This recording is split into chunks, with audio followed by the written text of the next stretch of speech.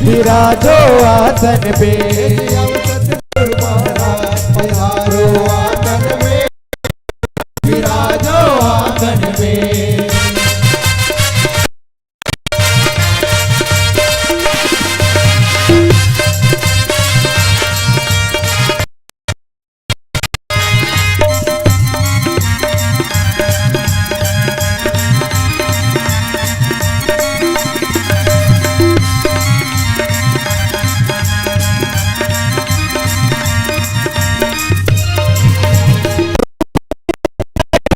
आरती धूप दीप मैं करूं आरती, गुरु चरणों में मन को लगाओ, गुरु चरणों में मन को लगाओ, धूप दीप और करो आरती, धूप दीप और करूं आरती, गुरु चरणों में मन को लगाओ।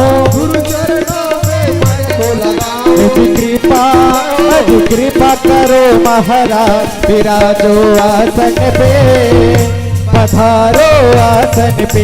जियाओ सतगुरु महाराज, पधारो आसन पे, विराजो आसन पे। जियाओ सतगुरु महाराज, पधारो आसन पे, आसन पे।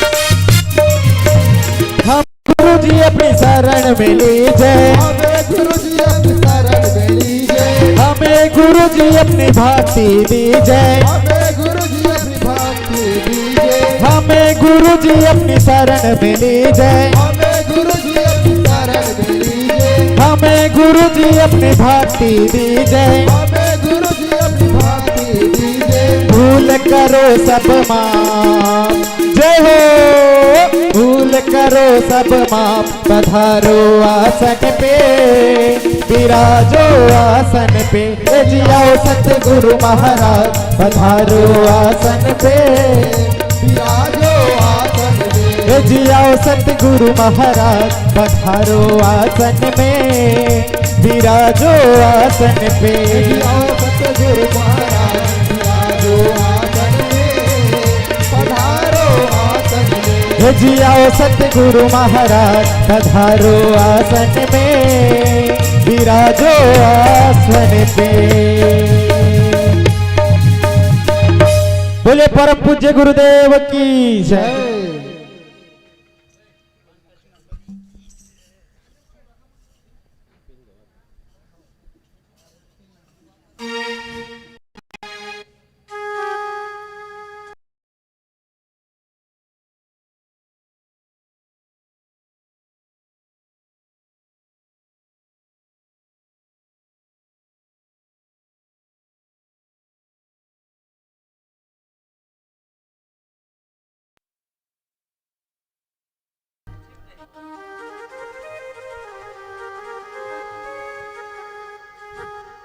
हेलो, प्रेम से बोलो राधे कृष्ण भगवान की जय हो, श्री राधे कृष्ण भगवान की जय हो।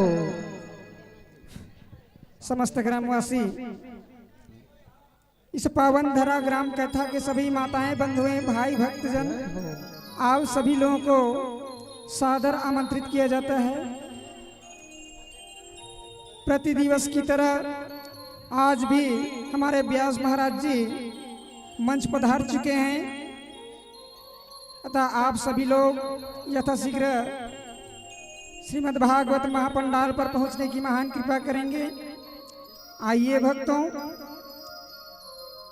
भगवान श्री कृष्ण जी की अमृत रूपी इस सागर में सभी डुबकी लगाएंगे।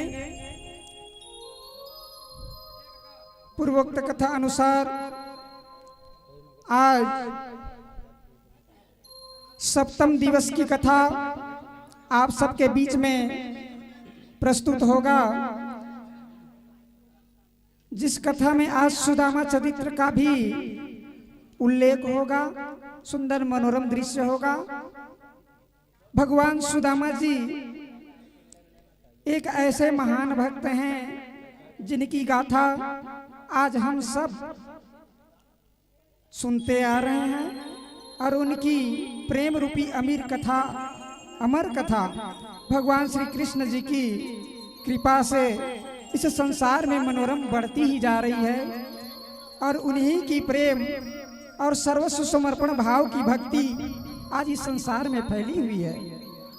अतः हे भक्तों, आइए महाराज सुदामा जी की इस भक्ति रूपी शक्ति को भगवान श्री कृष्ण जी के कृपा से हम भी मांग करें और हमारे जीवन को भी भगवान श्री बांके बिहारी जी सुंदर कृतार्थ कर दे, प्रेम का धन प्रदान कर दे। ऐसी भाव से आइए और आज का कथा आरंभ करने के पूर्व प्रति दिवस की तरह आरती सभी यजमान अपने अपने यथा स्थान खड़े होकर के श्रीमद् भागवत भगवान की आरती आरंभ करेंगे। प्रेम से बोलो लक्ष्मी नारायण भगवान की जय। आइए आज बांके बिहारी लाल साथ में राधा रानी जी दोनों की युगल आरती। आरती युगल किशोर की जय, आरती युगल किशोर की जय। तन मन धन न्यो छावर की जय, तन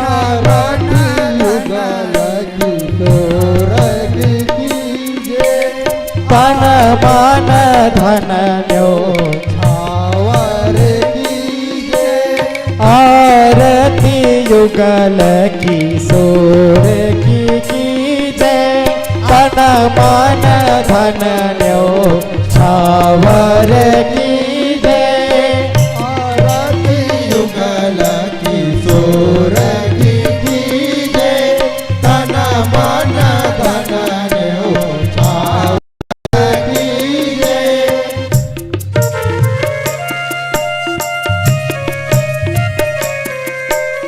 रवि शशि कोटि बदन की शोभा, रवि शशि कोटि बदन की शोभा।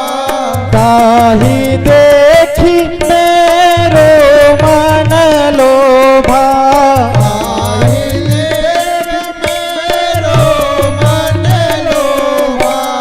आरती युगल किशोर की जय। तन मन धन न्यो छावर की जय, आरती युगल किशोर की जय। तन मन धन न्यो छावर की जय।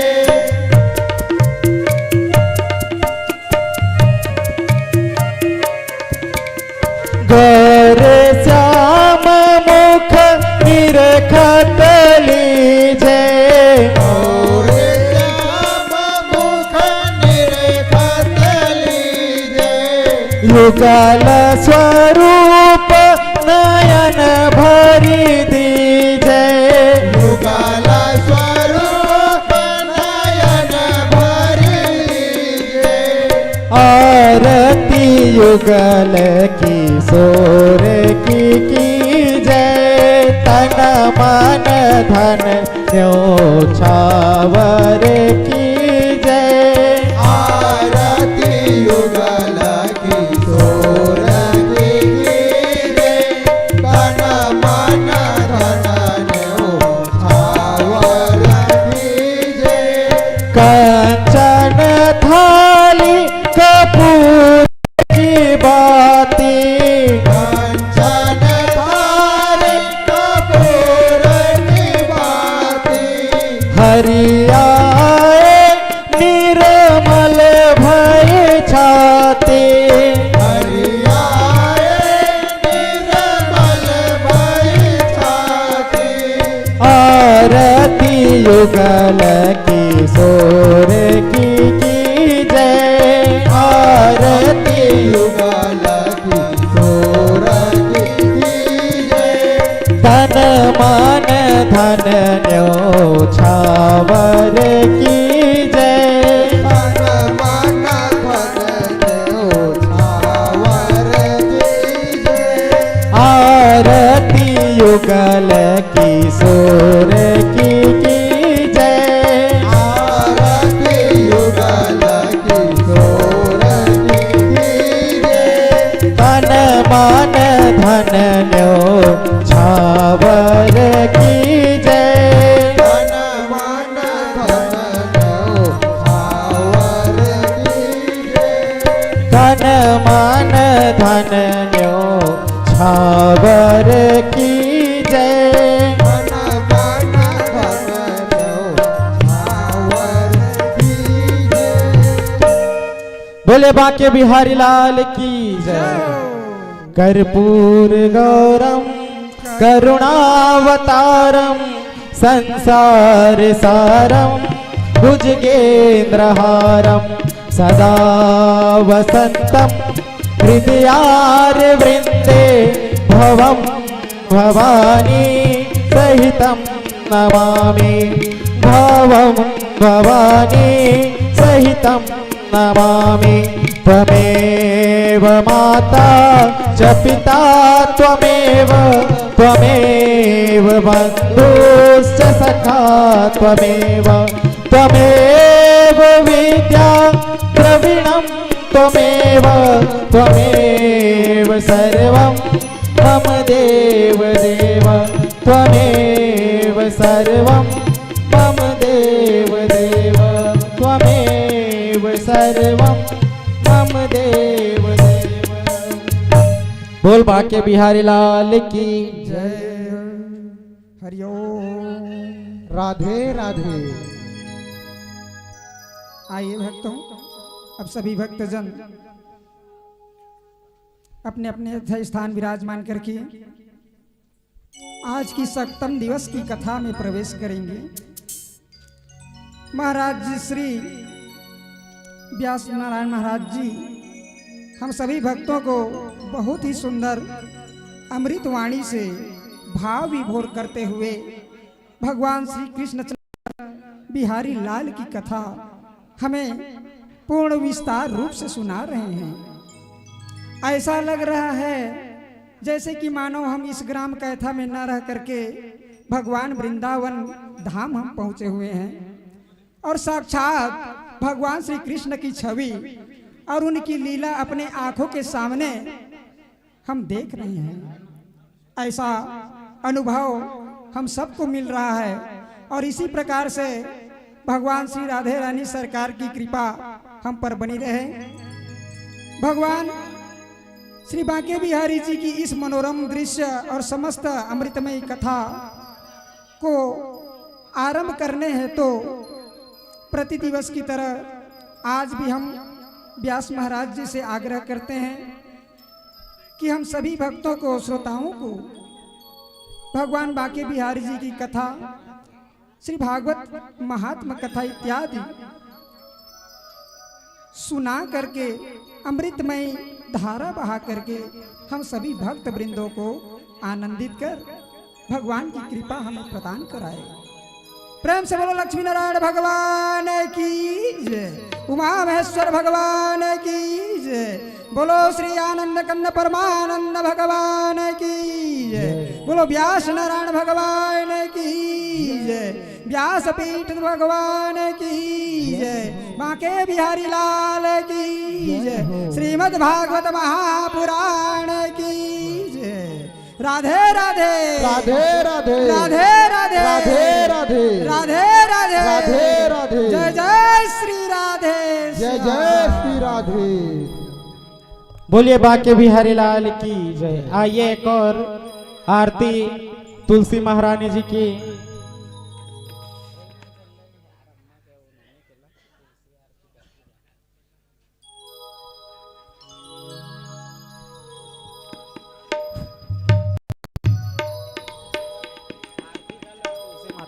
बोलिए तुलसी महारानी की जय।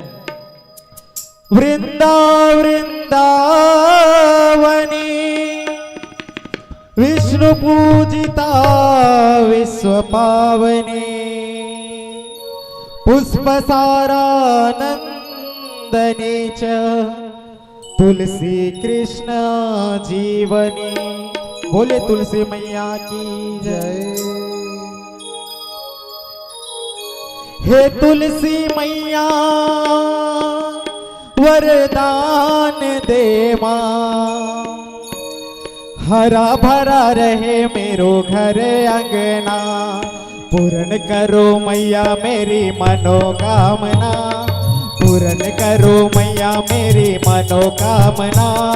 सुबह शाम करूं तेरी आराधना, पूर्ण करो मैया मेरी मनोकामना, पूर्ण करो मैया मेरी मनोकामना। सुबह शाम करूं तेरी आराधना। जय जय माँ तुलसी माँ, जय जय माँ तुलसी माँ, जय जय माँ तुलसी माँ, जय जय माँ तुलसी माँ। हे तुलसी मैया वरदान दे माँ, हे तुलसी मैया वरदान दे माँ, हरा भरा रहे मेरो घर अंगना। पूर्ण करो मैया मेरी मनोकामना, पूर्ण करो मैया मेरी मनोकामना। सुबह शाम करूं तेरी आराधना, सुबह शाम करूं तेरी आराधना। जय जय माँ तुलसी माँ, जय जय माँ तुलसी माँ, जय जय माँ तुलसी माँ, जय जय माँ तुलसी माँ।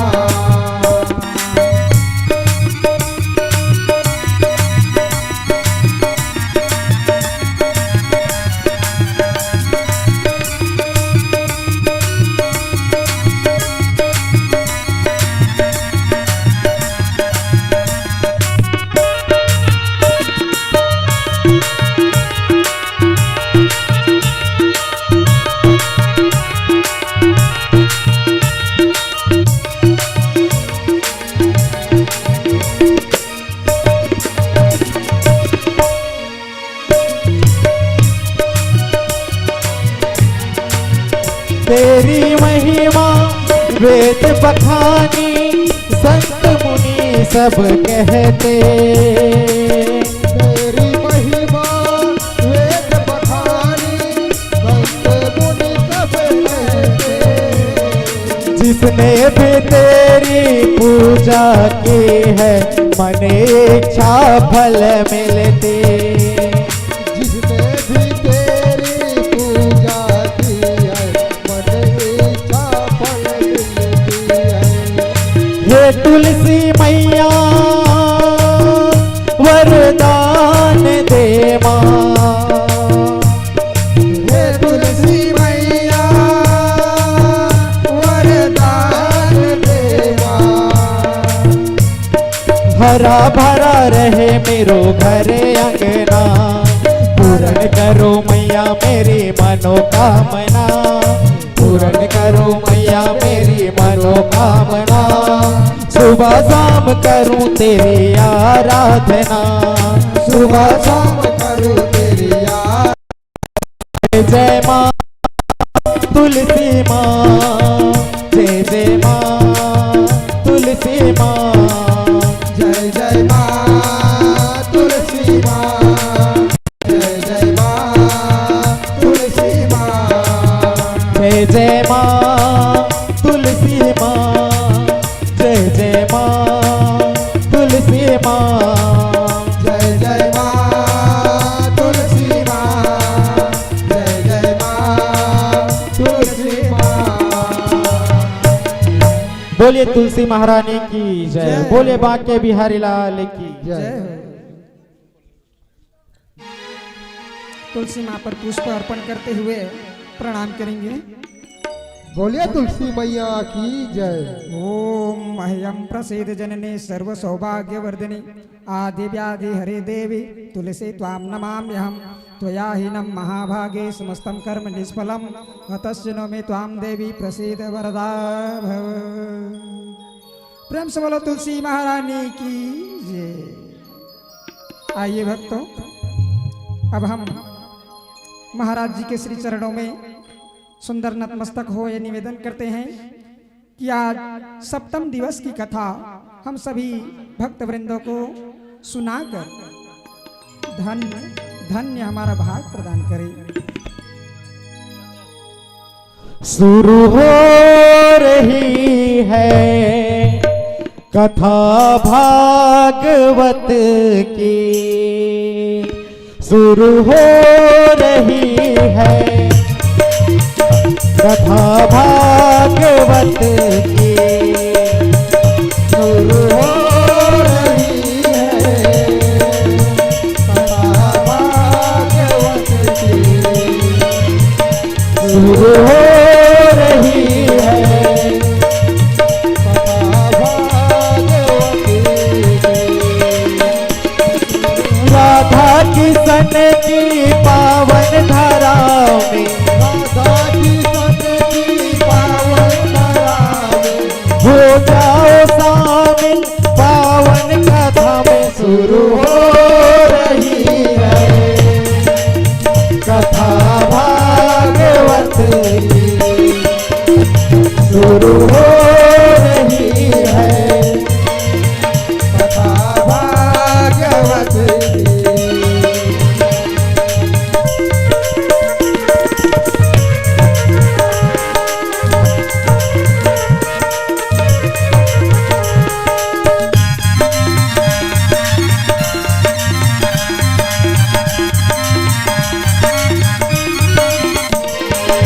जब तक रहेगी ये जीवन फुर्सत न होगी काम से, जब तक रहेगी ये जीवन फुर्सत न होगी काम से। थोड़ा समय खुद निकालो, थोड़ा समय खुद निकालो, कथा सुनाओ घनश्याम की, शुरू हो रही है कथा भागवत की,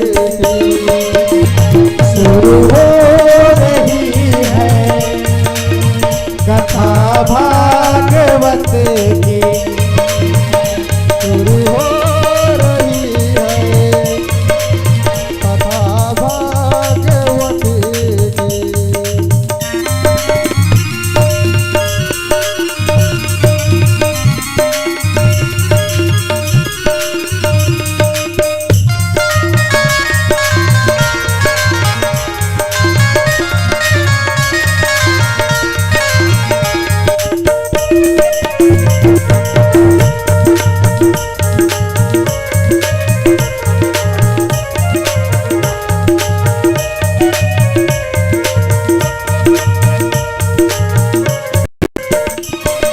परम पिता की सुनो कथा, राधे श्याम की होगी कृपा, परम पिता की सुनो कथा, राधे श्याम की होगी कृपा। भक्ति की दीप है भक्तों, भक्ति की दीप है भक्तों, हो मिट जाए जन्मों की व्यथा, शुरू हो रही है कथा भागवत की, शुरू हो रही है कथा भागवत की, शुरू हो रही है कथा भागवत की, शुरू हो रही है कथा भागवत की, शुरू हो रही है कथा भागवत की।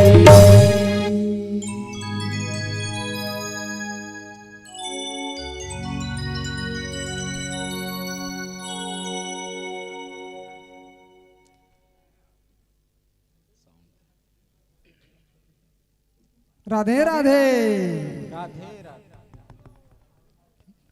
श्री राधे श्री राधे श्री राधे राधे राधे राधे राधे राधे श्याम राधे श्याम।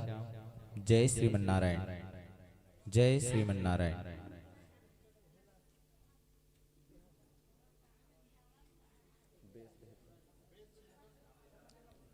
जय श्रीमन्नारायण जय श्रीमन्नारायण। राधे राधे राधे राधे राधे राधे। प्रेम से बोलिए भक्तवत्सल भगवान की जय। श्रीमद् भगवत महापुराण की जय। श्री राधा रानी सरकार की जय हो। संत समाज की जय। भक्त वृंद की जय। अपने अपने माता पिता की जय हो।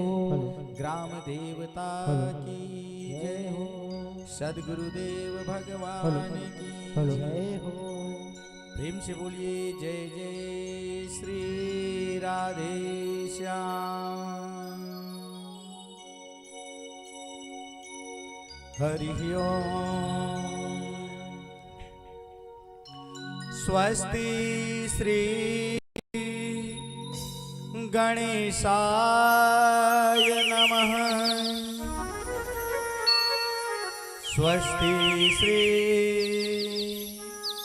राधा कृष्ण चरण कमलेभ्यो नमः।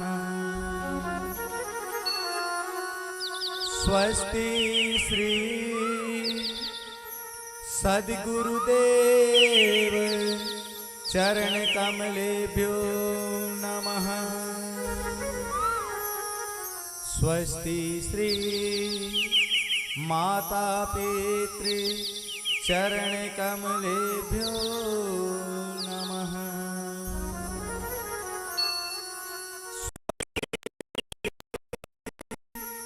सरस्वत्यै नमः।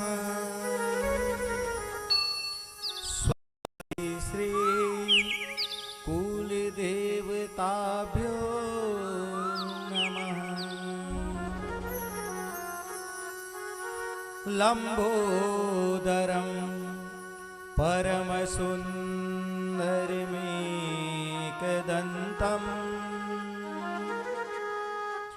रक्तांबरं त्रिनयनं परमं पवित्रम् उद्यदिवाकर निभोज्वलकान्तिकान्तम् विघ्नेश्वरं सकलविघ्न हरं नमामि। नारायणं नमस्कृत्य नरं चैव नरोत्तमं देवीं सरस्वतीं व्यासं ततो जयमुदीरये।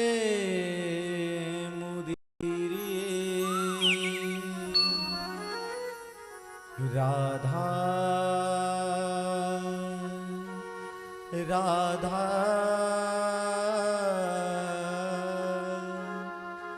राधा भक्ति हरिर्ज्ञानम्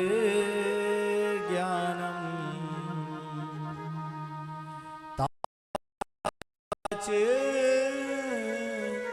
समन्वित तां श्री भागवतीं गाथा वन्दे युगल रूपिणीम्।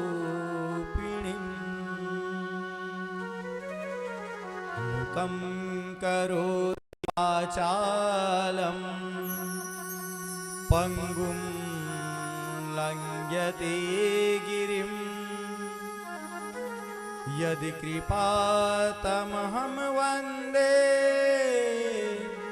परमानन्दमाधवम्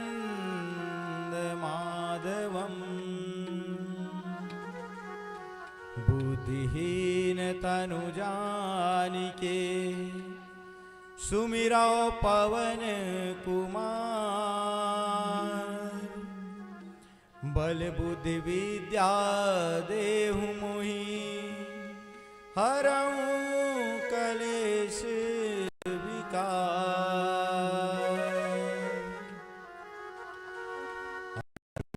तो प्रेम लो हरि का नाम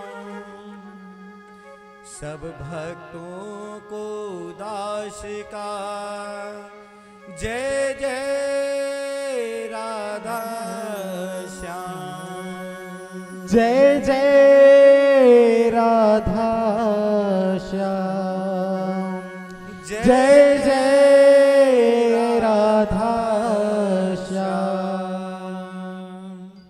प्रेम से बोलिए बांके बिहारी लाल की जय हो।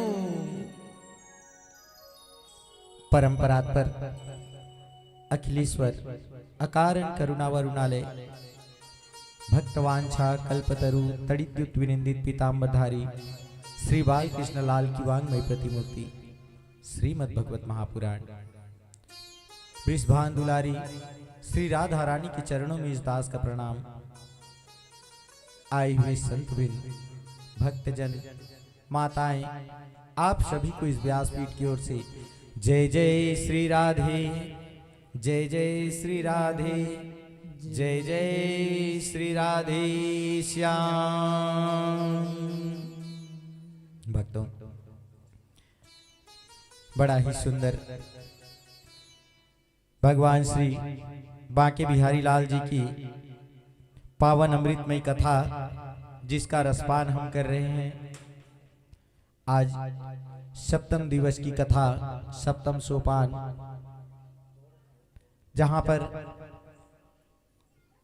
भगवान की मधुर लीलाओं का वर्णन जिसमें प्रभु ने विवाह की भगवान के पुत्रों की कथा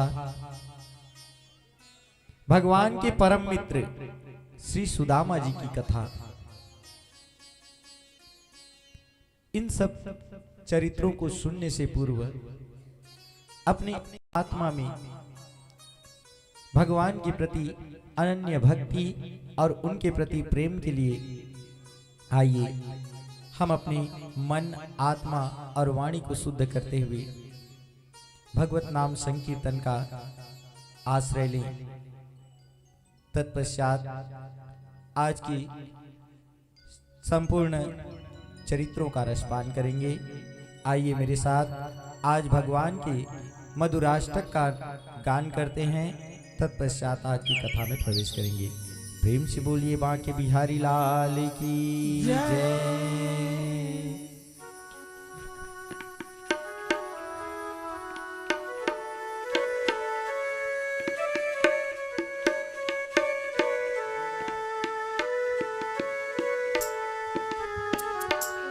अधरं मधुरं वदनं मधुरं नयनं मधुरं हसितं मधुरं हृदयं मधुरं गगनं मधुरं मधुराधिपते रखियं मधुरं वचनं मधुरं चरितं मधुरं वसनं मधुरं वलितं मधुरं चलितं मधुरं भ्रमितं मधुरं मधुराधिपते रखिलं मधुरं वेणुर्मधुरो रेणुर्मधुरः वेणुर्मधुरो रेणुर्मधुरः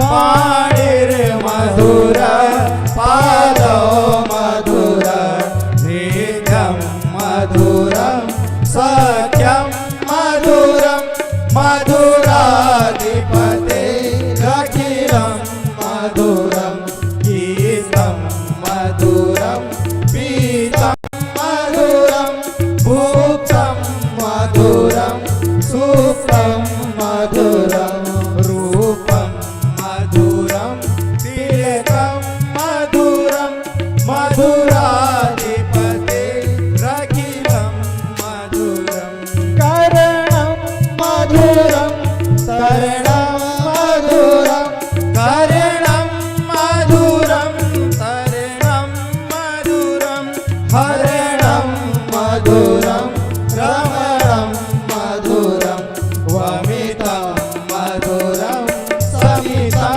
मधुरं मधुराधिपते रखिलं मधुरं गुञ्जा मधुरा माला मधुरा यमुना मधुरा वीथि मधुरा सलिलं मधुरं कमलं मधुराधिपते रखिलं मधुरं गोपिका मथुरा लीला मधुरा गोपी मधुरा गैया मधुरा युक्तं मधुरं मुक्तं मधुरं हृष्टं मधुरं श्रेष्ठं मधुरं मधुराधिपते रखिलं मधुरं गोपा मधुरा गाओ मधुरा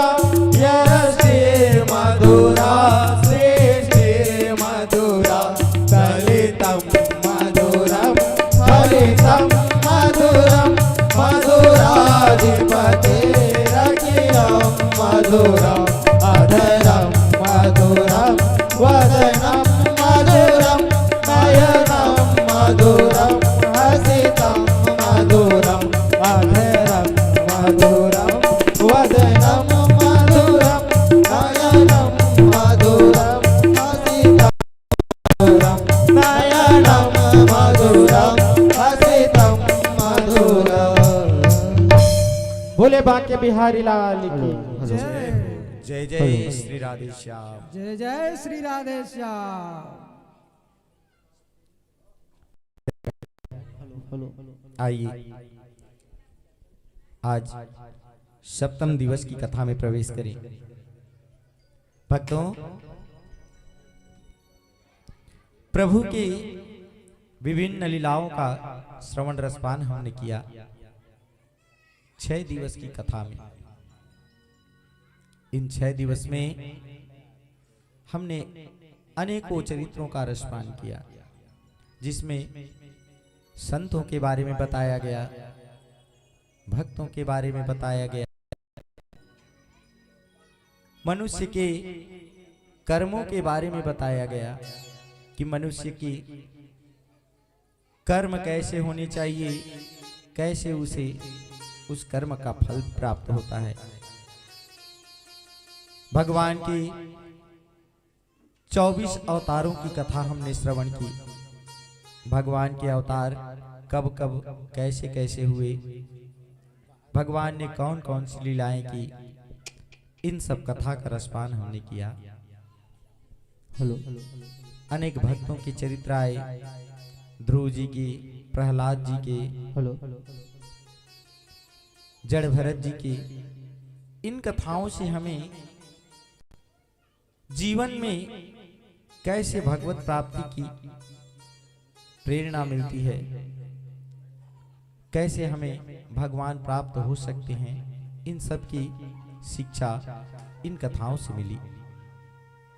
भक्तों, आज राजा परीक्षित को कथा सुनाते हुए भगवान के जो प्रथम विवाह माता रुक्मिणी के साथ हुआ, उस कथा का श्रवण रसपान कराया।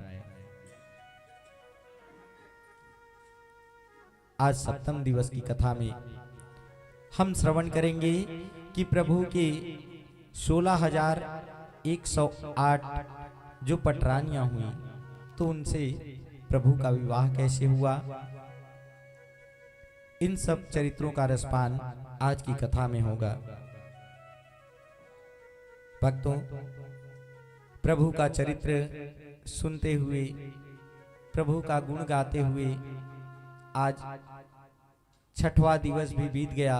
7वें दिवस के सप्तम सोपान में आप पहुंचे हैं।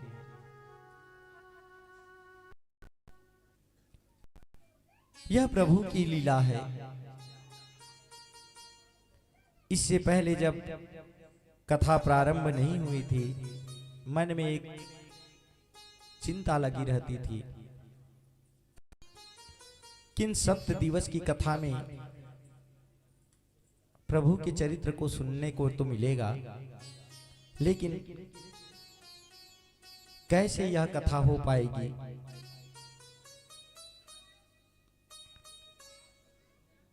इस कथा में कहीं कोई व्यवधान ना हो जाए,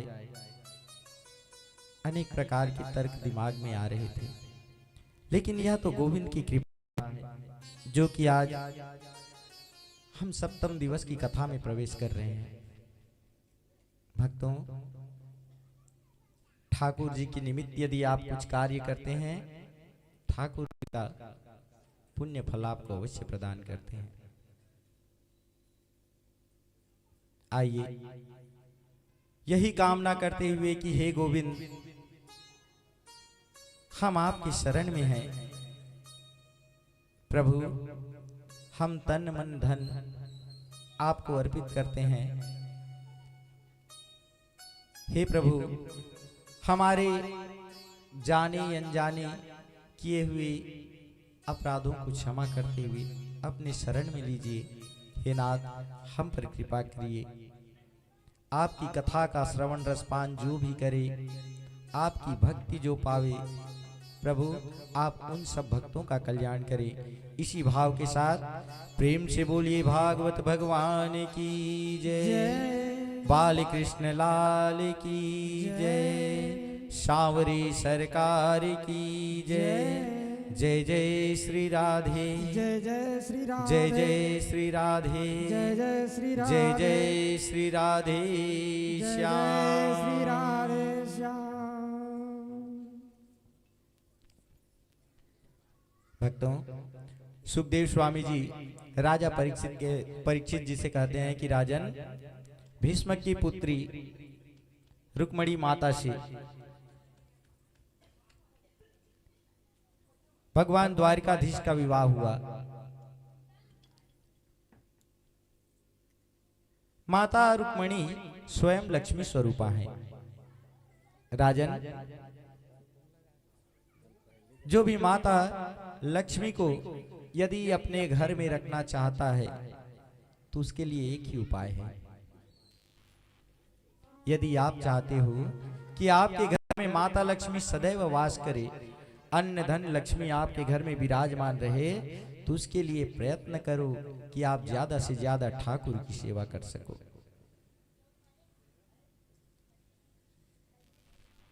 माता लक्ष्मी किसे मिलती हैं? भगवान नारायण को, मेरे गोविंद को। तो जो गोविंद की सेवा करते हैं उनके घर माता लक्ष्मी सदैव विराजमान होती है। हे राजन,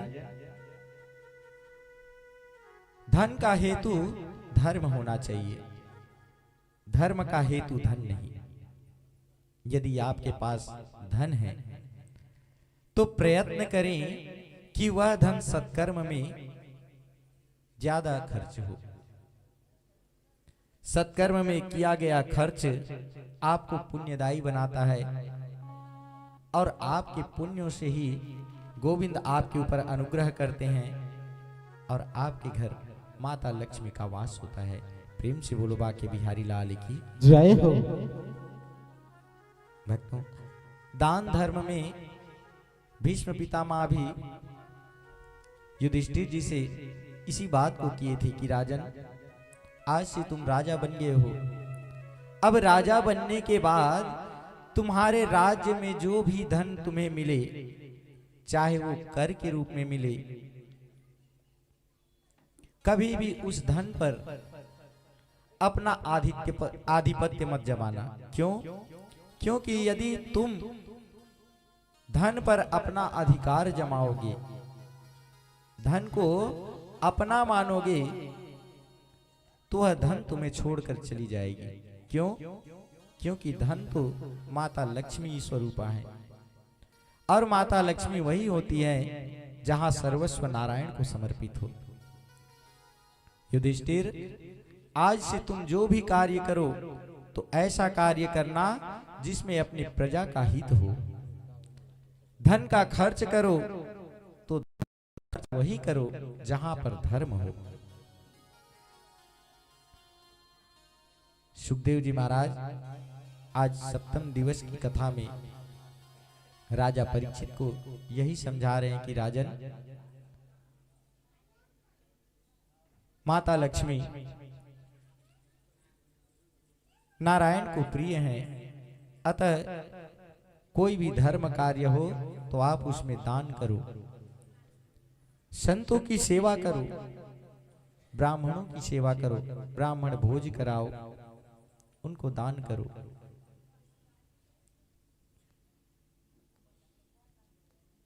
एक सुंदर कथा सुनाए।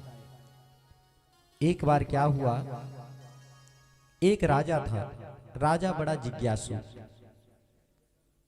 सदैव कोई न कोई जिज्ञासा उसके मन में लगी रहती थी। राजा के घर पंडित आते, राजा पंडितों की सेवा करता, दान करता। एक बार एक संत आए। राजा ने कहा कि महात्मन, मैं इतना दान करता हूं, ब्राह्मणों को भोजन कराता हूं, संतों की सेवा करता हूं, महाराज इस दान का फल क्या होता है? क्या आप मुझे बता सकते हैं? राजा के इन शब्दों को सुनकर के महात्मा जी कहने लगे, राजन, दान करे धन ना घटे, यह शास्त्रों में कहा गया है। दान करने से धन और ज्यादा बढ़ता है।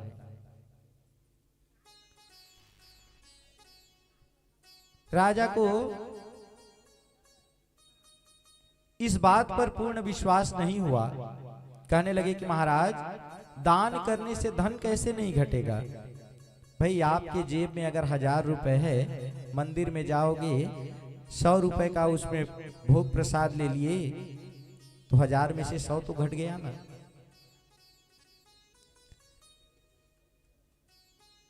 संत जी कहने लगे, राजन, यह धन तो आपको दिखाई पड़ रहा है, लेकिन इसको खर्च करोगे आप धर्म में, तो आप जो धन अर्जित करोगे वह दिखाई नहीं देगा, वह सीधे आपको प्राप्त होगा। कब? जब आप इस लोक से परलोक में जाओगे।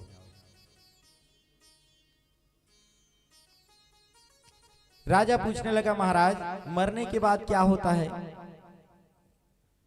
महाराज ने कहा, राजन, अब ये तो मरने के बाद क्या होता है इसको वही बता सकता है जिसकी मृत्यु हो चुकी है। लेकिन जिसकी मृत्यु हो गई, अब वो आके कैसे बताए कि मरने के बाद क्या होता है?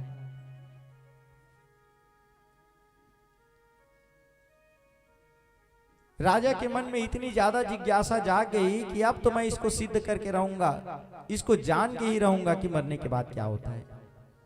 राजा ने अपने पूरे राज्य भर में ढिंडोरा पिटवा दिया कि मरने के बाद क्या होता है, यदि कोई मुझे बता दे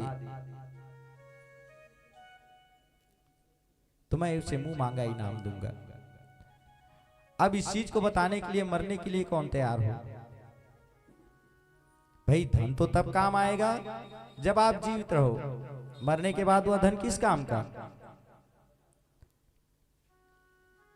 एक संत आए उनके यहां। संत ने कहा, राजन, आप जो बोल रहे हो उसके लिए मैं तैयार हूं। बोले, महाराज, आप मरने के लिए तैयार हो, आप धन का क्या करोगे? संत ने कहा, राजन, मैं आपकी जिज्ञासा जान रहा हूं, आपके मन में क्या जानने की इच्छा है यह मुझे पता है। अब धन का मैं क्या करूंगा उसको आप छोड़ दो, लेकिन हाँ महाराज, मुझे जाने से पहले कुछ रुपये दे दो। भक्तों, संत महाराज राजा से कुछ रुपये मांग लिया। अब उन रुपयों को हाथ में लिए हुए संत महाराज की अर्थी तैयार हो गई। देखिए, मरने के बाद ही मृत्यु को जाने यह जरूरी नहीं है, मरने से पहले भी जाना जा सकता है। संत ने राजा से कहा, राजन, आपको केवल मृत्यु के पश्चात क्या होता है यदि यही जानना है तो उसके लिए मरने की आवश्यकता नहीं है, मैं आपको बताऊंगा। मान लीजिए कि मैं मर चुका हूं। अब उनके लिए अर्थी की तैयारी हो गई, अर्थी में उनको लिटा दिए। संत महाराज को जैसे अर्थी को विदा करते हैं वैसे धूमधाम से विदा करके ले जाया गया। रास्ते में एक व्यक्ति मूंगफलियां और बादाम के छिलके दोनों को रखा हुआ था। मूंगफली बेच रहा था और बादाम के छिलके वहीं पर पड़े थे। उस संत महात्मा ने मन में विचार किया कि ये लोग जाएंगे और मुझे कब्र में दफना करके आएंगे, तो क्यों ना मैं एक काम करूं, जब तक जीवित हूं तब तक के लिए राजा द्वारा दिए हुए इन पैसों से मूंगफलियां खरीद लेता हूं।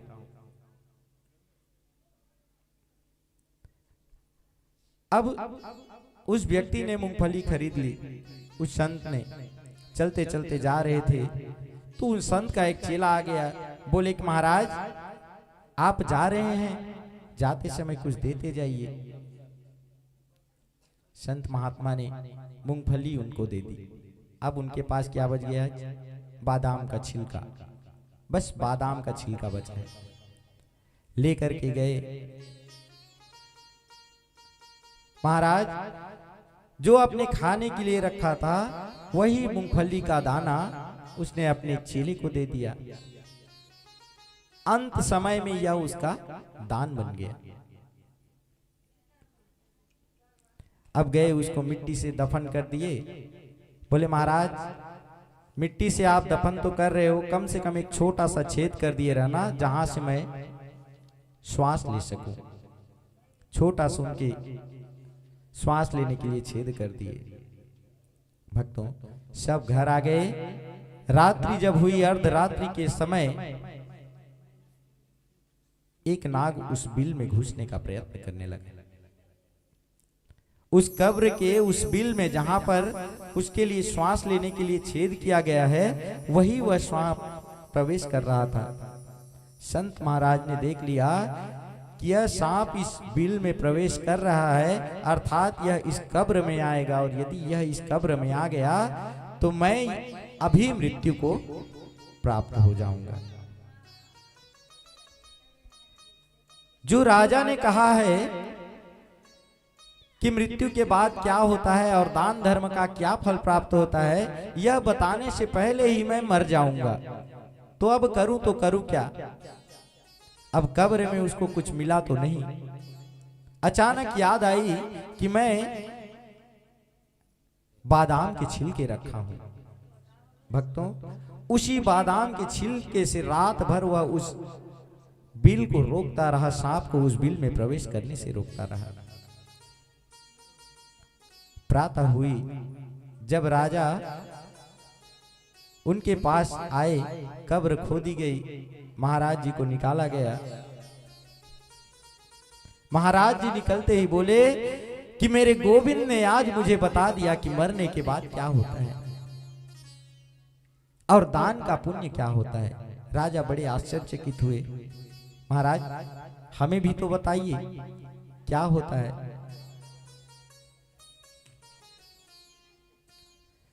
संत कहने लगे, राजन, मरने के बाद ये होता है कि आपके साथ कुछ भी नहीं जाता, आप केवल अकेले ही चले जाते हो, लेकिन जो दान किए रहते हो ना, उसका फल आपके साथ जाता है, और वही दान किया हुआ फल आपको उस लोक में बचाता है। भक्तों, संत ने बताया कि कैसे रात भर में उस सांप से लड़ा, और किसके बल से? उस बादाम के छिलके के बल से। इसी को सुखदेव स्वामी जी कहते हैं कि अर्थ का हेतु धर्म होना चाहिए, धर्म का हेतु अर्थ नहीं होना चाहिए। प्रेम से बोलो बांके बिहारी लाल की जय हो। भक्तों, सुखदेव जी कहने लगे कि राजन, वैसे तो प्रभु की 8 विवाह विधिवत हुए, बाकी 16,100 विवाह एक साथ हुआ। परीक्षित जी पूछने लगे, महाराज उनके बारे में मुझे बताइए। सुखदेव जी कहने लगे, भगवान के तो वैसे अनेक रूप हैं, लेकिन अनेक रूप के साथ उनकी पत्नियां भी अनेक बनी। देवी भगवती, महालक्ष्मी अलग अलग रूपों में आकर के उनकी पत्नी बनी। लेकिन भगवान श्री कृष्ण का जब अवतार हुआ तो इसमें भगवान केवल एक हैं, लेकिन उनकी पत्नियां अनेक हैं। अब इस भाव को सुन करके परीक्षित जी बड़े मुस्कुराने लगे, बोले कि महाराज हमसे तो 1-2 नहीं संभाली जाती, भगवान कैसे इतने को संभाल लिए, कैसे उनका विवाह हुआ, जरा विस्तार में बताइए।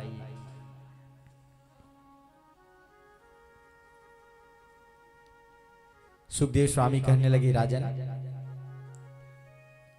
इसकी कथा हम आपको सुनाते हैं, आप ध्यान से सुनिए। पहले जो रुक्मणी जी की कथा है उसको सुन लीजिए। महाराज, रुक्मणी जी से विवाह के पश्चात उनको एक पुत्र प्राप्ति हुई, जिनका नाम था प्रद्युम्न। ये प्रद्युम्न कोई और नहीं, ये कामदेव थे। माता सती जब दक्ष के अग्निकुंड में जल करके अपना देह त्याग दी, जब उनका पुनः जन्म हुआ हिमालय राज के घर। अब सभी देवता मन में विचार करने लगे कि भगवान शंकर तो योग समाधि में लीन है, जब तक उनकी समाधि ना टूटेगी तब तक प्रभु का विवाह नहीं होगा। और भक्तों, उसी समय एक महान अत्याचारी दैत्य हुआ जिसका नाम पड़ा ताड़कासुर। ताड़कासुर ने ब्रह्मा जी से वरदान मांगा कि हे ब्रह्मदेव, यदि आप मुझे देना चाहते हो तो अमरता का वरदान दीजिए, मुझे इस पृथ्वी में, इस सृष्टि में कोई न मार सके। प्रभु, मैं मृत्यु से परे हो जाऊं। ब्रह्मा जी ने कहा, भैया हम वो वरदान नहीं दे सकते। क्यों? हमने सृष्टि का निर्माण किया और यह सृष्टि बनी है तो इसको एक दिन मिटना पड़ेगा। ताड़कासुर बोला, महाराज अगर दे नहीं सकते तो यहां से चले जाओ, आपसे कोई मतलब नहीं है। ब्रह्मा जी बोले, बेटा तपस्या का जो फल है वो प्रदान किए बिना हम नहीं जा सकते। तुम ऐसा कुछ मांग लो जिससे तुम्हारी मृत्यु बहुत मुश्किल से हो, नामुमकिन सा हो जाए। ब्रह्मा जी जानते हैं कि भगवान तो बैठे ही हैं ऐसे विषम परिस्थितियों से निपटने के लिए।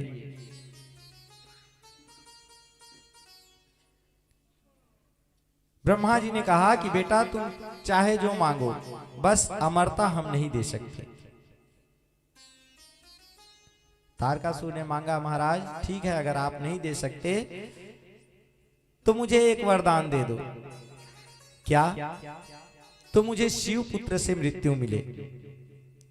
तारकासुर को पता था कि माता सती तो है नहीं, भगवान शंकर अपनी योग साधना में लीन है, और एक बार योग साधना में लीन हो जाए तो फिर भगवान कब उठेंगे इसका कोई पता भी नहीं।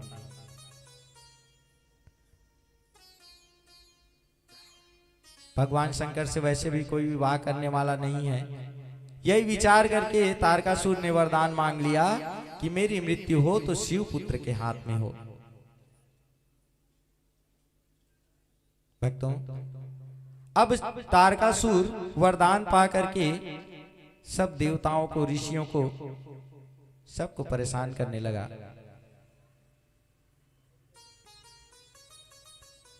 सब देवता मन में विचार करने लगे कि भगवान शंकर तो योग समाधि में है, माता पार्वती ने दूसरा जन्म ले भी लिया है, तो अब इन दोनों का विवाह हो, तभी इनसे पुत्र होगा और वही इस असुर का अंत करेगा।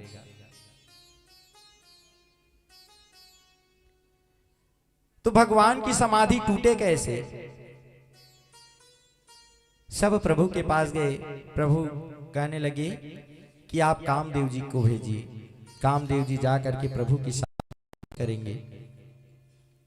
कामदेव गए और उन्होंने भगवान शंकर का तप भंग किया।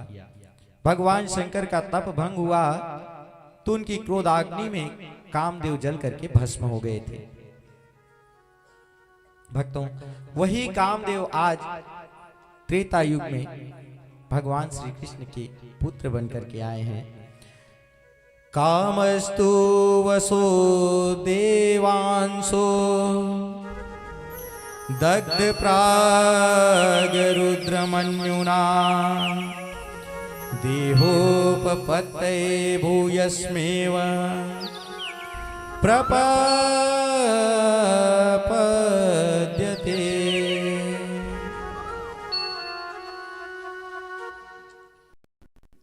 बोली कि यही कामदेव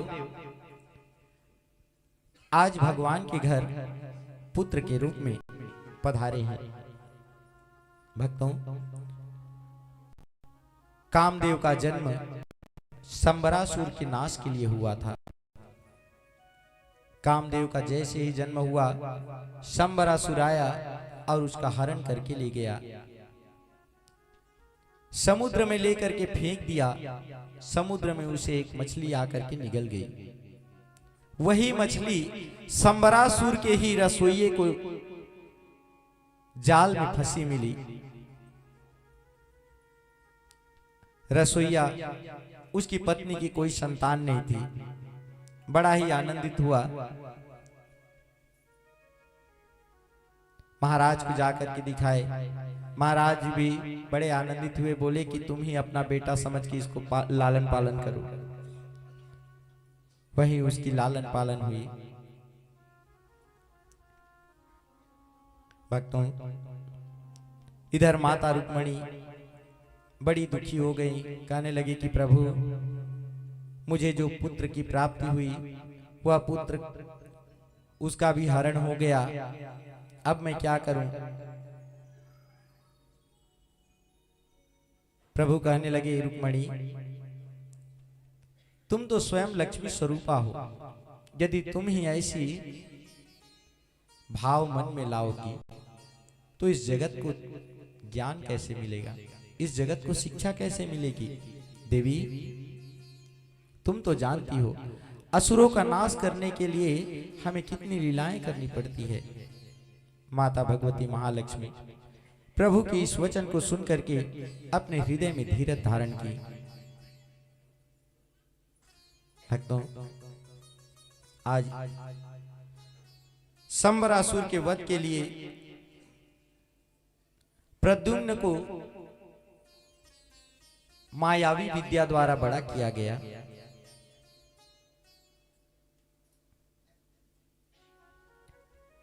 प्रद्युम्न जब बड़े हुए, रति ने आकर के बताया कि हे पतिदेव, आपका जन्म इस शंबरासुर के नाश के लिए हुआ है। शंबरासुर का आप वध करिए और हमारा मिलन तभी होगा जब मृत्यु को प्राप्त होगा।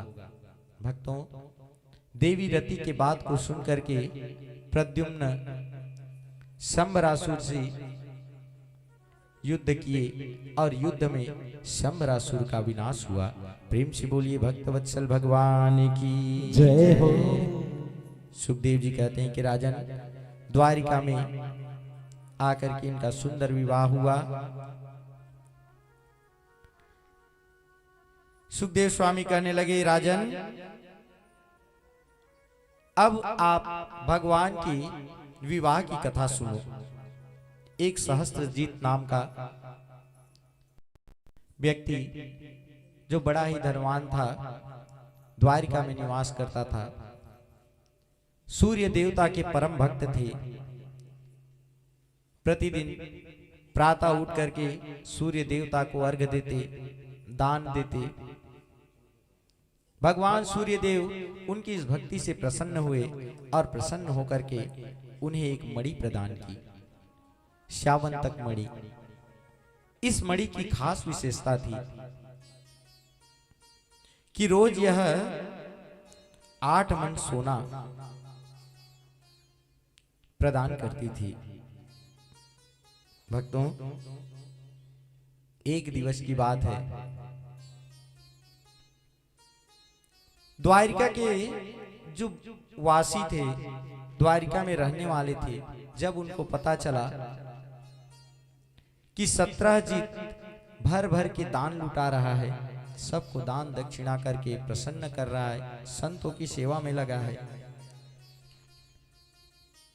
उनके पास एक मणि है जो मणि रोज 8 मन सोना देती है।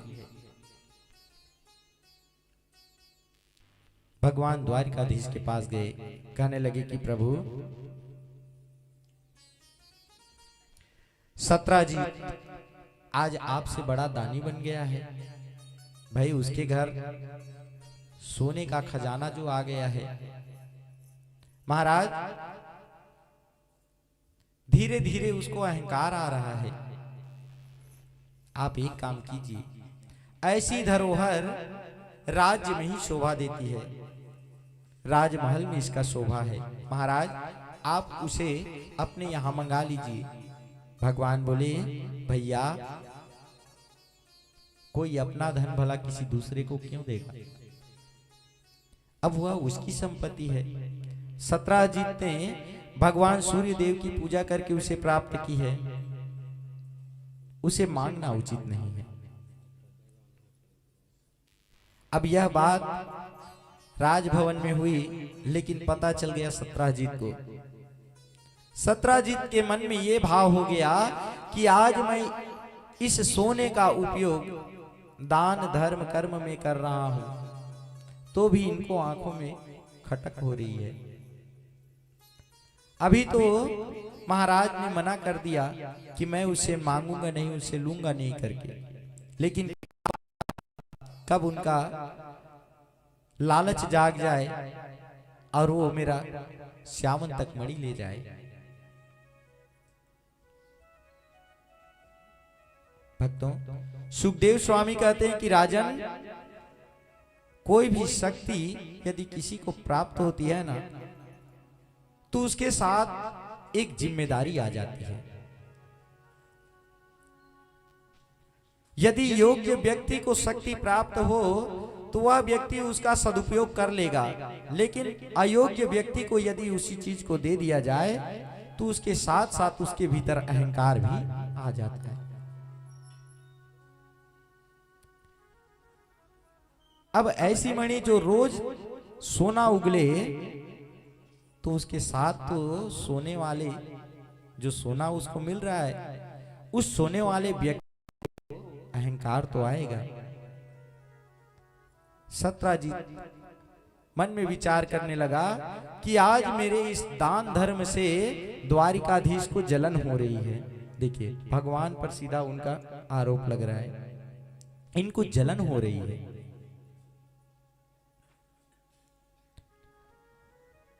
भक्तों, एक बार सत्रजीत का भाई प्रसेन अपने भैया के पास आया, कहने लगा, भैया, आपकी इस मणि पर द्वारिकाधीश की नजर पड़ी है, आप इसको घर में रखिए, कहीं ऐसा ना हो कि घर में कोई डकैत आ जाए और इसे चोरी करके ले जाए, इसके साथ नुकसान हो सकता है।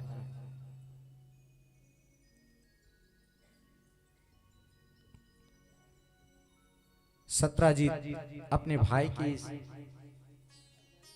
विचार को सहमति दे दिया, तुम ठीक कह रहे हो भाई करके। प्रसेन बोला, भैया, इसे मेरे पास रहने दो, मैं इसको पकड़ के इधर उधर घूमते रहूंगा, यदि कोई चोर भी आ गया तो घर में उसे कुछ नहीं मिलेगा। प्रसेन वह मणि लेकर के एक दिन जंगल में गया। भक्तों, जंगल में गया तो उस जंगल से उसकी भेंट हो गई और उस शेर ने उसे वही मार दिया। सत्यजीत का भाई प्रसेन उस शेर के हाथों मारा गया और वहीं पर थोड़ी दूर में जामवंत जी की गुफा थी।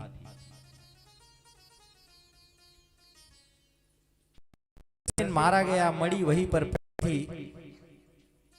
जामवंत जी उधर से आए, शेर ने उन पर भी हमला किया। जामवंत ने उस शेर को मार के समाप्त कर दिया। अब जामवंत जी देखे उस मणि को, तो मणि को अपने साथ लेकर के अपनी गुफा में चले गए। भक्तों, जामवंत जी की एक पुत्री थी जिसका नाम था जामवती। अपनी पुत्री को वह मणि प्रदान कर दिया।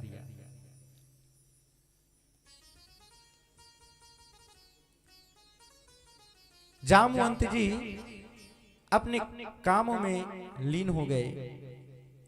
अब इधर द्वारिका में सत्यजीत अपने भाई प्रसेन के वन से पर बड़े चिंतित होने लगे।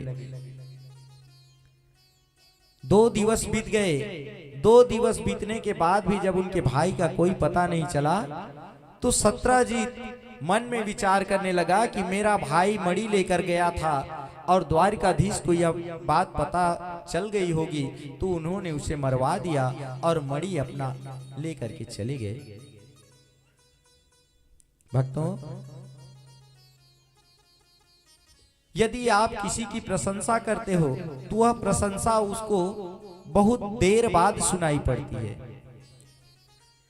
कहते हैं ना, सुगंध धीरे से फैलती है लेकिन दुर्गंध बहुत जल्दी फैल जाती है। सत्यजीत जगह जगह उनकी बुराई करने लगा। भगवान को पता चला कि यह सत्यजीत मेरी बुराई कर रहा है, मुझे चोर ठहरा रहा है। भगवान मन में विचार करने लगे कि जब तक मैं अपने आप को निर्दोष साबित नहीं कर लेता तब तक मैं इस भवन में नहीं आऊंगा। राजमहल से निकल गए।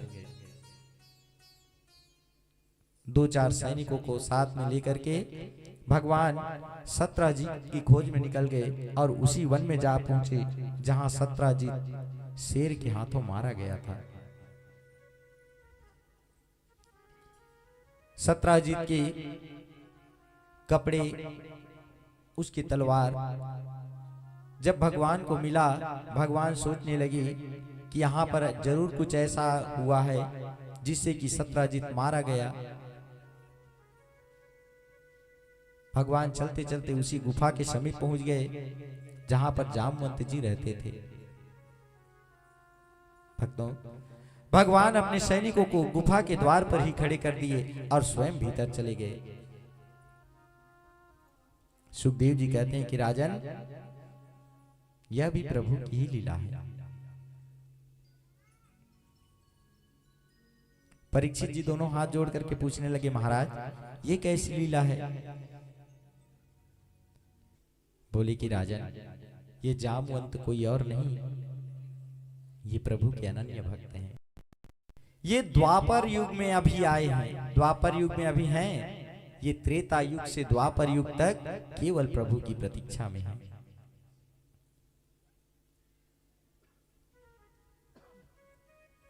इसकी भी बड़ी निराली कथा है। भक्तों, जामवंत जी माता जानकी के खोज में प्रभु के साथ लंका गए थे। जामवंत जी भले वृद्ध हैं, लेकिन उनका बल असीम बल है। जैसे हनुमान जी का बल पराक्रम था ना, ऐसे ही जामवंत जी का भी बल पराक्रम। राम रावण युद्ध हुआ, जामवंत जी उसमें लड़े नहीं, केवल भगवान के साथ खड़े रहे थे। क्यों? क्योंकि जामवंत के बराबरी करने वाला कोई उसमें था नहीं। जामवंत की एक मुष्टिका प्रहार से रावण मूर्छित होकर गिर गया। जब युद्ध समाप्त हुआ, सब के सब वापस अयोध्या आए। सब ने भगवान से कुछ न कुछ मांगा।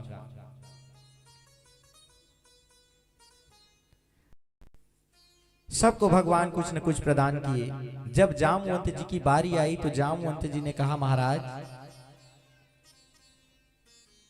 मैं आपके साथ युद्ध में सम्मिलित हुआ था, यह सोच करके कि प्रभु के साथ युद्ध करने जा रहा हूं। प्रभु जिनसे युद्ध करने जा रहे हैं वह तो महान बलवान होगा, आज मैं उसके साथ युद्ध करूंगा। लेकिन महाराज मैंने वहां जाके देखा कि मेरे योग्य योद्धा तो कोई वहां पर था ही नहीं। महाराज मेरी युद्ध की कामना मेरे मन में ही रह गई। यदि आप देना चाहते हैं तो मुझे देखिए भक्ति भी क्या क्या मांगती है। कोई गोविंद को अपना मित्र बनाता है, कोई गोविंद को कहता है कि प्रभु आप मेरे बेटे बन जाओ, कोई कन्हैया को अपना भाई बनाना चाहता है।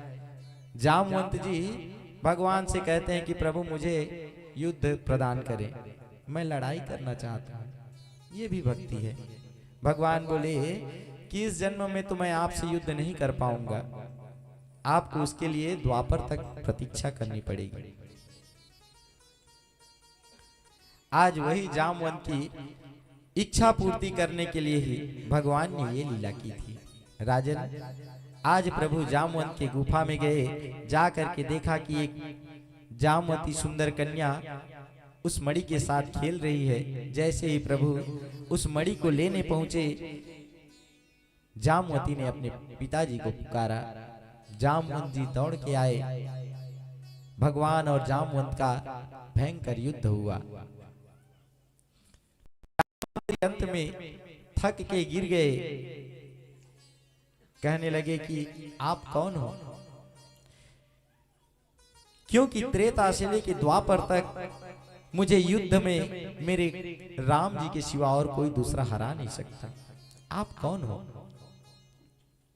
कन्हैया चतुर्भुज नारायण के रूप में प्रकट हो गए। प्रेम से बोलो नारायण भगवान की जय हो। देख करके जामवंत जी बड़े आनंदित हो गए, बड़े प्रसन्न हो गए। कहने लगे कि प्रभु आज मेरा भाग्य धन्य है जो कि आप मेरी कामना को पूरा करने के लिए यहाँ आए। लेकिन प्रभु मैं भी मूर्ख, जिन चरणों की सेवा करनी चाहिए उनसे मैं युद्ध की मांग कर लिया। प्रभु मेरा अपराध क्षमा करें। हे नारायण मुझ पर अनुग्रह करें और मुझे आपके उसी रूप को दिखाएं जिस रूप की मैं सेवा करता हूँ। भगवान नारायण भगवान श्री रामचंद्र जी के रूप में प्रकट हो गए। प्रेम से बोलिए श्री रामचंद्र भगवान की जय हो। प्रभु के उस रूप को पहचान लिया। जाने त्वां सर्वभूतानां प्राणो जह सहो बलम विष्णुं पुराण पुरुषं प्रभविष्णु मधीश्वरम। बारंबार प्रभु का प्रणाम करने लगे, कहने लगे कि हे श्री राम प्रभु इतने दिन हो गए आपके दर्शन किए हुए। हे नाथ जब से आप इस धराधाम को छोड़कर गए थे तब से मैं एक एक दिन केवल आपकी स्मृति को लेकर के जीवित रहा। प्रभु आपके जाने के बाद केवल आपका नाम ही मेरे जीवन का सहारा रहा और उसी नाम को लेते लेते मैं इतने दिनों तक रहा। प्रभु आपकी ही प्रतीक्षा में मैं था। आपने जो वचन दिया था मुझे कि द्वापर में मैं आऊंगा करके, प्रभु उसी की राह में देख रहा था। प्रभु अब मुझे आज्ञा दीजिए। जामवंत जी अपनी बेटी को लेकर आए, बोले कि हे नारायण मैं अपनी पुत्री को आपको समर्पित करता हूं। भक्तों आज जामवंत ने अपनी बेटी जामवती को भगवान से पानी ग्रहण कराया। भगवान जामवती को और श्यामंतक मणि को लेकर के गुफा से बाहर आए। आकर के सत्राजित और बोले कि सत्राजित, हम चाहते तो यह मणि अपने पास रख सकते थे, लेकिन भैया जिस मणि को रखने से कलंक लगे वह मणि हमें नहीं चाहिए, इसे तुम ही अपने पास रखो। भगवान ने सत्राजीत को मणि सौंप दी। सत्राजीत बड़े शर्मिंदा हुए, मन में विचार करने लगे कि अब इस पाप को मैं कैसे धोऊं। तो सत्राजीत की पुत्री थी सत्यभामा। सत्राजीत ने अपनी पुत्री का विवाह भगवान के साथ कर दिया। आज भगवान का एक श्यावंतक मणि के चक्कर में दो विवाह हो गए। प्रेम से बोलो बांके बिहारी लाल की जय हो। भक्तों, इसी तरह भगवान एक बार हस्तिनापुर जा रहे थे अर्जुन के साथ। यमुना तट पर जैसे ही पहुंचे, भगवान अर्जुन से कहने लगे, अर्जुन, मैं थोड़ी देर छाया में विराम करना चाहता हूं, तुम थोड़ा सा यमुना का जल ले आओ। भक्तों, अर्जुन जी जैसे ही यमुना तट पर पहुंचे तो जाकर देखा एक स्त्री भगवान का नाम जपते हुए तप कर रही है। अर्जुन जी उस स्त्री के पास गए, कहने लगे कि देवी आप क्या कर रहे हो। वह देवी कहने लगी, हे अर्जुन, मैं कालिंदी हूं और मैं भगवान को पति रूप में पाने के लिए तप कर रही हूं। अहम देवस्य सविता दुर्हिता पतिमीक्षसि विष्णु वरेण्यं वरदं तपः परं भास्थिता। हे अर्जुन, मैं भगवान श्री नारायण को अपना पति रूप में पाने की कामना से तप कर रही हूँ। अर्जुन जी दौड़े दौड़े कन्हैया के पास आए, कहने लगे, प्रभु मैंने अभी अभी यमुना तट पर एक स्त्री को तप करते हुए देखा। कन्हैया बोले, बढ़िया बात है, तप कर रही है, बढ़िया बात है। अर्जुन बोले, और तो आगे सुनो, तप क्यों कर रही है, क्यों? अरे कन्हैया, वो तुम्हें पति रूप में पाने के लिए तप कर रही है, कहो तो अभी पानी ग्रहण करा दूं। मैं बस सहमति लेने आया था। गोविंद मुस्कुराए, कहने लगे कि वह कोई और नहीं, वह तो कालिंदी है। अर्जुन, मैं तुम्हें इसीलिए यहां पर लेकर आया था। भक्तों, यमुना के तट पर कालिंदी जो यमुना माता है, यमुना माता के एक नाम है कालिंदी, ये वही यमुना माता है, सूर्य की पुत्री। आज भगवान का चौथा विवाह इनसे हुआ, पांचवा विवाह हुआ मित्रविंदा के साथ, छठवां विवाह सत्या देवी के साथ, सातवां विवाह भद्रा के साथ, ऐसे रुक्मणी जी सहित इनके 8 विवाह हुआ। ये 8 विवाह तो एक साथ हुआ, ये 8 विवाह इनका विधिवत हुआ, लेकिन 16,100 ये विवाह इनका एक साथ हुआ था। सुखदेव जी बोले, महाराज ये कब हुआ, इसकी कथा मैं आपको सुनाऊंगा, लेकिन उससे पूर्व आप एक और कथा सुनो। बोले, कौन सी? राजन, इस बार प्रभु ने एक ऐसे राक्षस को मारा जिसके 5 सिर थे, मूर राक्षस, जिसके बाद प्रभु का नाम मुरारी पड़ा। प्रेम से बोलो भक्तवत्सल भगवान की जय हो। महाराज विस्तार में बताइए। देव जी बोले, राजन, जो प्रभु का 16,100 विवाह हुआ उसी कथा में ये आती है, ध्यान से सुनना। प्राग ज्योतिषपुर नाम का एक नगर था। उस नगर में भूमिपुत्र नरकासुर नाम का एक राक्षस रहता था। यह नरकासुर राक्षस बड़ा ही बलवान था और इसने मन में संकल्प किया था कि मैं तब विवाह करूंगा जब मैं 20,000 कन्याओं को एक साथ एक मंडप में ले आऊं। भक्तों, जिस राज्य में वो आक्रमण करता उस राज्य में जितनी कन्याएं होती सबको हरण करके ले जाता। ऐसे करते करते 16,100 कन्याएं भामासुर अपने महल में ला।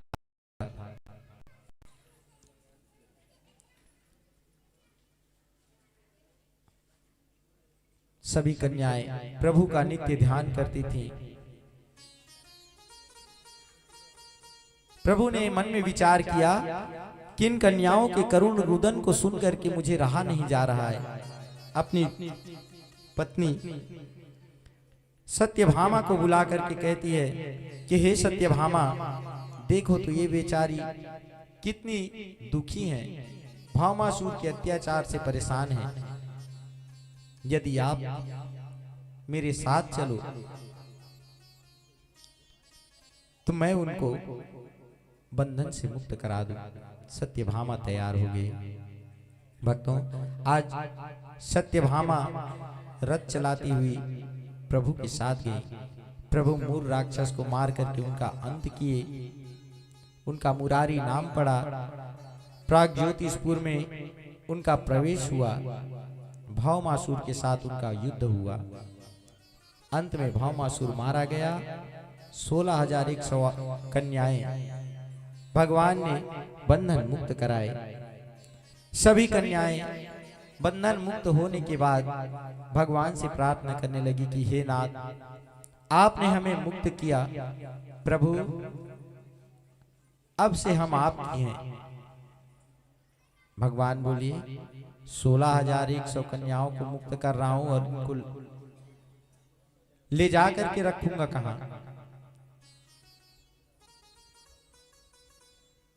सभी कन्याएं कहने लगी, प्रभु यदि आप ऐसा कहेंगे तो हमारा कौन होगा? जिसका कोई सहारा नहीं, अशरण को शरण प्रदान करने वाले तो आप हो। यदि आप कहोगे कि तुम अपने अपने घर चले जाओ तो महाराज हमें कौन अपने घर में प्रवेश देगा? एक राक्षस ने जिसका हरण किया है उस कन्या को कौन अपने घर में जगह देगा? महाराज, जब सीता जी पर लोग उंगली उठा सकते हैं तो हम तो तुच्छ स्त्रियां हैं। सीता जी जैसे देवी पर उंगली उठी थी ना, और कौन उठाया? एक धोबी। तो महाराज जब उनके ऊपर उंगली उठ सकती है तो हम तो तुच्छ स्त्रियां हैं।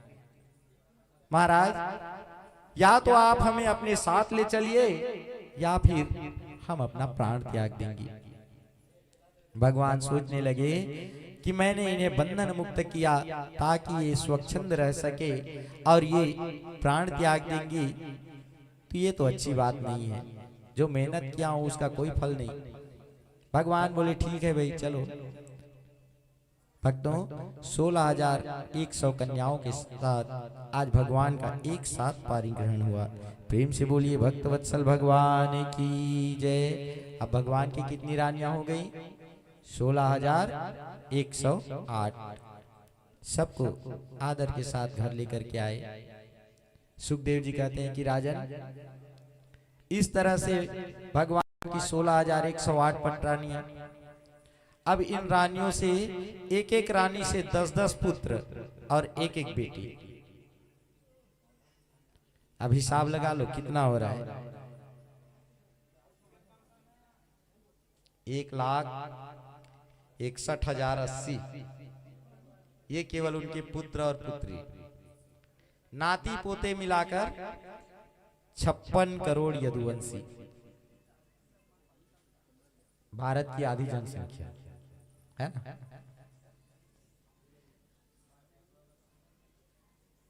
सुखदेव जी कहने लगे कि राजन, इतना बड़ा भगवान का परिवार और भगवान कैसे रहते हैं? सबके साथ हंसी खुशी आनंद के साथ। आज देखा जाए तो आज यदि एक घर में 2 बेटे हैं, जब तक विवाह नहीं हुआ तब तक ठीक ठाक। श्री राधे श्री राधे श्री राधे, जय श्री राधे।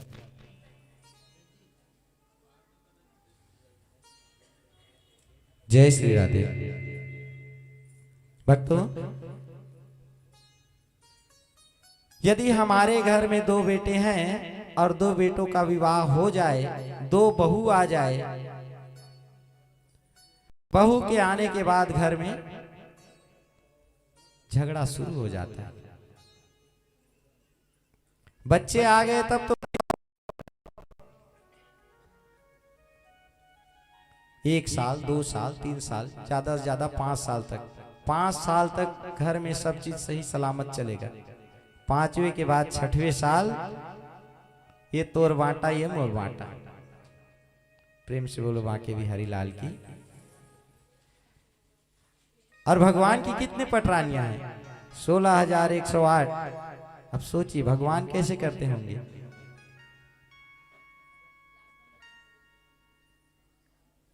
भगवान सबके साथ प्रेम से रहते हैं। जब जिसको आवश्यकता हो भगवान उसके पास उपलब्ध होते हैं, भगवान उसके पास ही रहते हैं।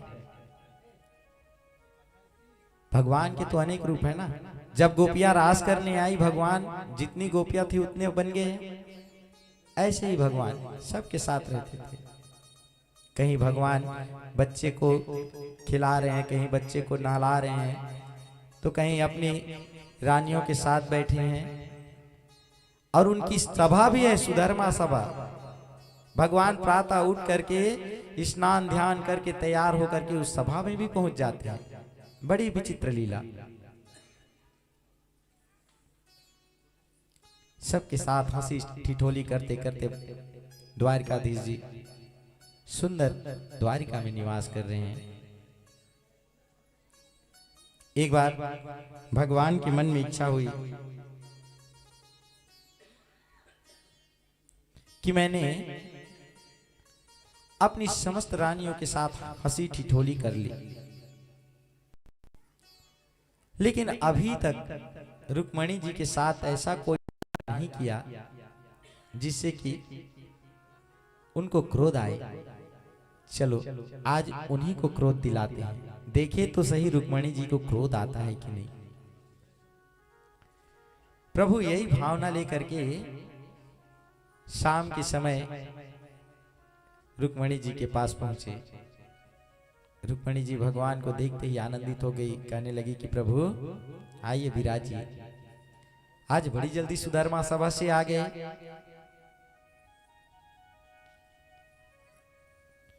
कन्हैया कहने लगी देवी बस ऐसे ही कुछ मन में विचार चल रहा था, मैंने सोचा कि देवी के कोई हल निकल जाए। माता रुक्मणी कहने लगी प्रभु पहले विराजिए तो। बढ़िया ठंडा पानी ले आई। पानी लीजिए प्रभु, अब बताइए।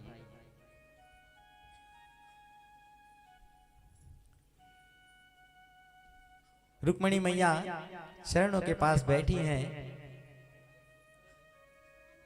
भगवान कुर्सी में बैठे हैं और देवी से पूछते हैं कि देवी एक बात बड़ी मेरी मन में व्यथा कर रही है, एक उत्कंठा ला रही है। प्रभु बताइए तो सही कौन सी बात है, आखिर कौन सी बात है जो आपको इतना व्यथित कर रही है। प्रभु कहने लगे देवी सच बताना, आखिर तुमने हमसे विवाह क्यों किया। भक्तों आज जब हम प्रभु की इस चरित्र को सुनते हैं कि प्रभु तो पहले से ही हंसी ठिठोली करने वाले हैं, लेकिन 10 बच्चे हो गए हैं 10 पुत्र हो गए हैं। अब इसके बाद प्रभु आज माता रुक्मणी से कह रही हैं कि देवी तुमने आखिर मुझसे विवाह क्यों किया? इतना सुनते ही रुक्मणी मैया सन्न हो गई। ये प्रभु को आज क्या सूझ रही है? प्रभु क्या कहना चाहते हैं? फिर भी शांत रही, मौन रही। प्रभु ने देखा कि रुक्मणी तो कुछ बोल नहीं रही और इनके चेहरे पर कोई ऐसा भाव भी नजर नहीं आ रहा। अब मन में विचार करने लगे, थोड़ा और प्रयत्न किया जाए, हो सकता है देवी सोच में पड़ी हो, थोड़ा और इनको गुस्सा दिलाया जाए। अब कहने लगे,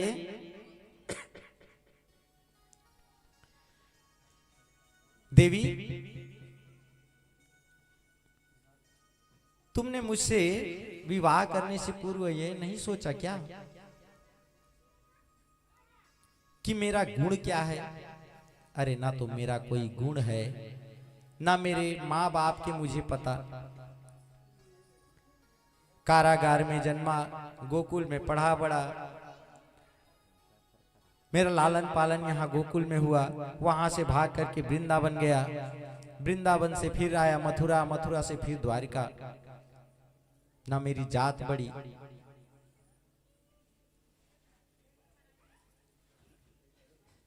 देवी क्या तुमने विवाह से पूर्व इन सब के बारे में नहीं सोचा?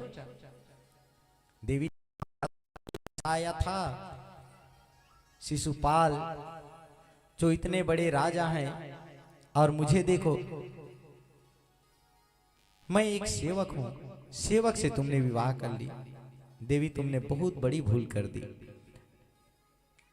अब तो माता की व्यथा बिगड़ने लगी। तभी प्रभु ने एक और शब्द कह दिया कि देवी अभी भी कुछ नहीं बिगड़ा है, तुम यदि कहो तो तुम्हें शिशुपाल के पास पहुंचा दूं। इतना सुनते ही माता रुक्मणी बेसुध हो गई और बेसुध हो करके फिर गिरने लगी। भक्तों, मेरे प्रभु ने तुरंत नारायण रूप धारण कर लिया, दौड़ के गए, माता रुक्मणी को अपने बाहों में थाम लिया। एक हाथ से पंखा झल रहे हैं, एक हाथ से पानी छिड़क रहे हैं। कहने लगी कि देवी क्या हुआ? अरे मैं तो मजाक कर रहा था, देवी उठ जाओ।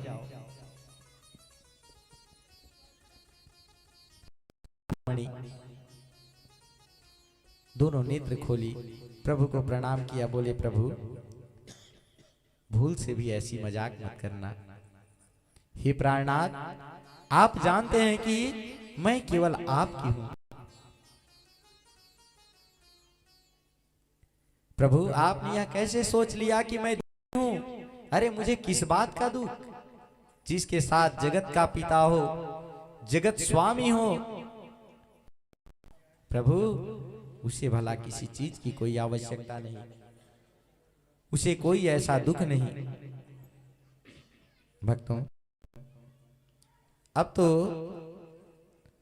भगवान ही चक्कर में आ गए। मैं तो सोच रहा था कि देवी को गुस्सा आएगा, देवी मुझे ही ज्ञान दे रही हैं।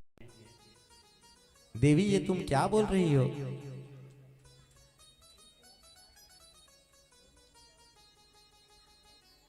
भक्तों,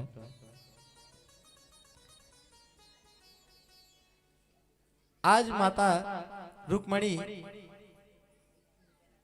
बड़े ही सुंदर भाव से कह रही कि हे प्रभु, आप जो बोले हैं ना वो बिल्कुल सत्य है। आप जितनी बात बोले हैं वो कोई भी असत्य नहीं है, बस समझने का फर्क है। कोई इसको समझ नहीं पाता, यदि समझ जाए तो उसका जीवन कल्याण हो जाए। माता रुक्मणी कहती है आप ठीक कह रहे हैं, आपके माता पिता का कोई पता नहीं। अरे इस सृष्टि के जगत करता तो आप ही हो, सृष्टि को बनाने वाले आप हो, भला आपके माता पिता कौन हो सकते हैं?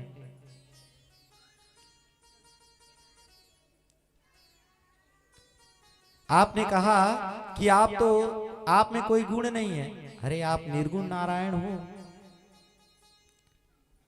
निर्गुण निराकार जो हो, आप तो भक्तों के लिए सगुण और की कामना के लिए आप आते हो इस धरती पर, अपनी लीलाएं करते हो। आप जैसा दूसरा कोई हो ही नहीं सकता। और आपने एक और बात कही कि आप चोर हो, तो वो तो आप हो ही। हर इति हरि नाम है, क्या हरते हो? अनेक जन्मार्जित पाप चौरम चौरांगम गमनम पुरुषम नमामि। प्राणी यदि कई जन्मों का पापी हो, चाहे कितना पाप संचय किया हो, आप उन पापों को आपके सामने आते ही समेट लेते हो, सबको समाप्त कर देते हो। आपका तो यह वचन है प्रभु कि सन्मुख होए जीव मोह जब ही जन्म कोटि अग ना सही तभी। जब एक जीव, एक व्यक्ति, एक भक्त, चाहे वह कैसा भी हो, प्रेम से हृदय में आपका ध्यान करें और आपके समक्ष आ जाए, कहें कि गोविंद मैं आपकी शरण में आ गया हूं, मेरी विकारों को दूर करो। प्रभु आप की करोड़ों जन्म का पाप हर लेते हैं, तो आपने एक भी शब्द मिथ्या नहीं कहा। लेकिन हे नाथ, मुझे बस एक ही बात का दुख हुआ, और वो है कि आपको अभी भी ये लग रहा है कि मैंने आपको चुन करके गलती की। भगवान बोले देवी बस करो, कहा था।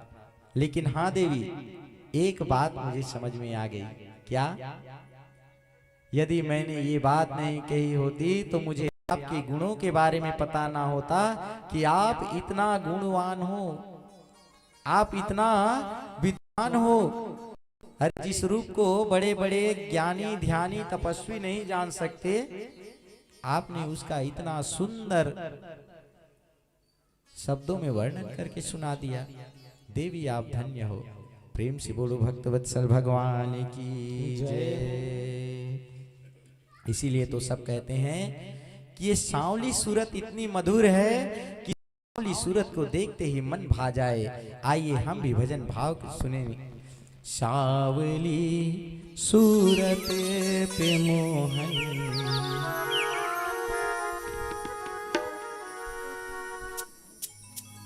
प्रेम से बोलिए बांकी बिहारी लाल की जय।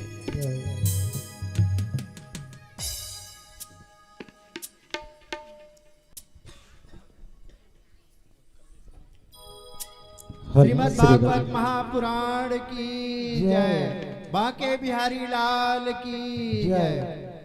आज के श्रीमद् भागवत ज्ञान सप्ताह यज्ञ के 7वें दिवस में उपस्थित देवी स्वरूपा माताओं एवं देव स्वरूपा भाइयों, आज हम महाराज श्री के मुखारबिंद से सुंदर कथा रसपान कर रहे हैं। आपका हार्दिक स्वागत है और आप सबके चरणों में सादर प्रणाम करता हूँ। इसी बीच हमारे इस कथा पंडाल में कुछ महानुभाव जिनका मैं नाम लेते जा रहा हूँ, वे शीघ्रता से महाराज श्री से एवं व्यासपीठ से आशीर्वाद प्राप्त करेंगे।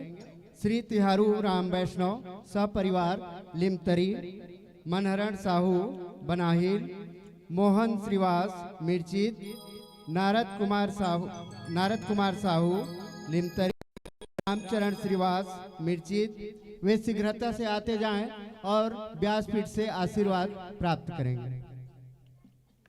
मधु साहू पूरा परिवार कैथा, ब्रिजलाल साहू ठरकपुर, बसंत कुमार साहू लिमतरी, श्रीमती पार्वती साहू, श्रीमती सुंदरिका साहू कोरबा, श्री दुखित राम साहू कैथा, लक्ष्मीबाई साहू पवनी, श्री मिट्ठू राम जी साहू कैथा, श्री खगेश्वर वैष्णव खपरीडी, पिंटू वैष्णव खपरीडी, और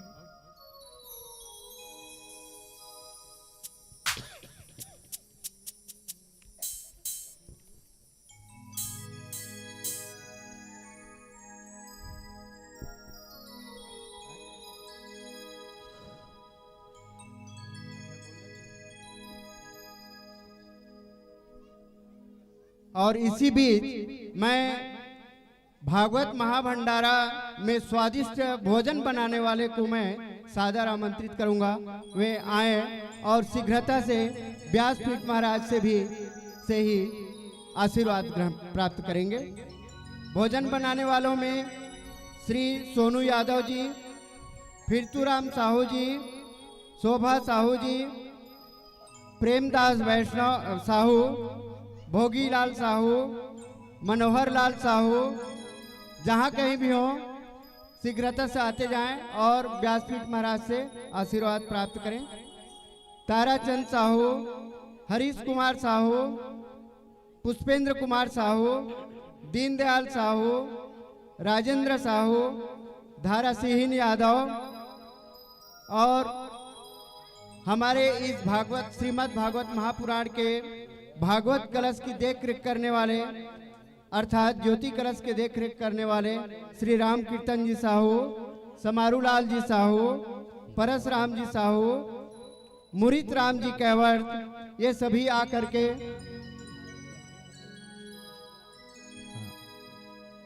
व्यासपीठ महाराज से आशीर्वाद प्राप्त करेंगे। और इसी बीच भागवत भंडारा में सबका जूठा पत्तल एवं थाली को साफ सफाई करने वाले केरहीन है ना, जो धोबी जाति के हैं, वे बहुत बड़ी सेवा प्रदान कर रहे हैं। वे आए और करहीन और कथा स्थल में साफ सफाई करने वाले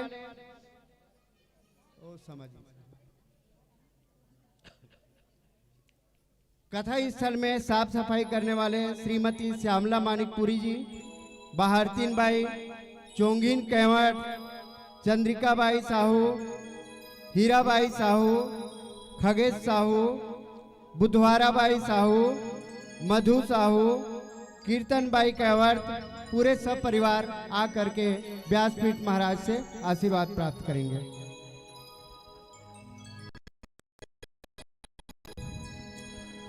हेलो श्री राधे। इसी क्रम में लक्ष्मी वैष्णव सरपंच खरपीडी आए हुए हैं, वे भी आए और महाराज श्री से आशीर्वाद प्राप्त करेंगे। सरिता वैष्णव खपरीडी वो भी आए, महाराज श्री से आशीर्वाद प्राप्त करेंगे। आज के भोजन की व्यवस्था हेतु श्री मधु साहू द्वारा आयोजित किया गया है एवं श्री कौशल प्रसाद साहू उप सरपंच के द्वारा चना प्रसाद का व्यवस्था किया गया है और धारा सिंह कर्स के तरफ से केला प्रसाद का व्यवस्था किया गया है।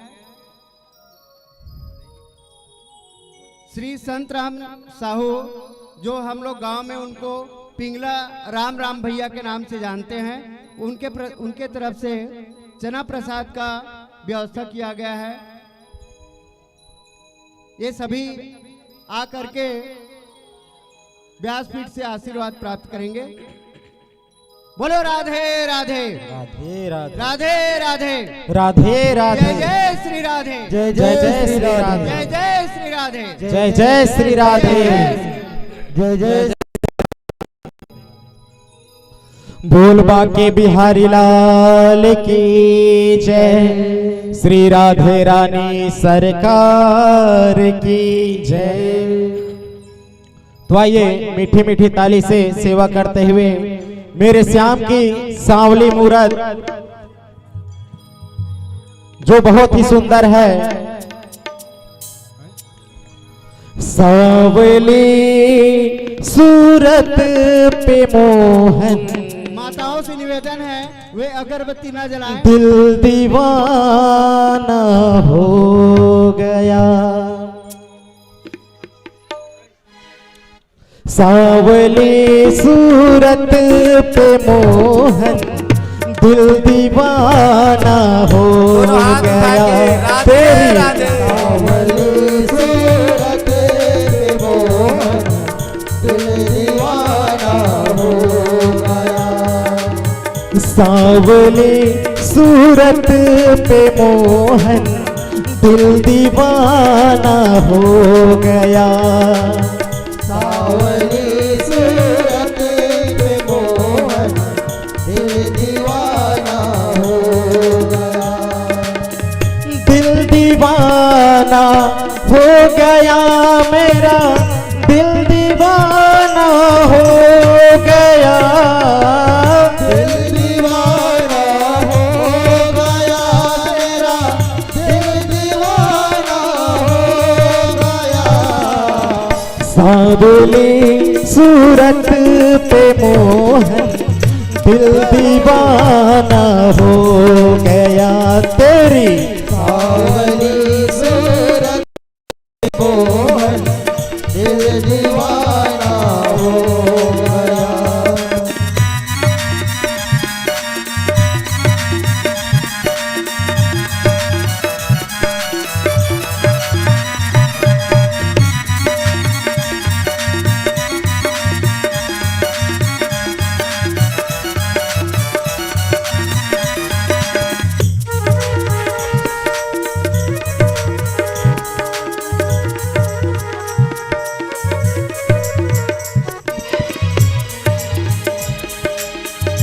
एक तो तेरे नैन तिरछे, दूसरा काजल लगा। एक तेरे नैन तिरछे, दूसरा काजल लगा।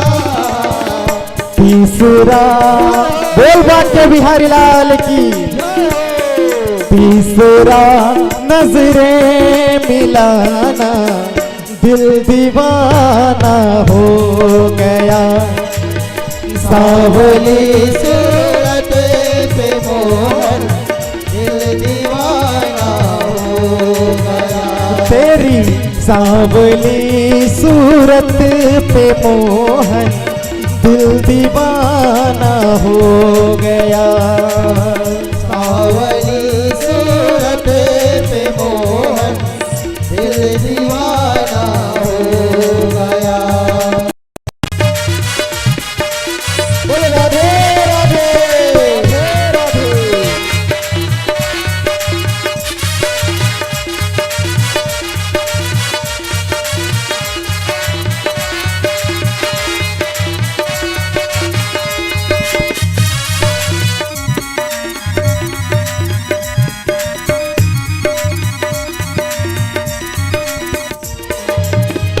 एक तो तेरे होठ पतले, दूसरा लाली लगी। एक तेरे होठ पतले, दूसरा लाली लगी। एक तो तेरे होठ पतले, दूसरा लाली लगी। एक तो तेरे होठ पतले, दूसरा लाली लगी। तीसरा तेरा मुस्कुराना दिल दीवाना हो गया। तेरी सांवली सूरत पे मोहन दिल दीवाना हो गया। सांवली सूरत पे मोहन दिल दीवाना हो गया। सावली सूरत पे मोहन दिल दीवाना हो गया।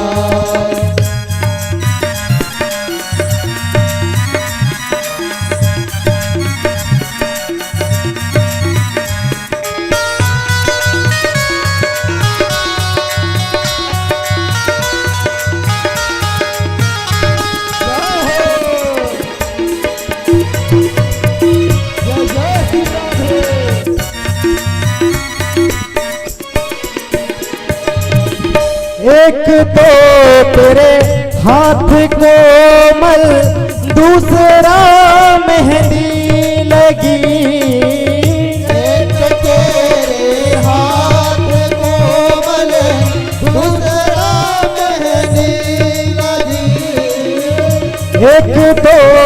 तेरे हाथ कोमल दूसरा मेहंदी लगी। एक तो तेरे हाथ कोमल दूसरा मेहंदी लगी। तीसरा ओ तीसरा बंसी बजाना दिल दीवाना हो गया। तेरी सांवली सूरत पे मोहन दिल दीवाना हो गया। तेरी सांवली सूरत पे मोहन दिल दीवाना हो गया। सांवली सूरत पे मोहन दिल दीवाना हो गया। सांवली सूरत पे मोहन दिल दीवाना हो गया। सांवली सूरत पे मोहन दिल दीवाना हो गया। बोल बांके बिहारी लाल की जय। राधे राधे राधे राधे राधे राधे श्याम। जय श्री राधे श्याम। प्रेम से बोलिए बांके बिहारी लाल की। भक्तों, आगे कथा में सुखदेव जी महाराज परीक्षित जी से कहने लगे कि राजन, एक और बड़ी प्यारी कथा सुनो।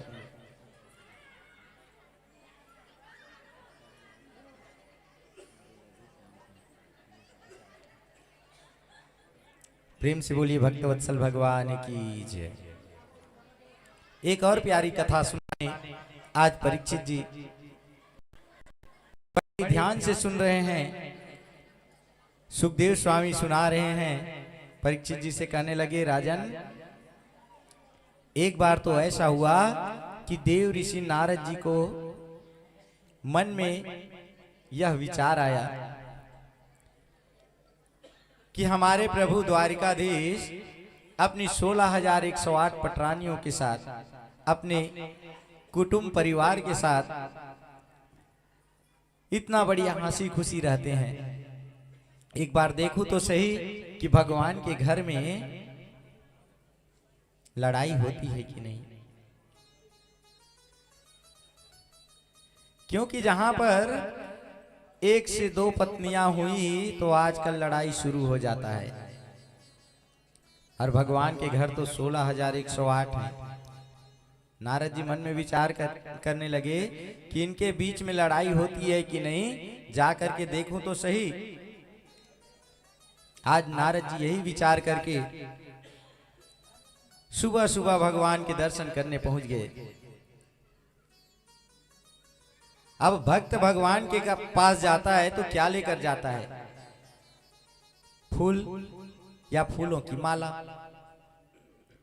पत्रम पुष्पम फलम तोयम। भगवान जो भी है आपको अर्पित है।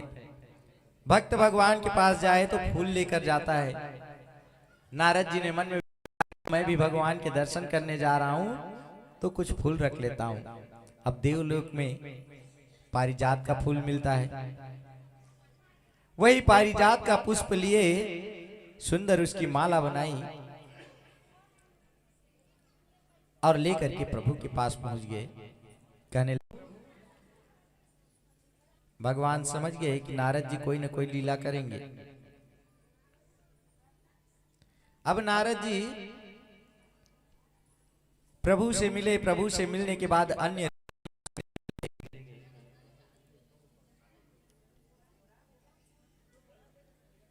प्रभु इधर फूल लेकर आए, पारिजात का पुष्प जो माला बनाए थे, रुक्मणी देवी के बालों में ला करके गजरे की तरह लपेट दिए। नारद जी सबके पास गए, सबसे मिले, लेकिन किसी को नहीं बताया। अब आए सत्यभामा देवी के पास में। सत्यभामा देवी के पास बैठ करके नारद जी थोड़ा उदास ऐसे आकर के बैठ गए मुंह लटका के।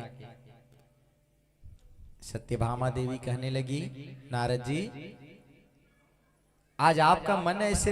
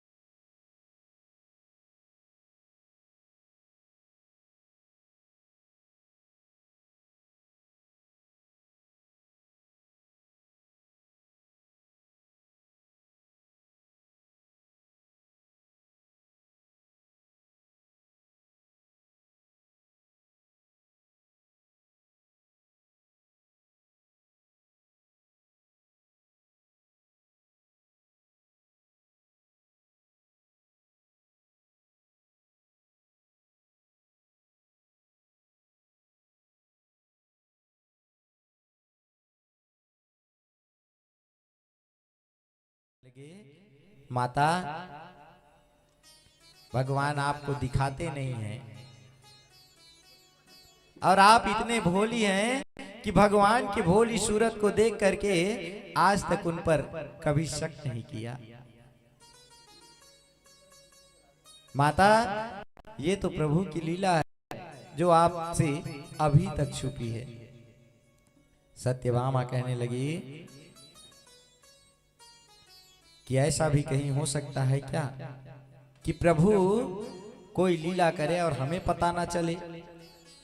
नारद जी बोले, मैया मैं आपको एक बात बताता हूं, आप प्रभु से मत कहिएगा कि मैं बताया हूं।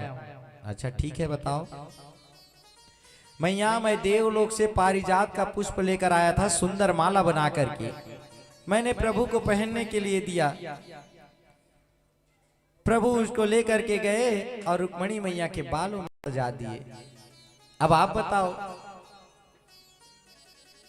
यदि वो प्रेम करते तो या तो उस माला को पहन लेते, नहीं तो उस माला में से पुष्प निकाल करके प्रत्येक रानियों को देते कि देखिए ये है पारिजात का पुष्प। लेकिन प्रभु ने क्या किया, ले जाकर रुक्मणी मैया के बालों में लगा दिया। अब आप ही बताओ ना भक्तों, माताओं को चिढ़ाने के लिए छोटा सा एक शब्द चाहिए।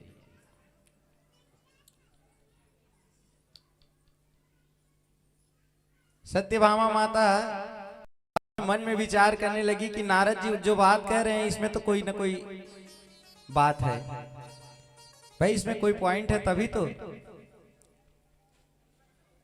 प्रभु हमको दिखाते हैं कि मैं आपसे बहुत प्रेम करता हूं करके, लेकिन हमसे प्रेम नहीं करते। वो रुक्मणी दीदी से ही प्रेम करते हैं, तभी तो इतनी सुंदर पुष्प जो देवलोक में होता है यहाँ पृथ्वी में होता भी नहीं, उसको ला करके दिए तो सीधा उनके बालों में जाकर। अब तो सत्यभामा जी रूठ गई, जाकर के कोप भवन में उनका डेरा जम गया। को जैसे ही पता चला प्रभु सीधा कोप भवन में पहुंच गए।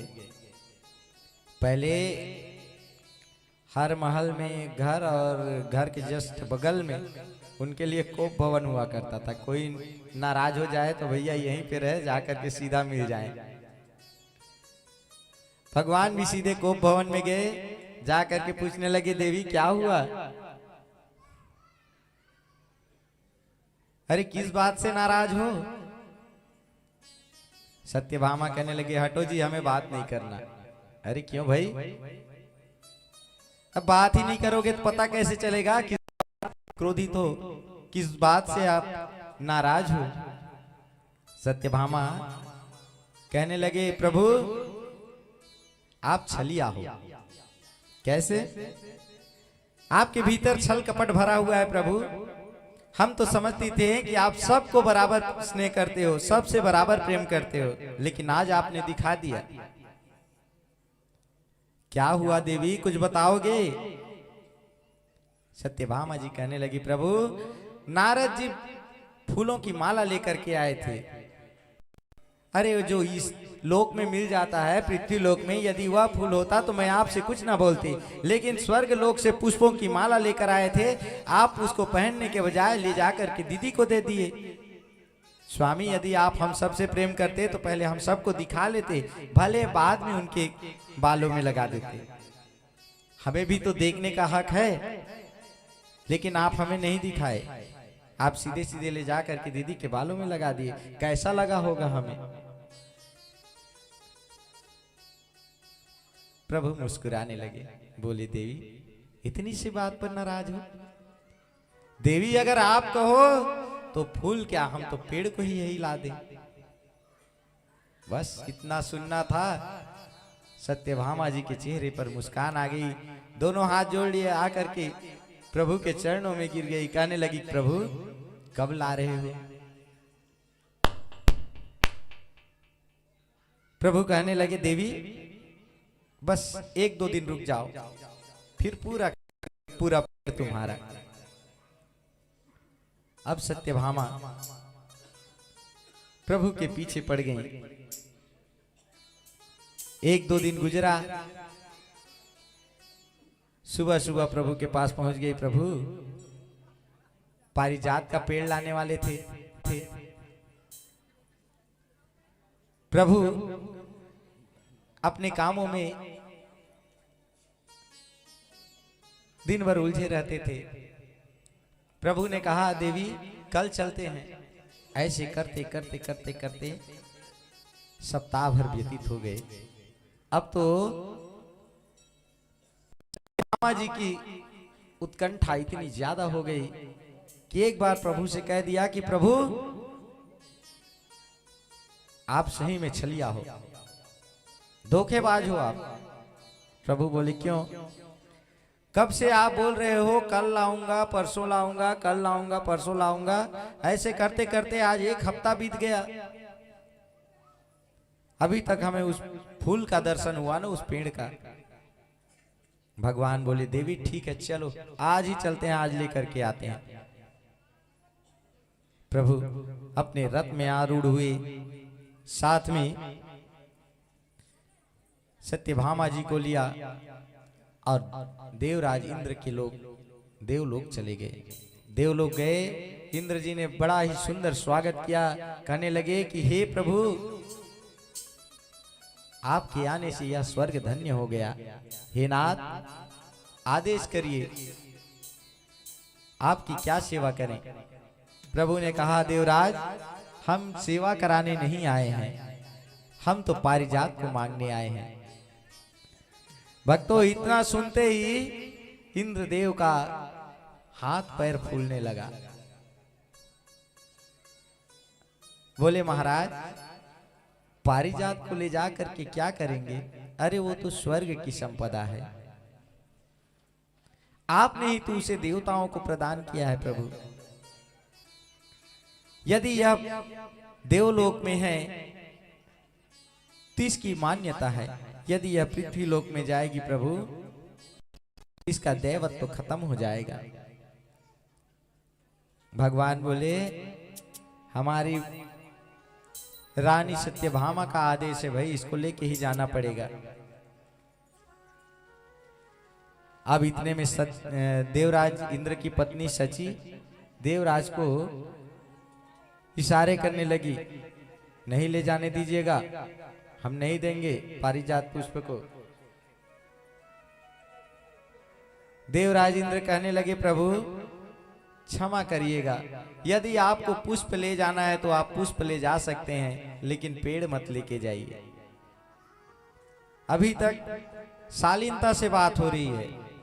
प्रभु कहने लगे, देवराज हमारी पत्नी का आदेश है भाई, हम तो लेकर ही जाएंगे। अब देवराज जी ताव में आ गए कहने लगे महाराज यदि आप अपनी पत्नी का आदेश मानकर यहाँ आए हो तो हमें भी हमारी पत्नी का आदेश है कि हम आपको ले जाने देंगे ही नहीं। भगवान बोले देवराज क्या बोल रहे हो, समझ में आ रहा है कुछ? सोच समझ के बोलो भैया। देवराज बोले नहीं महाराज, हमारी पत्नी ने कह दिया कि नहीं ले जाना है, मतलब नहीं ले जाना है, हम भी नहीं देंगे। प्रभु बोले देवराज तो मैं उसको जबरदस्ती ले जाऊंगा। आप तो इतने में देवराज और ताव में आ गए, वो जबरदस्ती ले जाओगे? भाई देवताओं की वस्तु है ये, स्वर्ग की संपदा है, ऐसे जबरदस्ती कैसे ले जाओगे आप? भगवान बोले अब तो मैं लेके जाऊंगा। भगवान जैसे ही पारिजात के पास पहुंचे, इंद्र अपने वज्र को लेकर के आ गया और कहने लगा प्रभु सावधान, यदि आपने पारिजात को छुआ तो मेरा हाथ उठ जाएगा। हाथ क्या उठ जाएगा, तुमने तो अस्त्र उठा ही लिया। प्रभु ने जैसे ही सुदर्शन चक्र का आवाहन किया, इंद्र आकर के चरणों में गिर गए। कहने लगे प्रभु पाहि माम, मैं आपकी शरण में हूं। मैं डराने के लिए हथियार उठाया था, अब चुपचाप मुझे पारिजात को ले जाने दो। जब इनका मन भर जाएगा मैं खुद ही से वापस आपको कर दूंगा। प्रभु ने इंद्र का दोबारा से मान भंग किया और पारिजात लेकर के फिर द्वारिका में आए। प्रेम से बोलिए भक्तवत्सल भगवान की जय हो। भक्तों पारिजात भले ही द्वारिका में आया, लेकिन आज भी इसकी जो खुशबू है, इसकी जो सुगंध है, वह वृंदावन धाम में छलकती है। प्रभु द्वारिका में है, लेकिन आज भी वो वृंदावन को याद करते हैं।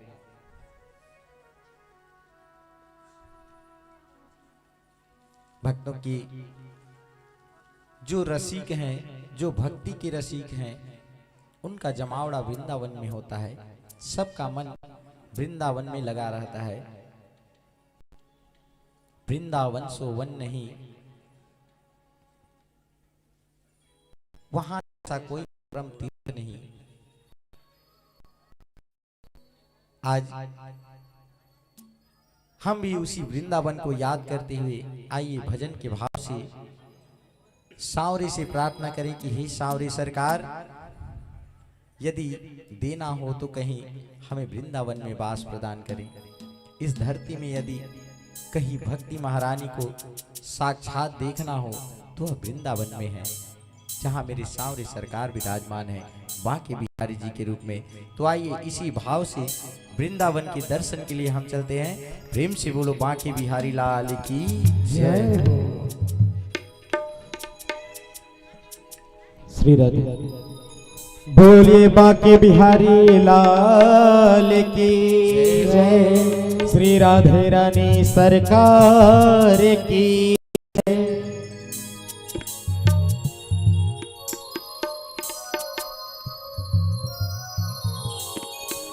चलो रे मन श्री वृंदावन धाम, रटेंगे राधे राधे नाम, मिलेंगे कुंज बिहारी ओढ़ के कामड़कारी।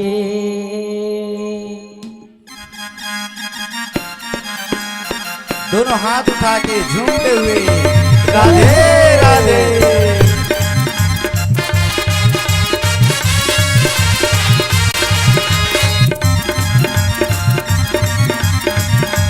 चलो रे मन श्री वृंदावन धाम, वृंदावन धाम, रटेंगे राधे राधे नाम, मिलेंगे कुंज बिहारी ओढ़ के कामड़कारी। बिहारी ओढ़ के कामड़कारी। चल चलो रे मन श्री वृंदावन धाम, चलो रे मन श्री वृंदावन धाम, रटेंगे राधे राधे नाम, मिलेंगे कुंज बिहारी ओढ़ के कामड़कारी, हाँ मिलेंगे कुंज बिहारी ओढ़ के कामड़कारी, हो मिलेंगे कुंज बिहारी ओढ़ के कामड़कारी, मिलेंगे कुंज बिहारी ओढ़ के कामड़कारी।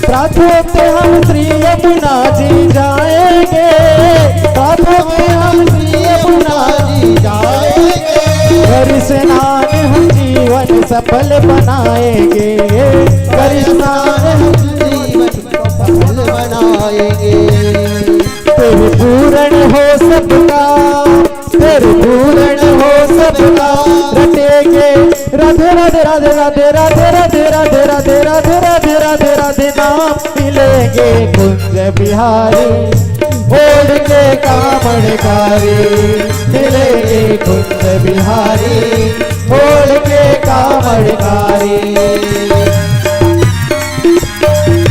बोल बाके बिहारी लाल की।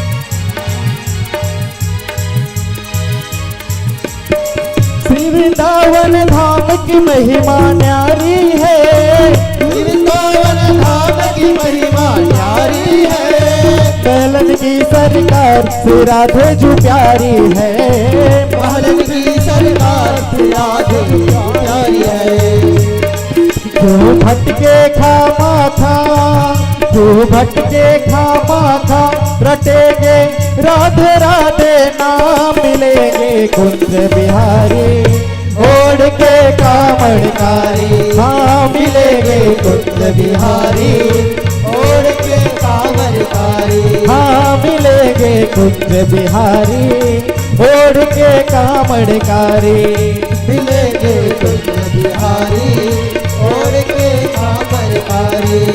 चलो रे मन श्री वृंदावन धाम, चलो रे मन श्री वृंदावन धाम, रटेंगे राधे राधे नाम, मिलेंगे कुंज बिहारी ओढ़ के कामड़कारी, हाँ मिलेंगे कुंज बिहारी ओढ़ के कामड़कारी, मिलेंगे कुंज बिहारी ओढ़ के कामड़कारी, मिलेंगे कुंज बिहारी ओढ़ के कामड़कारी, हाँ मिलेंगे कुंज बिहारी ओढ़ के कामड़कारी, मिलेंगे कुंज बिहारी ओढ़ के कामड़कारी। प्रेम से बोलिए भक्त वत्सल भगवान की जय। जय जय श्री राधे, जय जय श्री राधे, जय जय श्री राधे श्याम।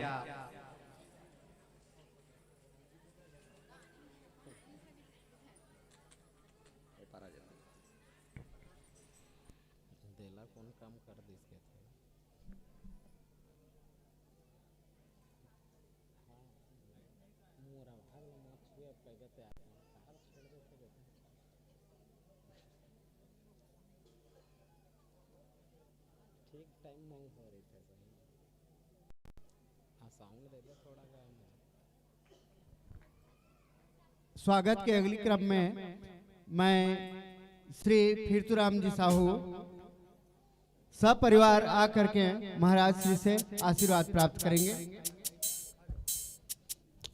श्री राधे। और जिन भक्तों का नाम पहले अनाउंस हो चुका है वो यदि यहाँ पर उपस्थित हो गए हैं वो भी यहाँ पर आकर के महाराज श्री से आशीर्वाद प्राप्त कर सकते हैं। इसी क्रम में श्रीमती विमला साहू दर्रा, श्रीमती कल्याणी साहू रायपुर, श्रीमती धनेश्वरी साहू मेऊ, श्रीमती हेम कुमारी साहू मंधाई भाटा, श्रीमती सावित्री साहू पौनी, श्री राकेश साहू सपरिवार सपरिवार बनाहिल, श्री राकेश साहू फोटोग्राफर आए और महाराज श्री से आशीर्वाद प्राप्त करें। श्री प्रमोद साहू फोटोग्राफर, श्री पिंटू यादव कोरबा वो भी आए और व्यासपीठ महाराज से आशीर्वाद प्राप्त करें। श्री दिव्य साहू फोटोग्राफर, श्री प्रकाश साहू फोटोग्राफर वो भी आए और महाराज श्री से आशीर्वाद प्राप्त करेंगे।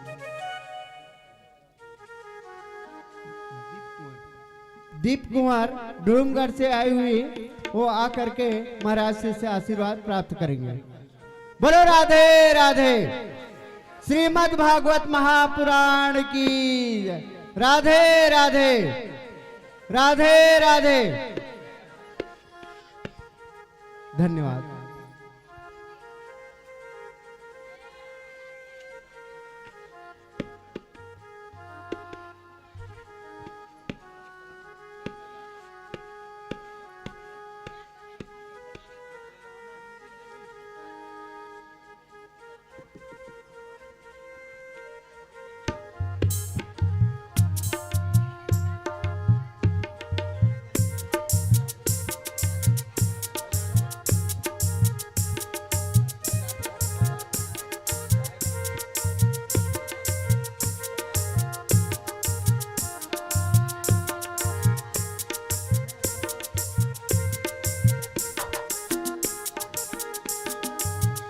बोले भागवत महापुराण की जय।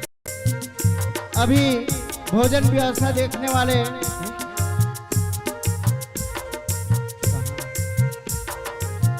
श्री फिरतुराम जी साहू के द्वारा 500 रुपए का सम्मान 551 रुपए का सम्मान राशि भेंट किए हैं। भगवान उनकी मनोकामना पूर्ण करें।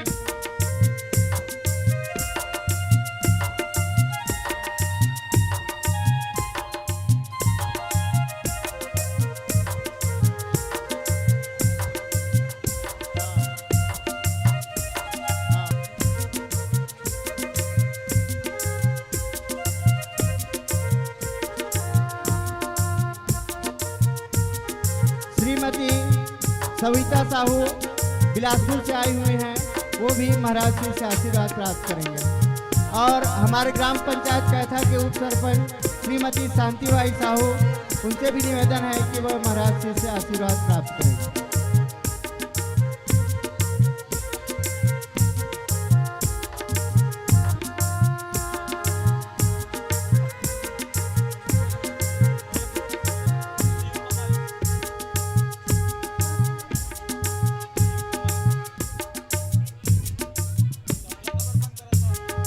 शिव कमल सोनारूला से व्यास महाराज जी से आरती प्रदान करें।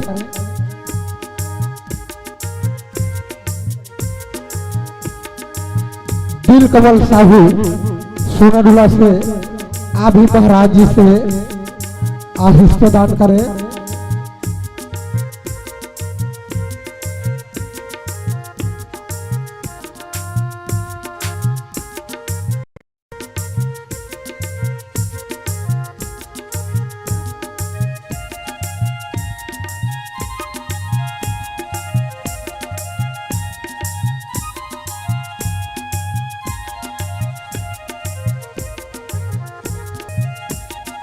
हमारे जजमान श्री देव कुमार साहू के माँ संपत्ति बाई वो भी आए और महाराज श्री से आशीर्वाद प्राप्त करेंगे। ध्यान बसंत कुमार साहू व्याख्याता जो कि खोंगा पानी में रहते हैं वो भी आकर के महाराज श्री से आशीर्वाद प्राप्त करेंगे।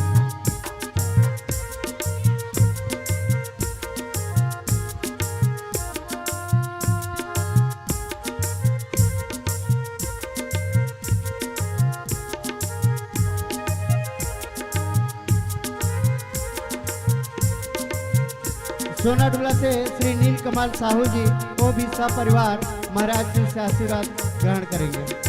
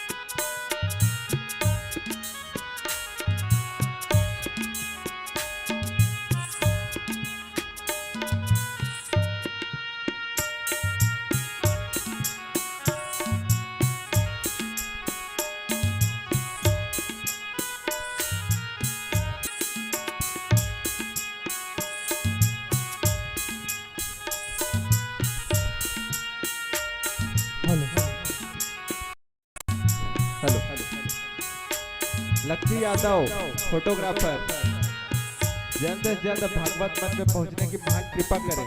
लक्की यादव।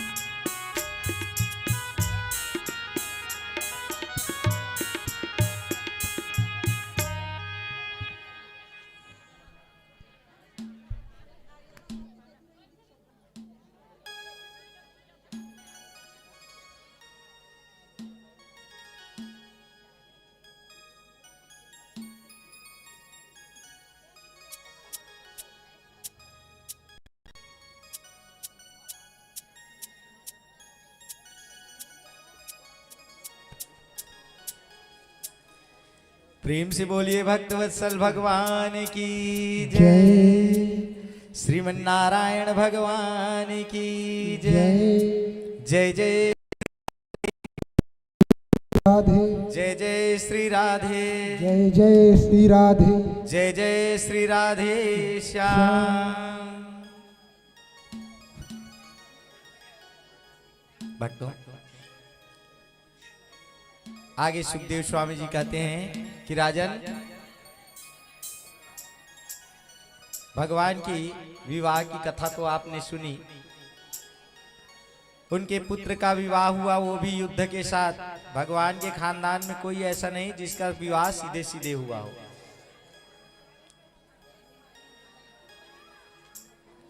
भगवान का पुत्र प्रद्युम्न, उसने भी विवाह किया, तो लड़ाई झगड़ा के बाद ही अब उनका नाती भी विवाह किया, तो उनका भी युद्ध के साथ ही हुआ। प्रद्युम्न के पुत्र हुए अनिरुद्ध। अनिरुद्ध का 2 विवाह हुआ।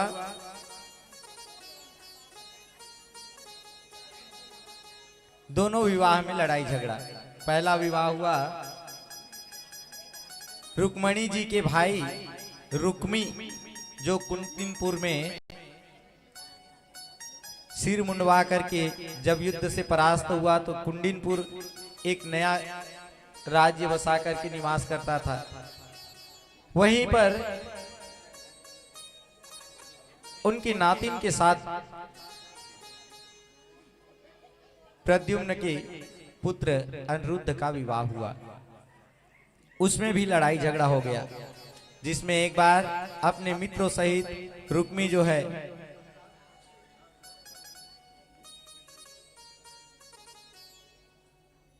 प्रेम से बोलिए बाके बिहारी लाल की जय। कुछ क्षण फिर उसके बाद कथा में आएंगे।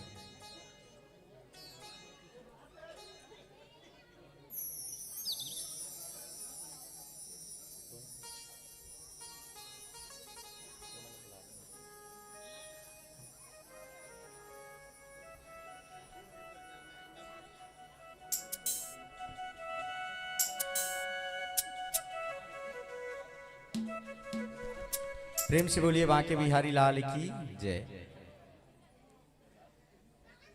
कथा के बीच में ना थोड़ा से इसको रोके गया, व्यवधान आता है। प्रेम से बोलिए भक्तवत्सल भगवान की जय। भक्तों, अनिरुद्ध के विवाह के समय बलराम जी और रुक्मी और उनके मित्र सभी एक जगह बैठे चौसर खेल रहे थे। अचानक उनमें विवाद हो गया और बलराम जी ने वही रुक्मी का अंत कर दिया। ये पहला विवाह था, ये लड़ाई झगड़े से हुआ। इसके बाद जब उनका दूसरा विवाह हुआ, बाणासुर की पुत्री के साथ हुआ। यहां भी इनका भयंकर युद्ध हुआ। भक्तों, ये बाणासुर कोई छोटा मोटा बलशाली राजा नहीं था, ये बहुत पराक्रमी और भगवान शिव जी का परम भक्त। जब इनके साथ युद्ध हुआ तो अनिरुद्ध के साथ भगवान खड़े थे और बाणासुर के साथ भगवान शंकर। देखिए, और दोनों का आमना सामना। परीक्षित जी भगवान नारायण के ध्यान में ही मस्त रहते हैं। अब उनको कैसे युद्ध करने आना पड़ा। भक्तों, सुखदेव स्वामी जी संक्षिप्त में बताते हैं कि राजन, ज्यादा लंबा अगर आपको बताऊंगा तो और कथाएं नहीं हो पाएंगी, इसलिए संक्षिप्त में सुनिए। कहने लगे, राजन, बाणासुर भगवान शिव का परम भक्त था। भगवान शिव से उन्होंने अनेक सिद्धियां प्राप्त की, शक्तियां प्राप्त की। फिर भगवान शिव जी से कहने लगे कि प्रभु, मुझे बताइए कि संसार में मुझसे ज्यादा पराक्रमी बलशाली कौन है। भगवान शंकर बोले कि तुमसे ज्यादा पराक्रमी बलशाली तो है, लेकिन तुम उन तक नहीं पहुंच पाओगे।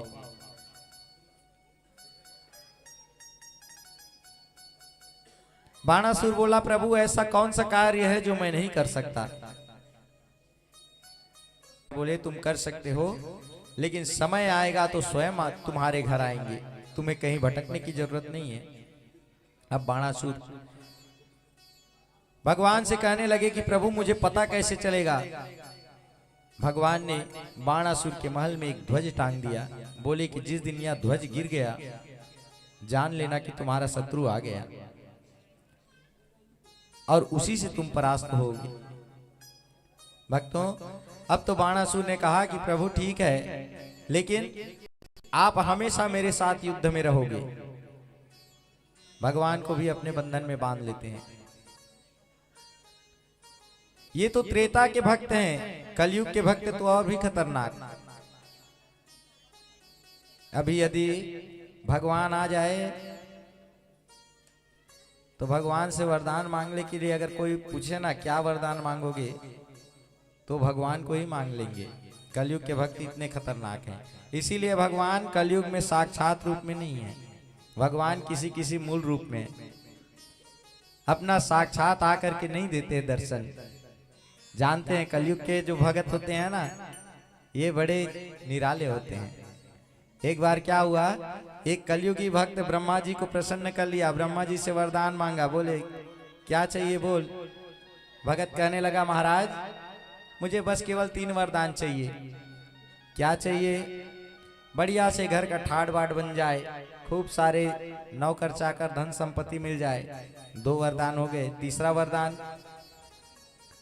महाराज तीसरा वरदान यह दीजिए कि जब मन पड़े 3 वरदान और मांग लो। ये तीसरा वरदान।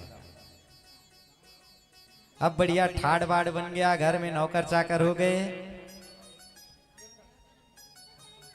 अब घर में उसका विवाह नहीं हुआ था, फिर ब्रह्मा जी को परेशान करने लगे, महाराज आइए, अब क्या है? पहला वरदान मेरा विवाह हो जाए, दूसरा वरदान मुझे अच्छे संतान मिल जाए, और तीसरा वरदान जब मर्जी करे फिर 3 वरदान मांग लूं। ब्रह्मा जी ये मस्तु बोले, चले गए। कुछ समय बीता,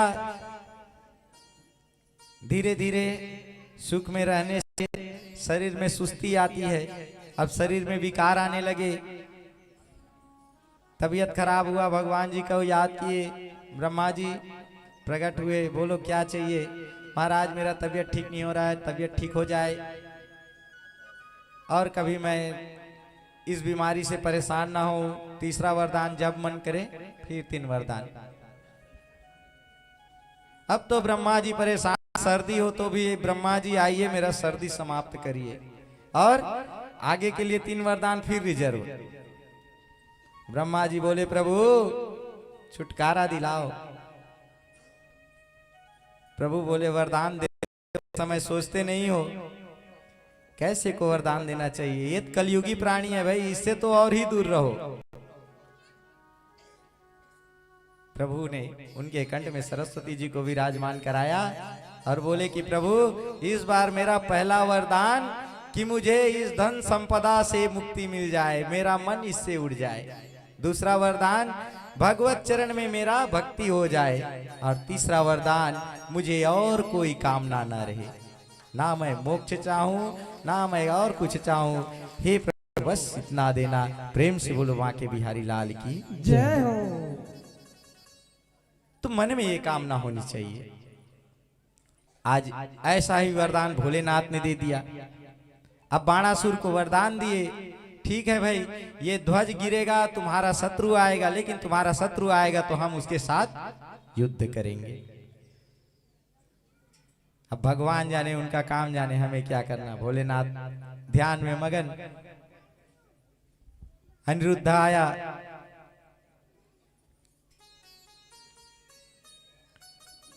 उसकी पुत्री उषा से मिलने। जैसे उनका विवाह होने वाला था, बाणासुर आकर के अनिरुद्ध को पकड़ करके ले गया, बंदी बना लिया। भगवान बलराम जी के साथ आए छुड़ाने के लिए। जैसे ही बाणासुर की नगरी में प्रवेश किए, देखा कि भोलेनाथ अपने परिकर सहित वहां पहले से विराजमान है। बोले, भोले बाबा कैसे? बोले बाबा, बोले महाराज, जो काम आप करने आए वही हम भी कर रहे हैं। भैया आप अनिरुद्ध को बचाने आए हो, हम बाणासुर की रक्षा कर रहे हैं। कैसे बनेगा फिर? अब आप जानो कैसे बनेगा। तो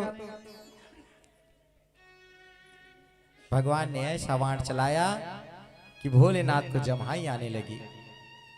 भोलेनाथ जम्हाई लेते लेते बस युद्ध कर रहे हैं। युद्ध करते तो आधी देर जम्हाई लेते, ऐसे करते करते कब बाणासुर का पूरा सैन्य समाप्त हो गया। अंत में बाणासुर बचा, उसे भी प्रभु ने अपने सुदर्शन चक्र से परम धाम भेज दिया।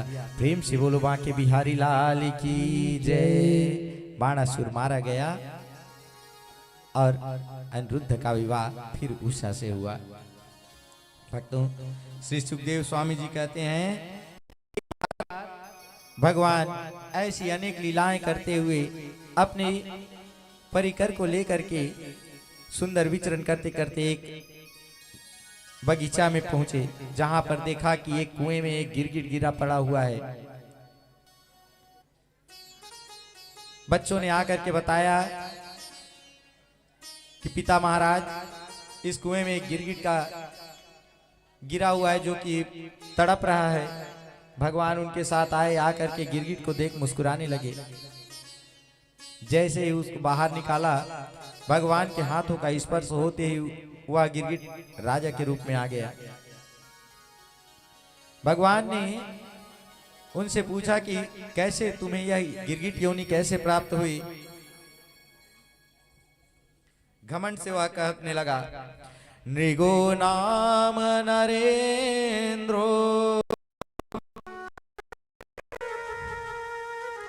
यमीश्वा कुतैन प्रभो दानिष्ट्वाख्यायमानेषु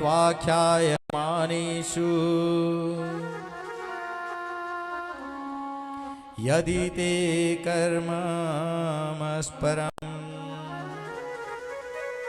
हे प्रभु, मेरा नाम ऋग है, मैं एक महान दानी राजा हूं। देखिए, भगवान के सामने भी है। देखिए, आपने मेरा नाम तो सुना होगा।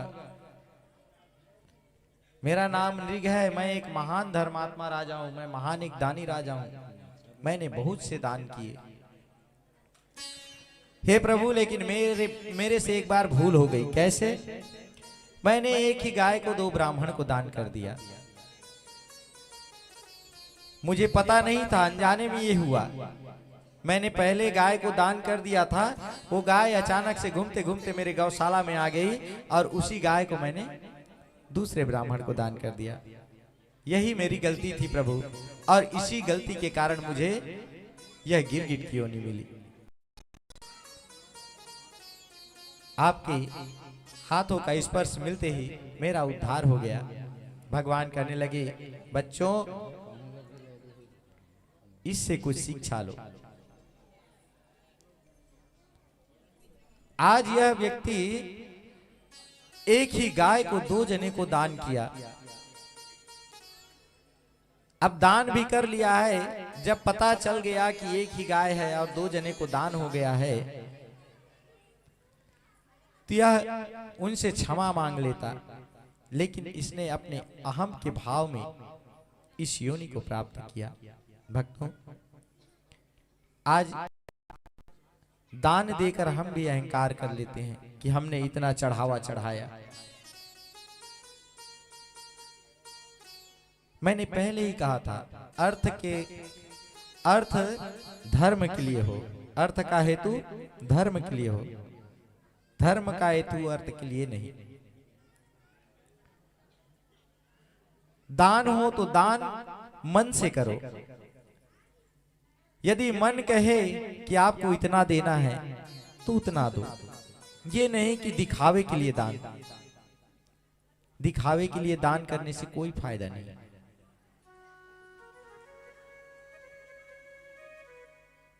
भगवान अपने परिकर को समझाने लगे कि बेटा, ऐसी दान मत करना, और संतों का तो अपमान भूल से भी मत करना, क्योंकि मैं सब कुछ बर्दाश्त कर सकता हूं, संतों का अपमान ये मैं नहीं सह सकता। यदि व्यक्ति विष पी जाए, उसके शरीर में विष पूरा फैल जाए, तो भी मैं उसे बचा सकता हूं। यदि अपंग हो जाए, लकवा जिसे बोलते हैं, मैं उसको भी वापस कर सकता हूं, उसके शरीर उसे प्रदान कर सकता हूं।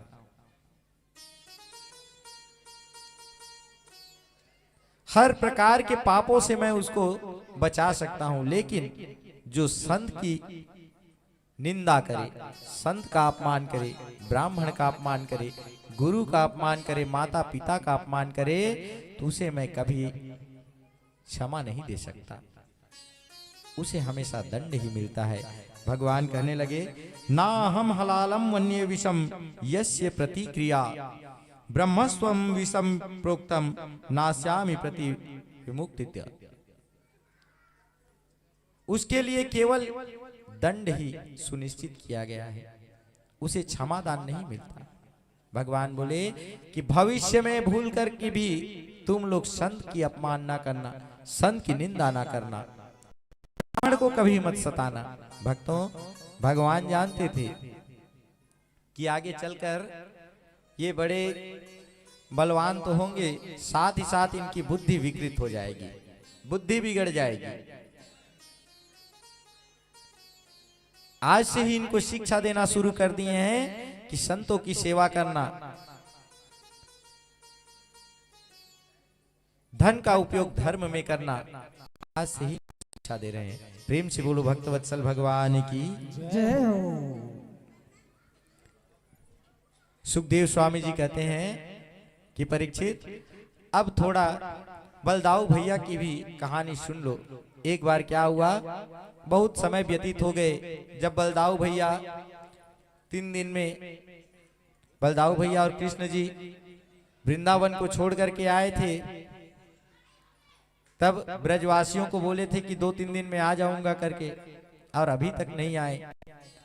बलराम जी कहने लगे, भैया इतने दिन व्यतीत हो गए, एक बार भी सुधि नहीं ली है, यदि कहो तो दोनों के दोनों घूम आए। कन्हैया कहने लगे, भैया आप जाओ, मैं तो नहीं जा सकता। आज 2 महीने के लिए बलराम जी छुट्टी लेकर के वृंदावन आए हैं, ब्रजधाम में आए हैं। ब्रजवासियों से मिला, सबने उनका सुंदर स्वागत किया। कहने लगे, कन्हैया नहीं आए। बलदाऊ भैया कहने लगे, कन्हैया भी आता, लेकिन राजपाट को भी तो देखना है, इसी वजह से कन्हैया नहीं आ पाए।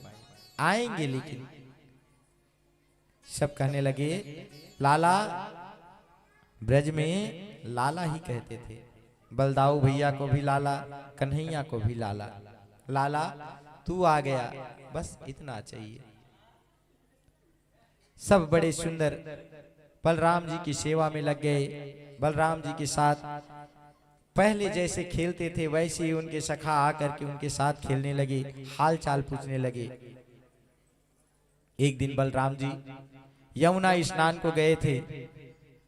बलराम जी के मन में क्या भाव आया तो उसने यमुना जी को अपनी ओर आने के लिए कहा। यमुना जी कहने लगी, महाराज मैं आपके पास नहीं आ सकती। बलराम जी को क्रोध आ गया, उन्होंने अपना हल निकाला और यमुना जी पर प्रहार कर दिया। हल प्रहार से यमुना जी एक जगह से टेढ़ी हो गई हैं। यमुना जी प्रकट हुई, कहने लगी, महाराज आप तो साक्षात शेषा अवतार हैं। प्रभु यदि आप थोड़ा सा भी गुस्सा कर दें तो यह धरती हिलने लग जाएगी। क्षमा याचना करने लगी। बलराम जी ने उन्हें क्षमा प्रदान किया। बलराम जी अभी 2 महीने की छुट्टी मनाने के लिए वहां गए हैं ब्रजधाम। भक्तों इधर क्या हुआ सुनिए। इधर एक पौंड्रक नाम का राजा आ गया। अब यह पौंड्रक अपने मित्र काशी नरेश के साथ मिलकर के द्वारिकाधीश को चुनौती देने लगा। भक्तों सुखदेव स्वामी कहते हैं कि कभी कभी इतना ज्यादा विकार मन में आ जाता है कि मनुष्य खुद को परमात्मा समझने लगता है। 2-4 सिद्धियां मिल जाए तो बस ये मान लेता है कि अब मैं ही भगवान, मुझसे बड़ा कोई नहीं। ये मन का विकार है।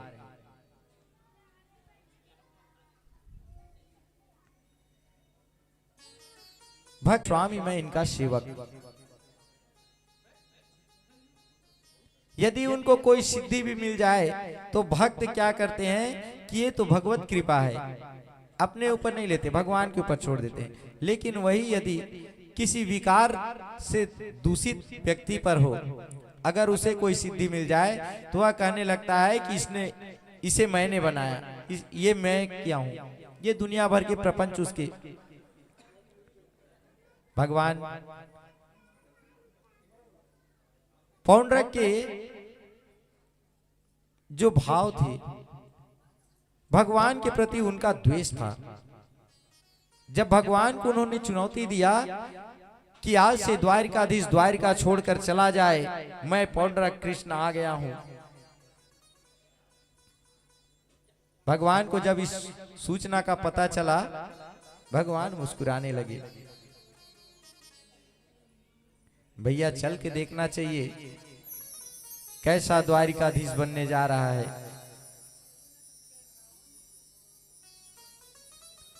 अब बड़ी जोरदार तैयारी करके ना पौंड्रक भी, उसने सुना कि द्वारिकाधीश के कभी कभी 4 हाथ भी हो जाते हैं, चतुर्भुज नारायण के रूप में आ जाते हैं।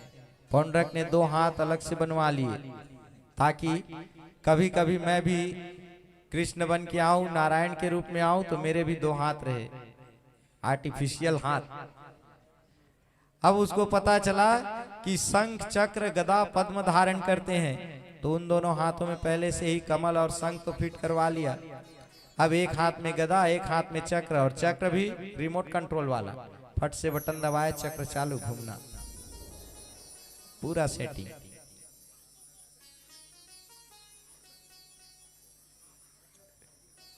भक्तों, अब तो भगवान अपने मित्र उद्धव को लेकर के आए। बोले कि उद्धव चलो भैया बोरिया बिस्तर बांध लेते हैं, अब नया सरदार आने वाला है। लेकिन चलते चलते एक बार दर्शन करावे। भक्तों, आज उद्धव जी को साथ में लेकर के पौंड्रक के राज्य में पहुंचे हैं भगवान। पौंड्रक जी वहां पर सबको अपना मूर्ति बनवा करके पूजा करा रहे हैं। जहां पर भी उद्धव जाते हैं देखते महाराज, देखिए पौंड्रक महाराज की प्रतिमा। अरे मूर्ति तो किसी देवालय में दिखी नहीं रही, सब जगह पौंड्रक महाराज बैठे पड़े हैं। भगवान ने अपने धनुष का टंकार किया। पौंड्रक जैसे ही धनुष टंकार को सुना, अपने मित्र काशीराज से कहने लगा, काशीराज अरे भैया ये तो सही में आ गया। हम तो सोच रहे थे कि थोड़ा से डराएंगे धमकाएंगे, द्वारिका छोड़ के भाग जाएगा, ये तो सही में लड़ने आ गए, अब क्या करें। अरे अब मैदान में आ गए हो तो लड़ना पड़ेगा, और आप भी कम थोड़ी ना हो, और चढ़ा दिए। अब पौंड्रक अपने हथियार ले करके दोनों नकली वाला वो हाथ भी लगा करके, 4 हाथ ताकि जाऊं तो थोड़ा डरे, 4 हाथ शंख चक्र गदा पद्म लिए। जैसे ही भगवान के पास गए, रिमोट दबाए, चक्र चालू हो गए। अरे वाह, भगवान बोले रिमोट से चलता है। भगवान ने अपना सुदर्शन चक्र निकाला, और जैसे ही सुदर्शन चक्र निकला, पौंड्रक के तो पसीने छूट गए। काशी नरेश सामने आ गए। काशी नरेश गदा प्रहार से मारे गए, और पौंड्रक का सिर प्रभु ने सुदर्शन चक्र से काट दिया। प्रेम से बोलो भक्तवत्सल भगवान की जय। आज पौंड्रक का शरीर जैसे ही कट के नीचे गिरा, उस शरीर में से एक दिव्य पुंज निकला, और दिव्य पुंज निकल के आके भगवान के चरणों में विलीन हो गया। उद्धव जी कहने लगे, प्रभु ये कैसी माया है। अरे एक पापी जो आपसे शत्रुता करता है और आपको चुनौती दे रहा था, उसके मरने के बाद उसका तेज आप में आके विलीन हो गया।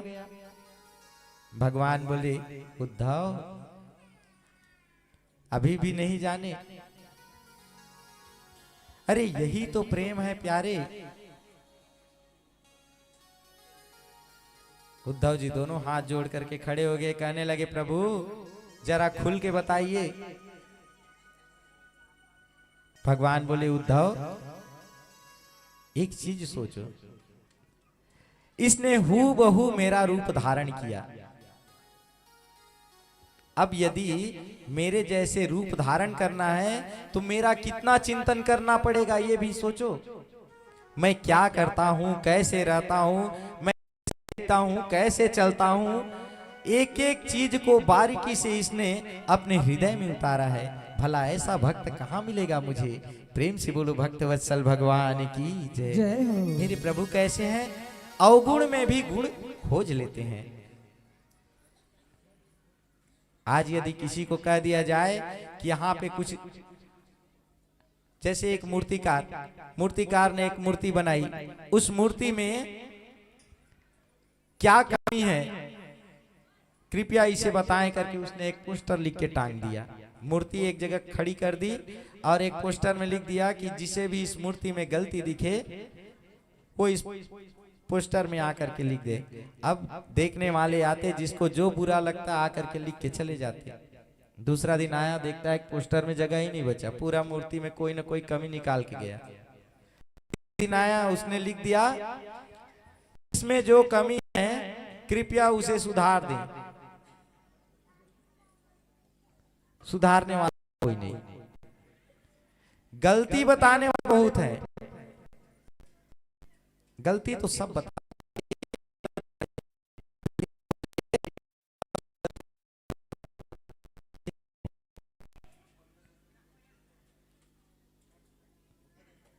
भगवान बोले उद्धव अवगुण तो भरे पड़े होंगे लेकिन इसमें गुण कितना है ये देखो।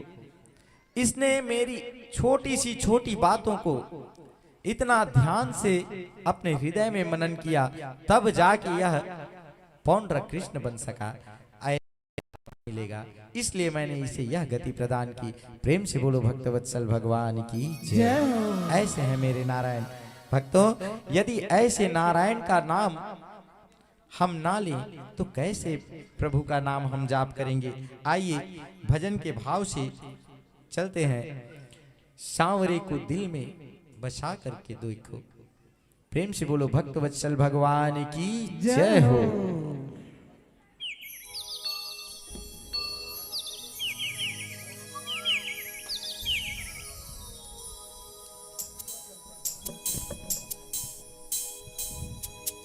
बोल बाके बिहारी लाल की जय। श्री राधे रानी सरकार की जय हो। बोलो राधे राधे।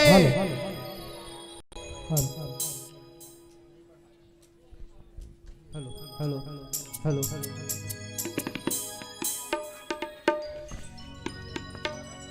श्रीमद् भागवत महापुराण की जय। राधे कृष्ण भगवान की जय हो। जय जय श्री राधे। जय जय श्री राधे। जय जय श्री राधे। जय जय श्री राधे।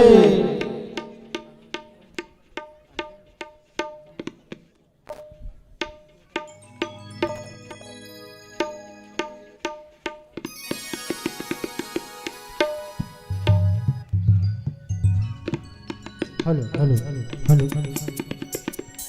देव स्वरूपा देवी स्वरूपा माताओं एवं देवतुल्य भाइयों, आज हम सप्तम दिवस की कथा में जिनके सौजन्य से हम लोग कथा का रसपान कर रहे हैं, मैं ऐसे सम्मानित परिवार, ऐसे पूजनीय परिवार को मैं सादर आमंत्रित करता हूं कि वे अपने ही परिवार के में पले बढ़े एवं आंचल में खेले। ऐसे परिवार को मैं सादर आमंत्रित कर रहा हूं। और वो परिवार है हमारे श्री नेमपाल दास जी वैष्णव जी की परिवार हैं। तो मैं उन सभी परिवारजनों का नाम मैं ले रहा हूं। वे सभी आए और हमारे व्यासपीठ महाराज जी से उसके व्यासपीठ से आशीर्वाद प्राप्त करेंगे। तो इसमें सबसे प्रथम हमारे पूज्य महाराज जी के दादी श्रीमती घसनीन बाई वैष्णव जी से मैं अनुरोध करूंगा कि वे आए, उनको सहयोग प्रदान करेंगे कोई। और इसके पश्चात श्री नेमपाल दास जी वैष्णव, जो कि यहाँ पर 2-2.5 वर्ष पूर्व पहले ही यहाँ पर प्रथम भागवत ज्ञान यज्ञ का वाचन किए थे, मैं उनको सादर आमंत्रित करता हूँ। और ये महाराज हमारे सामने जो कथा का वाचन कर रहे हैं, वे जो है हमारे गांव के द्वितीय भागवताचार्य हैं, जिनको मैं सादर नमन करता हूँ। उनकी माता जी श्रीमती यात्री देवी वैष्णव वो आए और महाराज जी से व्यासपीठ से आशीर्वाद ग्रहण करेंगे। श्री नेमपाल दास जी वैष्णव, श्रीमती यात्री देवी वैष्णव, श्रीमती रुक्मणी देवी वैष्णव, जो कि हमारे व्यासपीठ महाराज की धर्म पत्नी है, और श्री प्रीति कमल वैष्णव जी, जो उनके अनुज हैं, जो कि आज के हमारे इस कथा यज्ञ के संगीतज्ञ हैं और वादक भी हैं। और उनकी धर्म पत्नी श्रीमती ललिता देवी वैष्णव, और महाराज श्री के बहन श्रीमती तृप्ति देवी वैष्णव, और उनके बहनोई श्री प्रीति वैष्णव, और महाराज श्री के बुआ जी हैं और उनके फूफा जी हैं, वो सभी जैसे कि श्रीमती पद्मावती वैष्णव, प्रीतम दास वैष्णव, श्रीमती चैतन्य देवी वैष्णव, कुमार दास वैष्णव, हरिओम वैष्णव और नारायण दास वैष्णव, ये सभी बारी बारी से आकर के व्यासपीठ से में जा करके आशीर्वाद प्राप्त करेंगे। तत्पश्चात हमारे यजमान परिवार 5 जने यहाँ पर हैं, 5 परिवार, तो मैं उन सभी से निवेदन करूंगा कि वे सभी परिवारजनों का यहाँ पर खड़े करके तिलक लगा करके और पुष्प माला से सम्मानित करेंगे। हमारे सभी यजमान परिवार ध्यान देंगे, जैसे ही यहाँ पर आएंगे तो आप सब खड़े होकर के उन महान आत्माओं को सम्मानित करेंगे। श्री रामकीर्तन साहू जी और तिलक की व्यवस्था करेंगे यहाँ पर। आगे के स्वागत के लिए श्री हरेंद्र कुमार साहू व्याख्याता को माइक्रोफोन देता हूँ।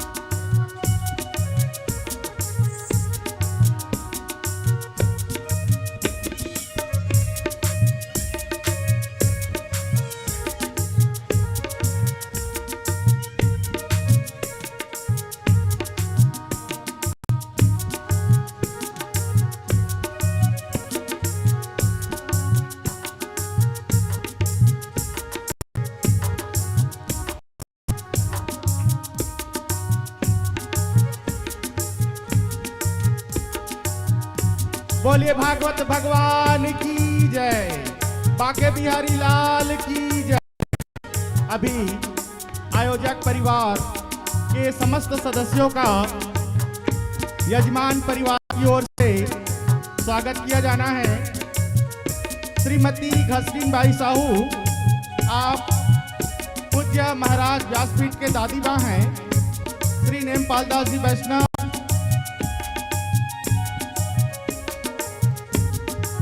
नेमपाल दास जी वैष्णव आप व्यासपीठ के पूज्य पिताजी हैं। श्रीमती यात्री देवी वैष्णव पीठ पर विराजमान है और आपकी धर्म पत्नी रुक्मणी देवी वैष्णव, प्रीति कमल जी वैष्णव संगीत में सहयोग प्रदान कर रहे हैं।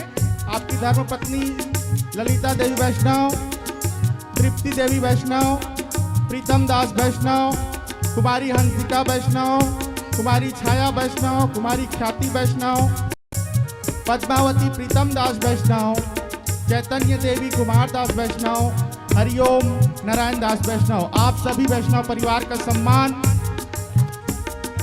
यजमान परिवार की ओर से तिलक और पुष्पहार से हमारे सभी यजमान दंपत्ति श्री देव रुक्मणी साहू, परदेसी हेमलता साहू जी, बेंद्रा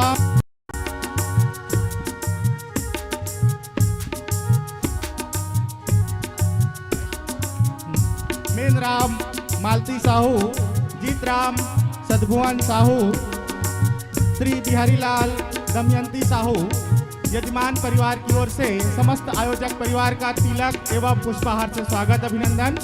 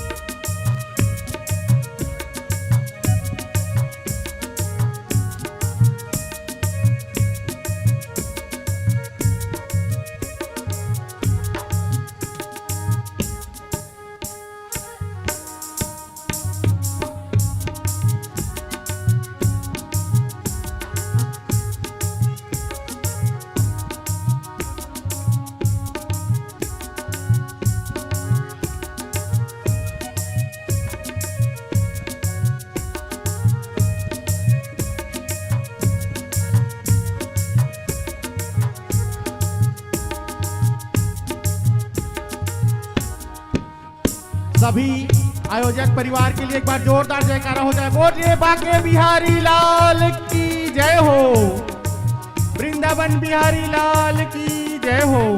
हेलो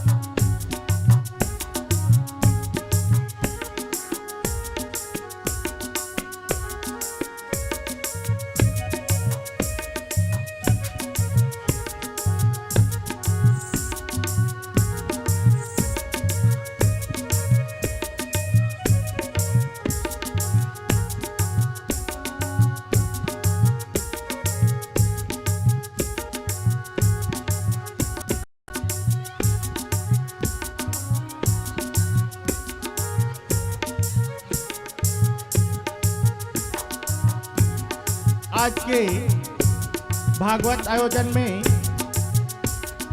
भोजन प्रसाद की व्यवस्था श्री मधु साहू द्वारा श्री कौशल प्रसाद जी साहू सरपंच की ओर से चना प्रसाद एवं श्री संत राम साहू पिंगला की तरफ से चना प्रसाद, श्री धरदीहीन कर्स के सहयोग से केला प्रसाद, परदेसी राम केवट माठापारा कैथा की ओर से खीर कोड़ी प्रसाद, तर्पित एवं प्रिया कैथा की ओर से जलेबी प्रसाद, प्रमोद साहू, रामकीर्तन साहू के सौजन्य से गाजर हलवा का प्रसाद राधे श्याम साहू, रंजित कर्स, प्रांजल प्राणवार पौनी के तरफ से 1 कैरेट केला प्रसाद, श्री दिल कुमार साहू एवं ईश्वर प्रसाद जी साहू 1 पेटी अंगूर प्रसाद आपके सौजन्य से बाके बिहारी के चरणों में समर्पित है प्रसाद के रूप में। आप सभी के सम्मान में एक बार जोरदार जयकारा बोलिए बाके बिहारी लाल की जय।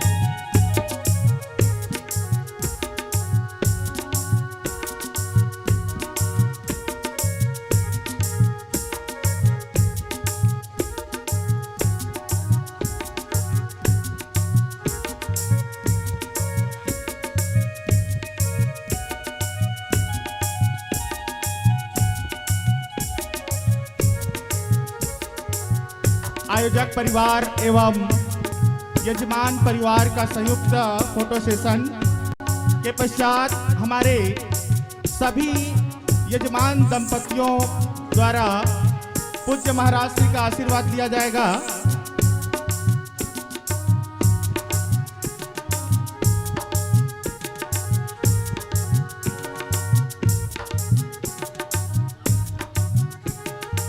मैं आयोजक परिवार के मुखिया श्री नेमपाल दास जी वैष्णव को सादर अनुरोध करता हूं, आज के और इस 7 दिवसीय संगीतमय श्रीमद् भागवत कथा के लिए आपका हम उद्बोधन चाहते हैं। महाराज श्री से निवेदन है, कृपया हम सबको संबोधित करेंगे।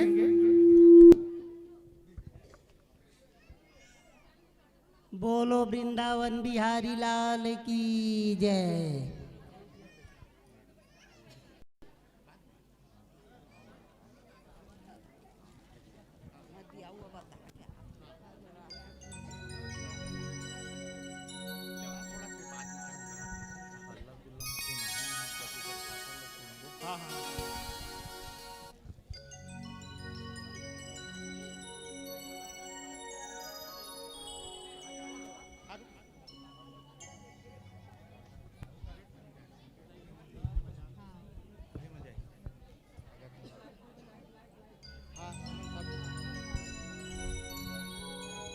हमारे इस 7 दिवसीय संगीतमय श्रीमद् भागवत कथा के सभी यजमान परिवार से निवेदन है, आप सभी क्रमशः पूज्य महाराज श्री पंडित श्री क्रांति कमल वैष्णव से आशीर्वाद ग्रहण करेंगे।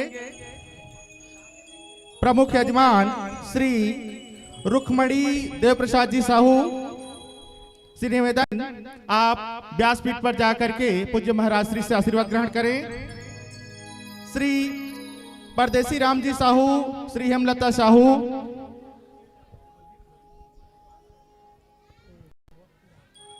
श्रीमती मालती देवी साहू, श्री महेंद्र राम जी साहू शिक्षक,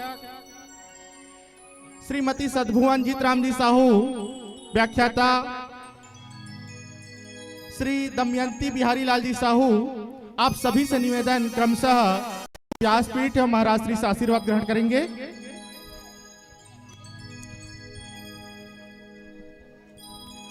बोलिए बाके बिहारी लाल की जय, श्री राधे रानी सरकार की जय। तो आइए सब मीठी मीठी ताली से सेवा करेंगे। Hello hello hello. सांवरे को दिल में बसा कर तो देखो, दुनिया से मन को हटा कर तो देखो। हमारे सभी यजमानगण श्रीमती रुक्मणी देवी साहू, देव प्रसाद साहू, श्रीमती हेमलता साहू, परदेसी राम साहू, श्रीमती मालती देवी, महेंद्रराम साहू, श्रीमती सद्भुवन साहू, जीतराम साहू, श्रीमती दमयंती साहू, बिहारी लाल साहू, आप सभी से निवेदन क्रमशः पूज्य महाराज श्री एवं व्यासपीठ से आशीर्वाद ग्रहण करें एवं कुछ और स्वागत का नाम।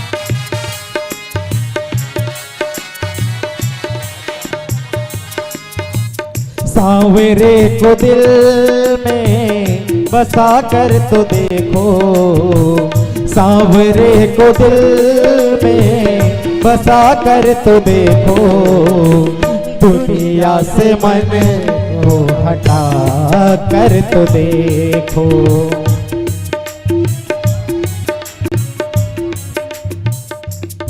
बोलो वृंदावन बिहारी लाल की जय।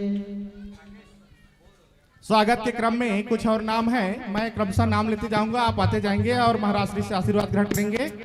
श्री प्रेमदास जी साहू सपरिवार कैथा, श्री बुद्धेश्वर साहू जी सपरिवार कैथा, श्री मुरीत राम जी कैवर्त सपरिवार कैथा, श्री बसंत कुमार जी साहू व्याख्याता कैथा, श्रीमती भगवती साहू जंगहन, मधु साहू सपरिवार कैथा, पवन देवांगन जी पूरा परिवार बिलाईगढ़ से हैं, आप महाराज श्री से आशीर्वाद ग्रहण करें। श्री राधे श्याम जी साहू पौनी, श्री रंजित कर्ष जी पौनी, प्रांजल पड़वार जी पौनी, धनबाई वैष्णव खपरीडी, झूलबाई वैष्णव खपरीडी, ईश्वरी वैष्णव खपरीडी, श्री बजरंग जी खपरीडी सपरिवार, दिग्विजय ईश्वर वैष्णव कैथा, संदीप केवट सोनाडुला। आप सभी से निवेदन, कृपया आकर के पूज्य महाराज श्री से आशीर्वाद ग्रहण करें। श्री अंतराम जी यादव सपरिवार आकर के पूज्य महाराज श्री एवं व्यासपीठ से आशीर्वाद ग्रहण करें।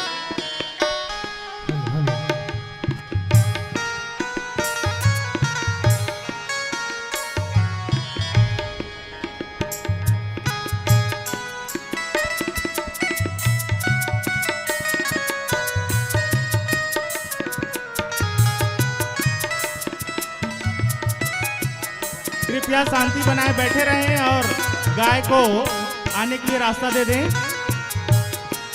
हल्ला ना करें, बैठ जाएं।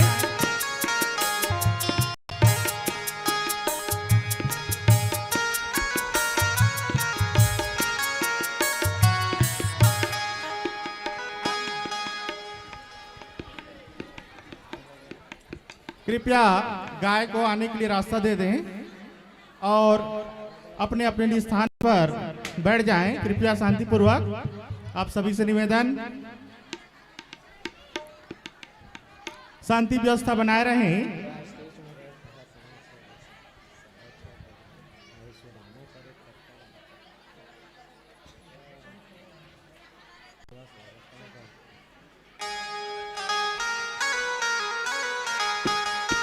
आप सभी श्रद्धालु भक्तजनों से निवेदन, कृपया अपने अपने स्थान पर बैठ जाएं और कार्यक्रम का आनंद लें।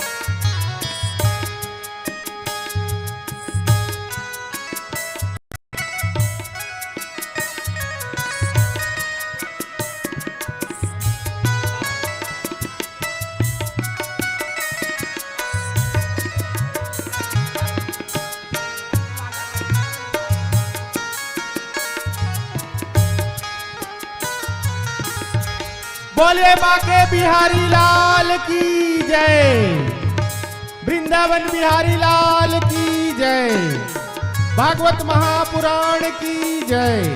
आप सभी से निवेदन, कृपया शांतिपूर्वक बैठे रहें और हमारे इस कार्यक्रम के आयोजक पूज्य महाराज श्री नेमपाल दास जी वैष्णव का उद्बोधन का कार्यक्रम है, संक्षिप्त उद्बोधन। मैं ससम्मान आमंत्रित करता हूँ श्री नेमपाल दास जी वैष्णव को। महाराज जी से निवेदन है, इस कार्यक्रम के संदर्भ में हम सबको संबोधित करेंगे श्री नेमपाल दास जी वैष्णव।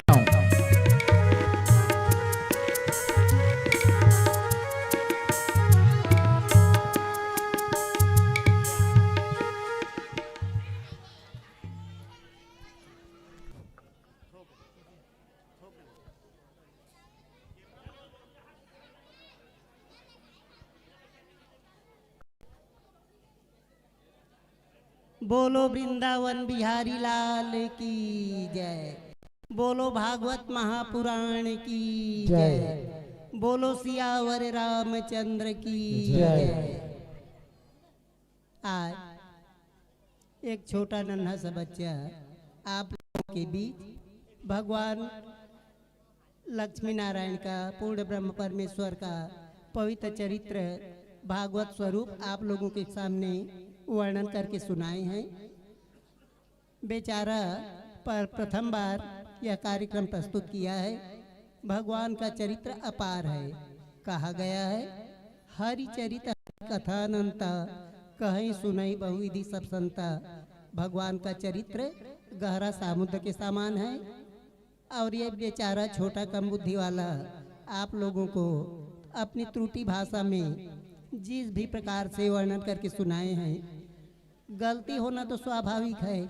कृपया इनके कथन में कोई भी गलती हो गया होगा तो कृपया आप सब अपने ही पुत्र समझकर उन्हें क्षमा करने की कृपा प्रदान करेंगे। मनुष्य को चाहिए गुण को ग्रहण करना चाहिए और अवगुण का परित्याग करना चाहिए। जैसे हंस दूध को ग्रहण करते हैं और पानी का परित्याग करते हैं, वैसे ही प्राणी को गुण ग्रहण करना चाहिए, अवगुण का त्याग करना चाहिए। छोटा मोटा कुछ भी अपराध हो जाए उसे क्षमा करते रहना चाहिए। अभी आप लोगों को 7 दिन श्रीमद् भागवत का जो चरित्र सुनाए हैं तो उनमें कई प्रकार के सुंदर गुण वर्णन है। तो कृपा करके गुण को ग्रहण करते हुए उनके बताए हुए सही रास्ते में चलकर भगवान ने जैसे जैसे लीला दिखाए हैं उन्हें ग्रहण कर अपने जीवन में उतारने की कृपा करें। और सुंदर ऐसे ही सदैव इस कार्यक्रम को सुनते रहना चाहिए। आप सभी लोगों के सहयोग से इतना बड़ा कार्य संपन्न हुआ। इसमें आप सब जी जान से तन मन धन देकर जो भी योगदान किए हैं उसके लिए हम सब सपरिवार आभार हैं। हम सब आप लोगों को यही आशीर्वाद देना चाहते हैं और हम सब की यही इच्छा है। कृपा करके इसी तरह जो भी कार्यक्रम हो, जो भी हमारे ऊपर आने वाला हो, कृपया उस पर ध्यान देते हुए इसी प्रकार के सहयोग प्रदान करते रहें। यही आशा के साथ मैं आप लोगों से बोलो वृंदावन बिहारी लाल, बोलो सियावर रामचंद्र की जय। बहुत बहुत धन्यवाद आदरणीय महाराज जी। हम सब जान रहे हैं कि ये हमारे सरल सहज किस प्रकार के व्यक्ति हैं, महाराज हैं, इनको सब जान रहे हैं। और इनका प्रथम कथा हमारे ही गांव में प्रथम कथा यहाँ का भागवत महापुराण का महाराज श्री के द्वारा किया गया है। इसके बाद इनके बड़े सुपुत्र महाराज पंडित क्रांति कमल वैष्णव जी के द्वारा हम सबको रसपान का कथा सुन रहे हैं। और मैं यही क्रम पहले ये प्रथम बार ये अपने जीवन में पहले यहाँ किए, उसी प्रकार से हमारे व्यास महाराज जी पहले हमारे ही गांव में शुरुआत किए हैं। मैं ये अनवरत क्रम सदा चलते रहे, ऐसा मैं श्री प्रीति कमल वैष्णव जी से मैं उनका नंबर आ गया है। तो मैं ये चाहता हूँ कि अगला कथा हमारे श्री प्रीति कमल वैष्णव जी द्वारा होना चाहिए और मैं ऐसे उनके मन में भाव जागृत हो और उनके वाणी में ऐसा सरस्वती माता जो है प्रदान करे कंठ में और भागवत महापुराण से जी मैं निवेदन करता हूँ, प्रणाम करता हूँ। वो अगला कथा के रूप में हमारे महाराज श्री जी से हम सबको सुनने को आनंद मिले और अनुभव मिले और प्राप्ति हो। बहुत बहुत धन्यवाद। राधे राधे राधे। श्रीमद् भागवत महापुराण की जय हो। इसके पश्चात हमारे यजमान श्री BL साहू जी कुछ उद्बोधन करेंगे। श्री साहू साहब। बोलिए भागवत भगवान की जय। भागवत भगवान की जय। राधे राधे। राधे राधे। बड़ा सौभाग्य की बात है, हमारे ग्राम कैथा में 7 दिवस से भागवत महापुराण का कथा चल रहे हैं। इसमें हमारे व्यासपीठ महाराज जी अपने मधुर वाणी से हमको सबको भागवत का कथा सुनाए हैं और उसके कुल मैं कोट साहब उनको प्रणाम करता हूँ मैं। और हमारे जजमान परिवार की ओर से महाराज नेमपाल जी वैष्णव को उनके परिवार सहित कथा सुनाने के लिए उनको सादर प्रणाम, धन्यवाद, साधुवाद।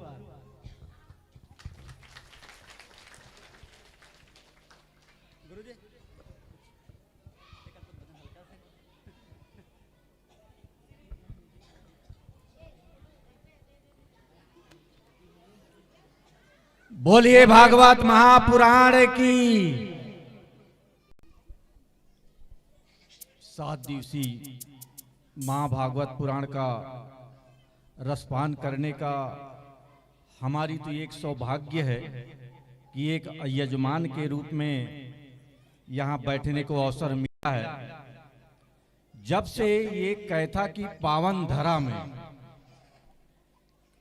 संत पवन दीवान सबसे पहले जब हम लोग छोटे थे उसी समय से उसका चरण जो है कैथा में पड़ा है। तब से हमारे गांव के देवी स्वरूप महिलाएं, देव स्वरूप पुरुष भक्ति भाव में लीन रहते हैं और उसी दिन से हमारे ग्राम कैथा में भागवत का आयोजन, रामायण का आयोजन, गायत्री माँ की आयोजन, अनेक प्रकार की कार्यक्रम यहाँ होते चला आ रहा है। तो हम सब बड़ी खुशी की बात है कि हमारा एक ग्राम कैथा के लिए एक सौभाग्य की बात है कि आज हमें परम पूज्य गुरुदेव क्रांति कमल के श्रीमुख से श्रीमद् भागवत कथा का रसपान करने का अवसर मिला है। ऐसे गुरुदेव को मैं सत सत नमन करता हूँ, प्रणाम करता हूँ। बहुत बहुत धन्यवाद। एक बार जोर से बोलिएगा राधे राधे। राधे राधे। राधे राधे। राधे राधे। समय को ध्यान में रखते हुए मैं अपनी वाणी विराम लेता हूँ।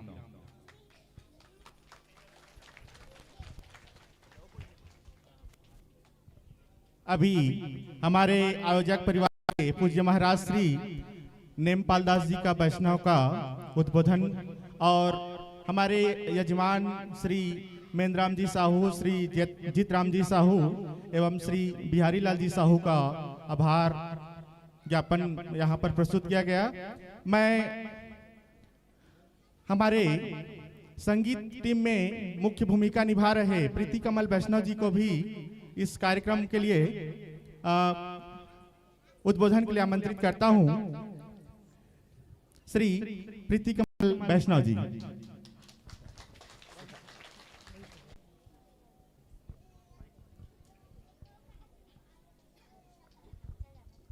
बोलिए बांके बिहारी लाल की जय। बोलिए राधे रानी सरकार की जय।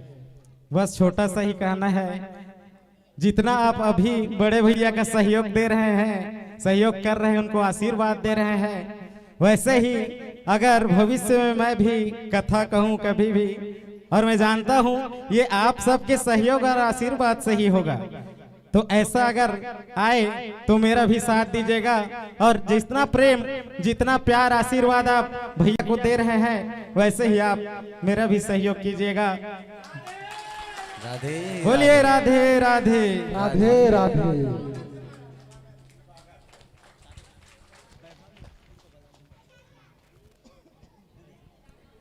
बहुत बहुत धन्यवाद प्रीति कमल वैष्णव जी आपके उद्बोधन के लिए। और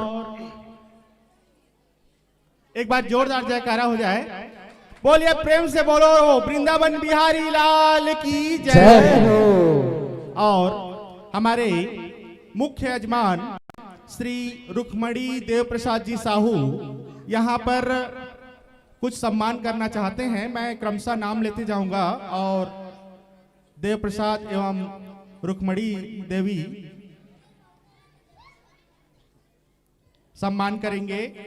सर्वप्रथम हमारे कथावाचक पंडित क्रांति कमल वैष्णव जो श्री धाम वृंदावन से शिक्षा प्राप्त हैं और अनमोल कृष्ण तिवारी जी महाराज के कृपा पात्र हैं, उनका सम्मान पुष्पाहार से और अंग वस्त्र गमछा भेंट करके हमारे यजमान परिवार के श्री देव प्रसाद रुक्मणी देवी साहू के द्वारा और सम्मान करते हुए आशीर्वाद ग्रहण करेंगे।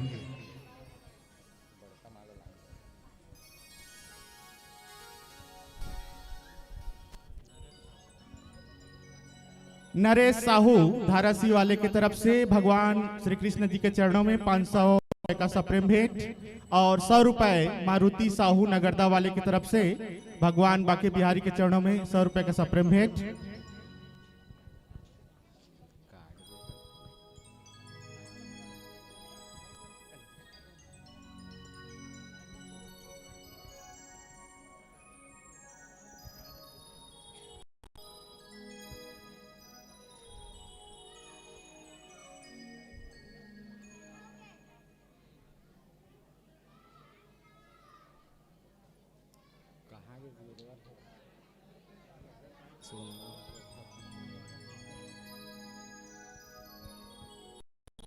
जोरदार तालियों से स्वागत करें महाराज श्री का।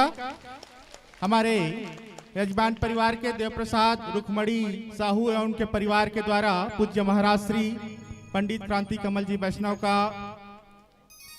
साल भेंट करके सम्मान और आशीर्वाद ग्रहण करते हुए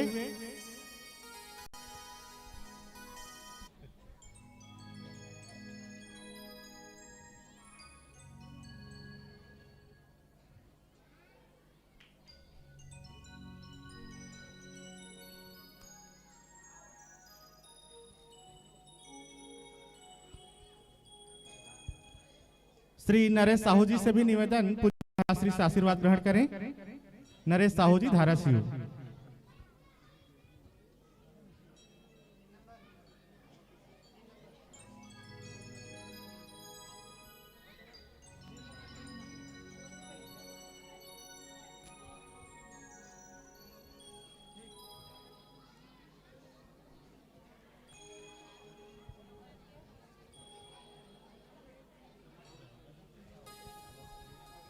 आचार्य पंडित प्रमोद कुमार वैष्णव जी, आप वरण आचार्य हैं और ग्राम मड़वा से हैं। आपका भी सम्मान यजमान दंपति देव प्रसाद रुक्मणी साहू जी के द्वारा।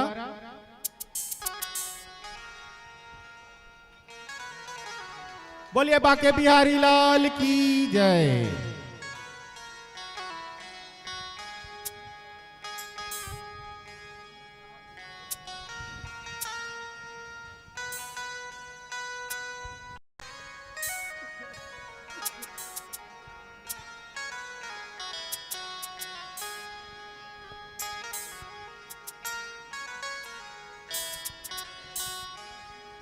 स्वागत के अगले क्रम में हमारे संगीत टीम के मुखिया श्री प्रीति कमल वैष्णव जी, प्रेम वैष्णव जी, प्रीतम वैष्णव, दीपक वैष्णव, गिरवर मानिकपुरी, छत्रसाल केवट एवं संजू पटेल, आप सभी का श्री देव प्रसाद रुक्मणी साहू की तरफ से गमछा भेंट कर सम्मान। कृपया आप सभी से निवेदन है अपने स्थान पर खड़े हो जाएं, आपका सम्मान होना है। जितने भी संगीत टीम के सदस्य हैं, श्री प्रीति कमल वैष्णव जी, प्रीतम वैष्णव, दीपक वैष्णव, गिरवर मानिकपुरी, छत्रसाल केवट एवं संजू पटेल जी, आप सभी से निवेदन कृपया मंच पर आ जाएं।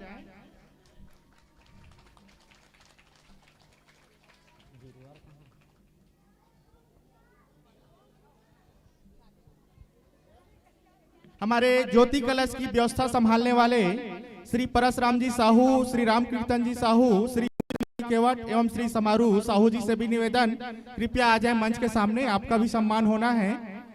देव प्रसाद रुक्मणी के सौजन्य से गमछा भेंट कर मुरीद केवट परशुराम साहू आप यहाँ आसपास हो तो कृपया आ जाएं।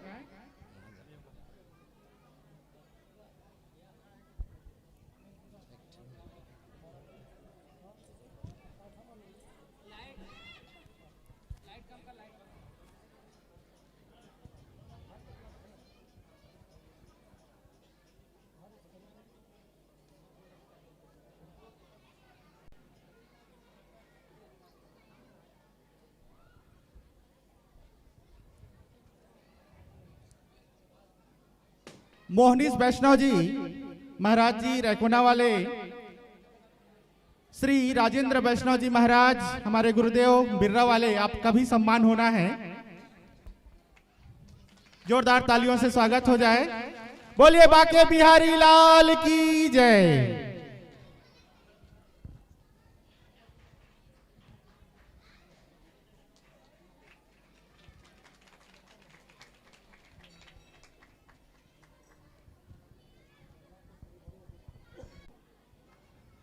यदि पास में है तो आ जाएं। आप ये चारों हमारे ज्योति कलश की व्यवस्था को देखते हैं, दिन रात उनकी सुरक्षा व्यवस्था में लगे रहते हैं। आपके सम्मान में एक बार जोरदार ताली हो जाए। बोलिए वृंदावन बिहारी लाल की जय।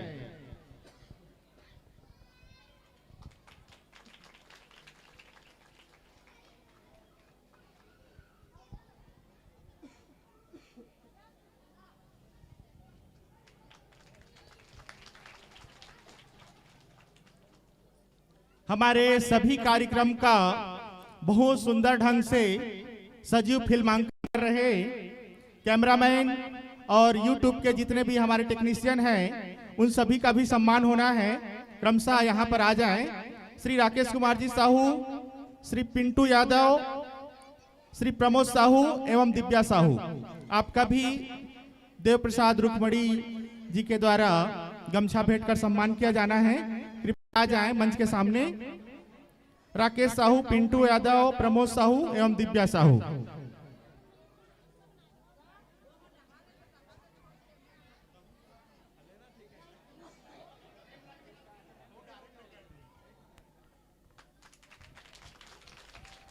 बहुत ही सुंदर इनके द्वारा एक्सट्रीम वीडियो के लाइव करके पूरे कार्यक्रम का प्रचार प्रसार किया जा रहा है। इनके लिए एक बार जोरदार ताली हो जाए। ये सभी एक्सट्रीम स्टूडियो के सदस्य हैं और सभी कार्यक्रम का कैमरा एवं यूट्यूब द्वारा लाइव किया जा रहा है।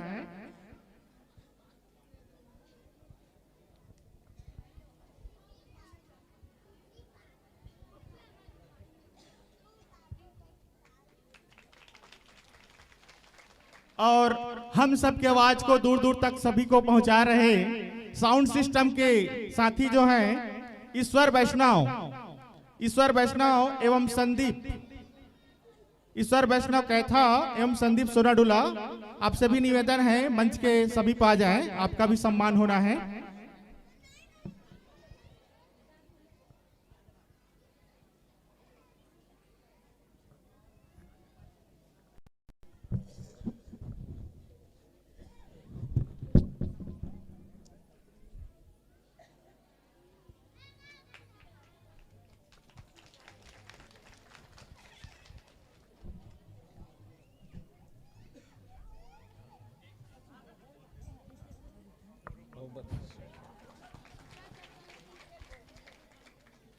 बोलो श्रीमद् भागवत महापुराण की जय। स्वागत के अगले क्रम में हमारे श्री हरिंद्र कुमार साहू व्याख्याता एवं उनकी धर्म पत्नी श्रीमती अश्विनी साहू से आग्रह करता हूँ कि और व्यासपीठ महाराज से आशीर्वाद ग्रहण करेंगे।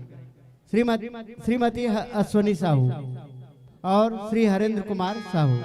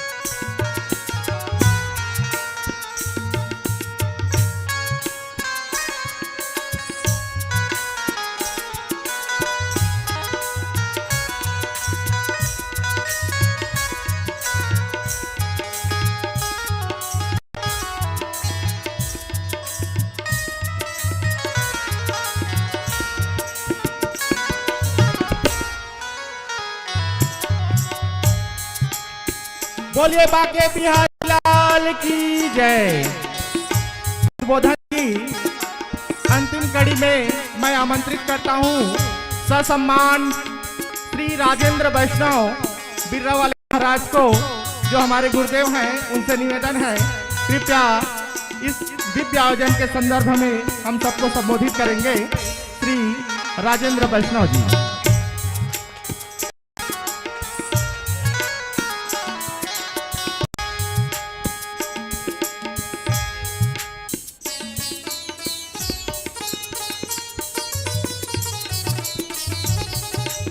जो इस सप्तदिवसीय साप्ताहिक श्रीमद् भागवत के पारायणकर्ता आचार्य हैं, उनसे निवेदन है हम सबको संबोधित करेंगे श्री राजेंद्र वैष्णव जी महाराज बिर्रा वाले। बोलो वृंदावन बिहारी लाल की जय।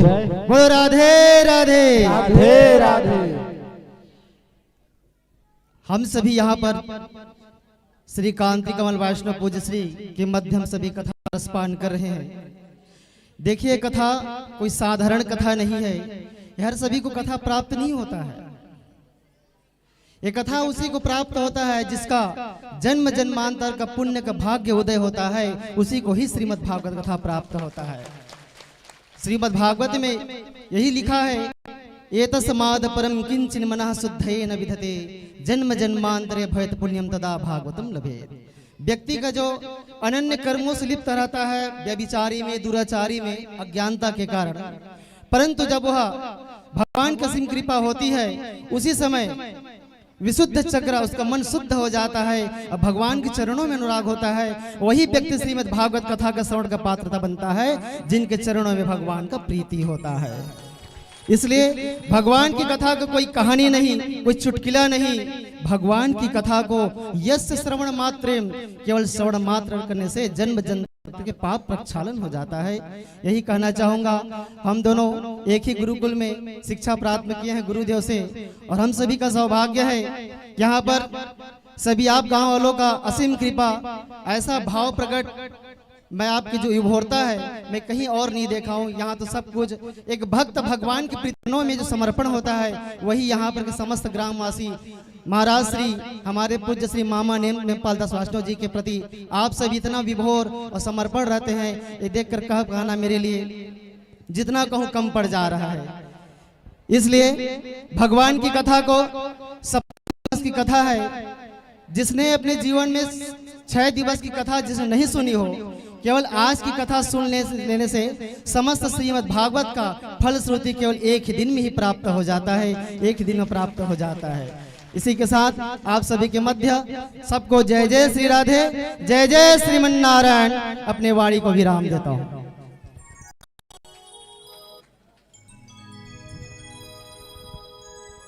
बहुत बहुत धन्यवाद महाराज श्री आपके सारगर्भित उद्बोधन के लिए। और मैं उद्बोधन की अगली कड़ी में वरण आचार्य पंडित श्री प्रमोद कुमार जी वैष्णव को भी आमंत्रित, आपसे भी हम कुछ सुनना चाहते हैं, तो आपसे भी निवेदन करते हैं अपना उद्बोधन के लिए। और निवेदन है कृपया मंच के सम्मुख आ जाएं। प्रेम से बोलो राधे कृष्ण भगवान की जय, के बिहारी लाल की जय, श्री गिरधर गोपाल की जय। तो भक्त वृंद,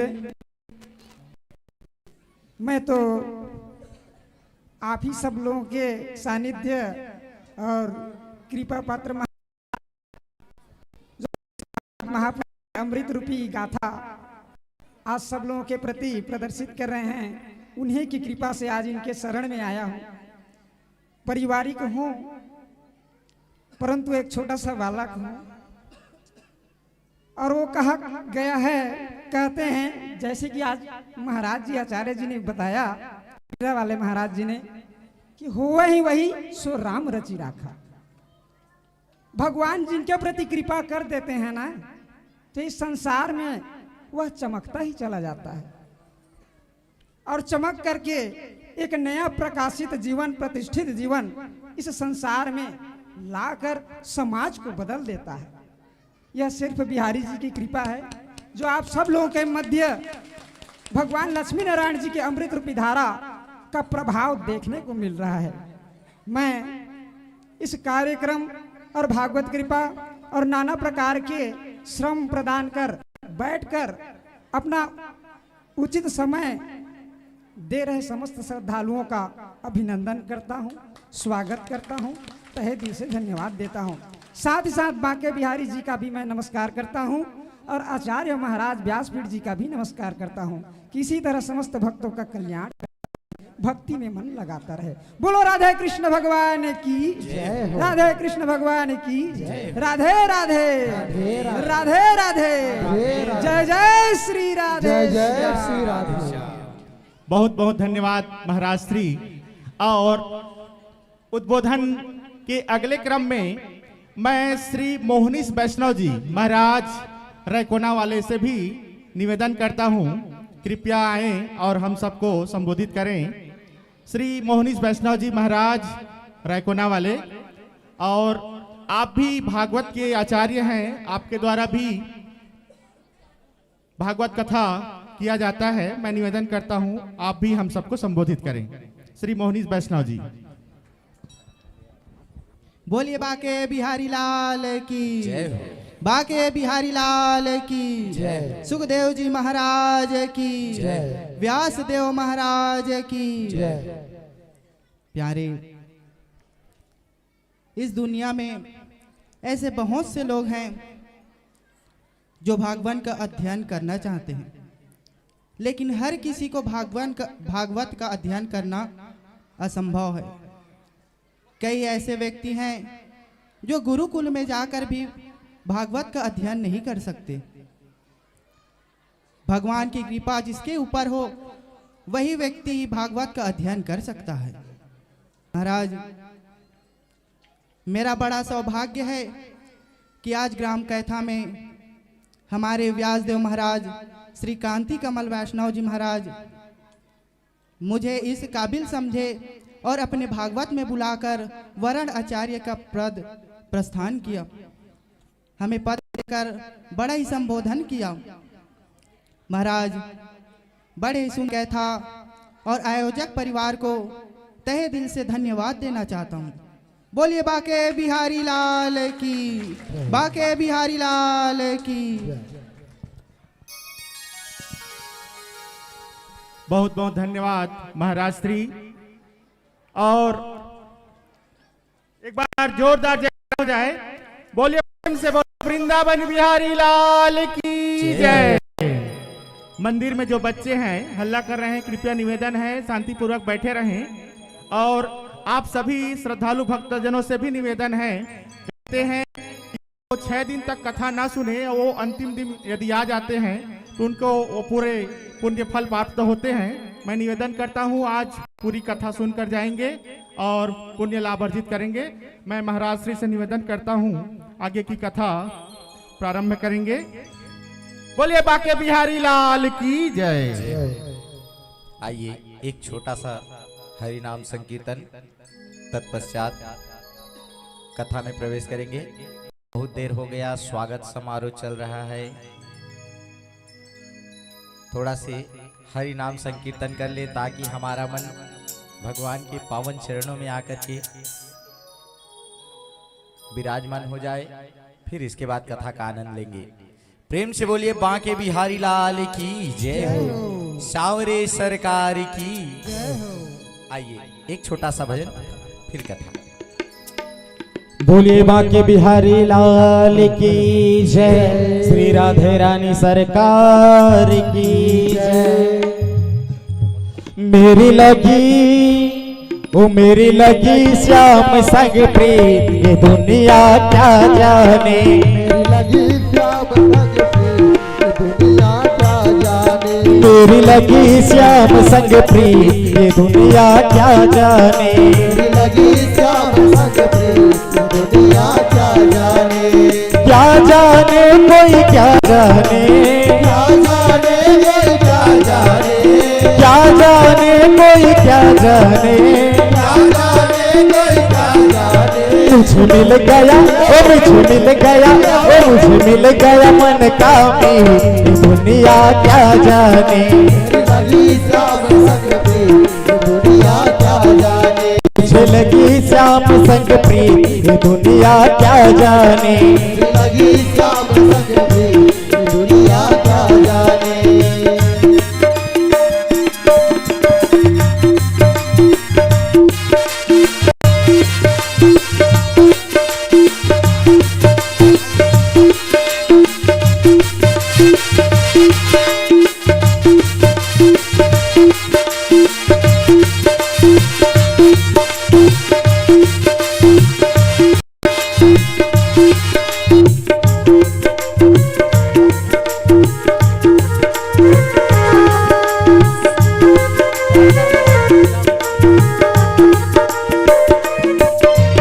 छवि लगी मन श्याम की जब से, लगी मन श्याम की जब से,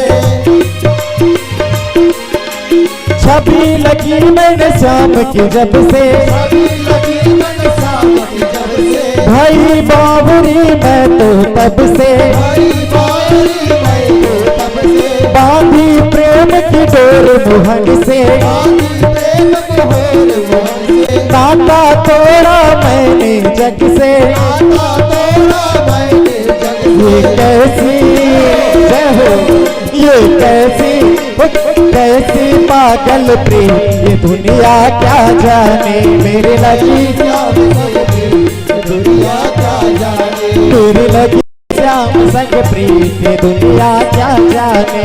लगी श्याम संग प्रीत दुनिया क्या जाने। क्या जाने कोई क्या जाने, क्या जाने कोई क्या जाने, क्या जाने कोई क्या जाने। क्या जाने कोई क्या जाने। मुझे मिल गया, वो मुझे मिल गया, वो मुझे मिल गया मन का मी, ये दुनिया क्या जाने। मेरी लगी दुनिया क्या जाने। वो मेरी लगी श्याम संग प्रीत ये दुनिया क्या जाने। लगी श्याम संग प्रीत दुनिया क्या जाने।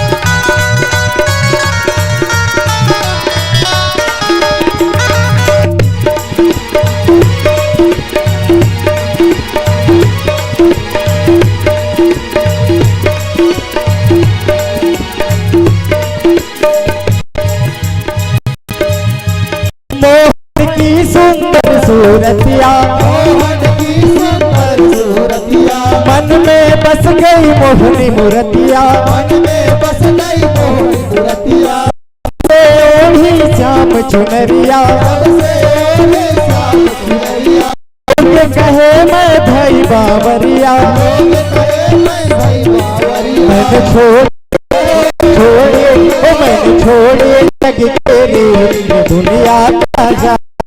लगी श्याम संग प्रीत दुनिया क्या जाने। मेरी लगी श्याम संग प्रीत ये दुनिया क्या जाने। लगी श्याम संग प्रीत दुनिया क्या जाने।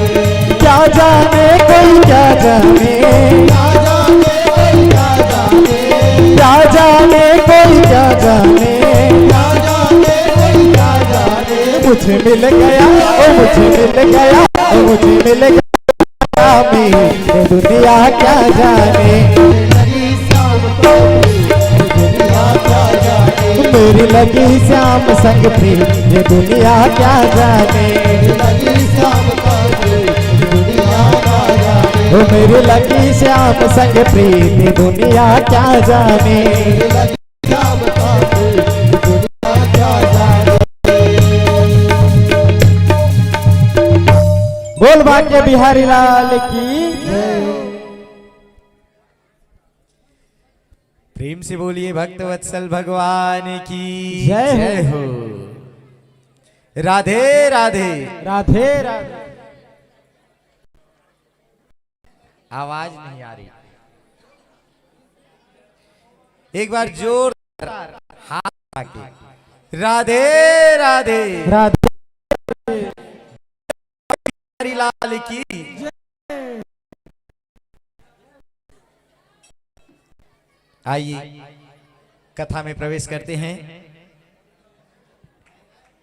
भक्तों, आज 7वां दिवस।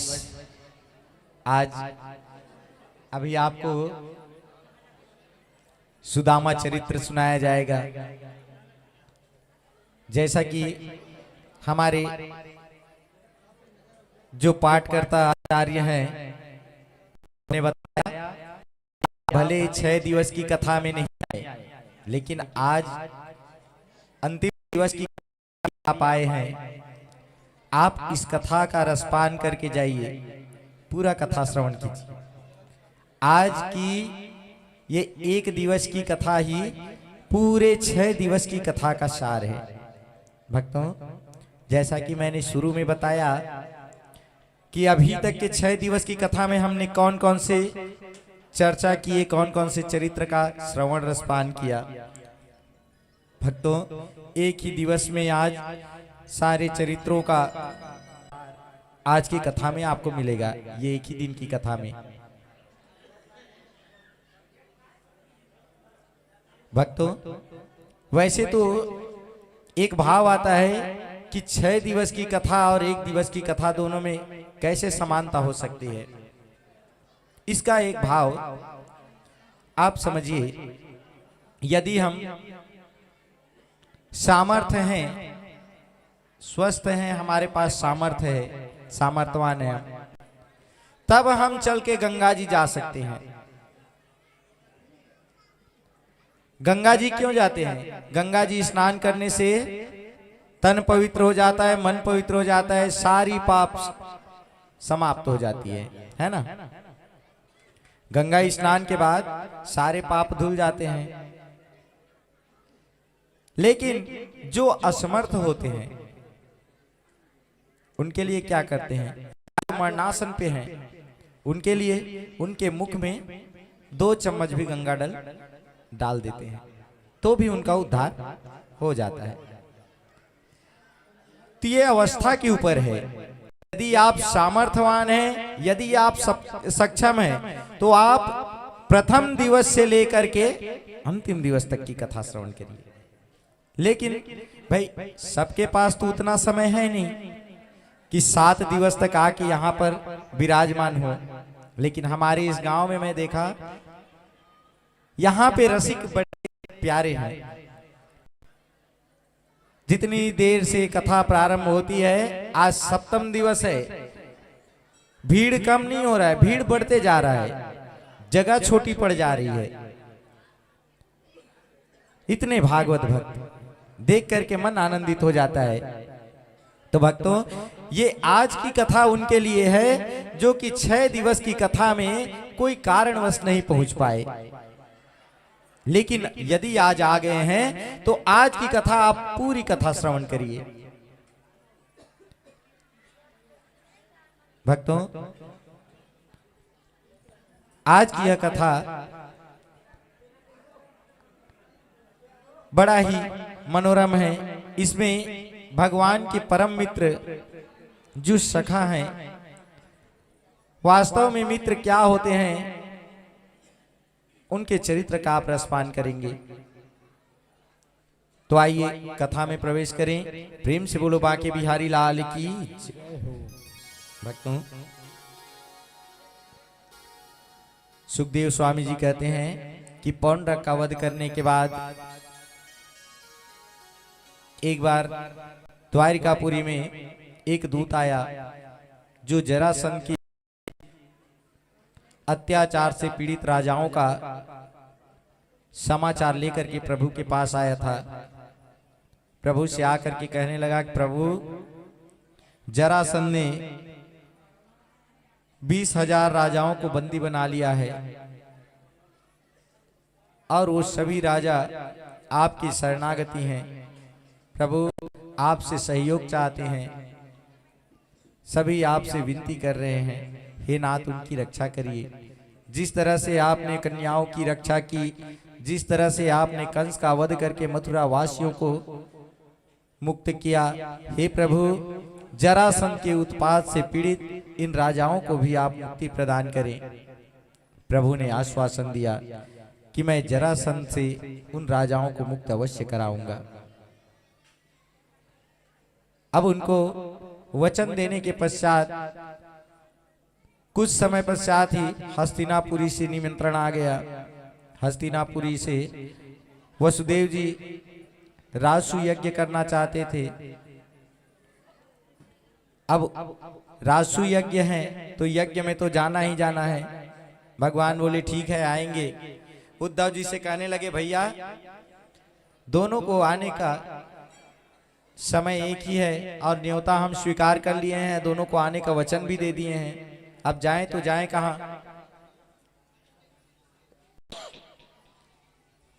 उद्धव जी बोले महाराज यज्ञ में चलते हैं, यज्ञ में जाएंगे, भगवान के पास जाएंगे तो हमें कोई ना कोई रास्ता अवश्य मिल जाएगा। प्रभु बोले ठीक है। दोनों महाराज युधिष्ठिर के यज्ञ में पहुंच गए। अब वहां गए युधिष्ठिर के यज्ञ में, तो ये जो यज्ञ था उसमें सभी राजा युधिष्ठिर के पक्ष में थे। एक दो राजा थे जो युधिष्ठिर के पक्ष में नहीं थे। तो युधिष्ठिर जी बोले ठीक है, कौन कौन नहीं है। लिस्ट बनाया गया तो उसमें सर्वप्रथम जरासंध का नाम आया।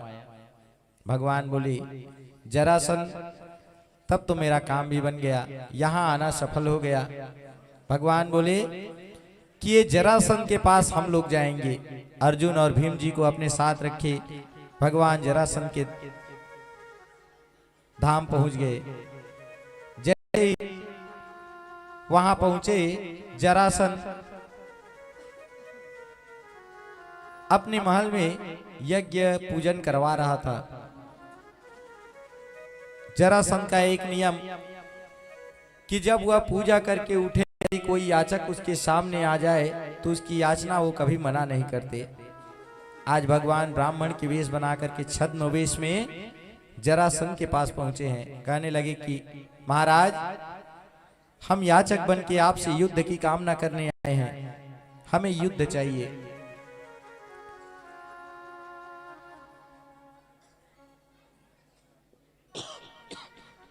जरासंध कहने लगे आप याचक बन के युद्ध की कामना कर रहे हो, आप ब्राह्मण तो नहीं हो सकते, आप पहले अपना वास्तविक परिचय दीजिए।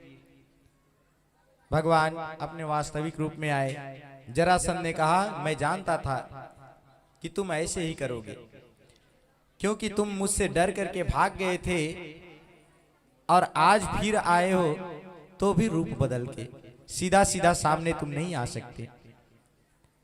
कन्हैया बोले हम तीनों में से कोई एक तुमसे लड़ेगा।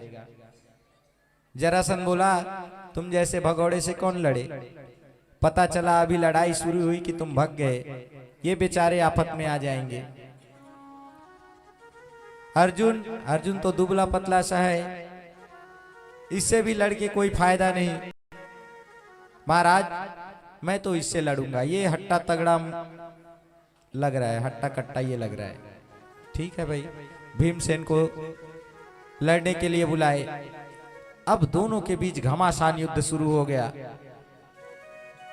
1 2 3 दिन करते करते कई दिन बीत गए, लेकिन ना तो जरासंध हारा ना ही भीमसेन, बल्कि भीमसेन की हालत खराब होने लगी। भीमसेन कहने लगे कन्हैया अरे हड्डी हड्डी दुखने लगा है, अब तो लग रहा है 1 2 दिन और लड़ाई चले तो भैया मेरी ही हार हो जाएगी। पता नहीं जरासंध क्या खाता है, मरने का ही नाम नहीं लेता। कितना प्रयत्न करके देख लिया लेकिन जरासंध मरता ही नहीं। कन्हैया बोले दादा ये कोई ऐसा वैसा राक्षस नहीं है, इसे मारने का दूसरा उपाय करना पड़ेगा। कल आप युद्ध में जाना, लेकिन कल आप जब युद्ध करो तो मेरी तरफ आप ध्यान देना, भक्तों,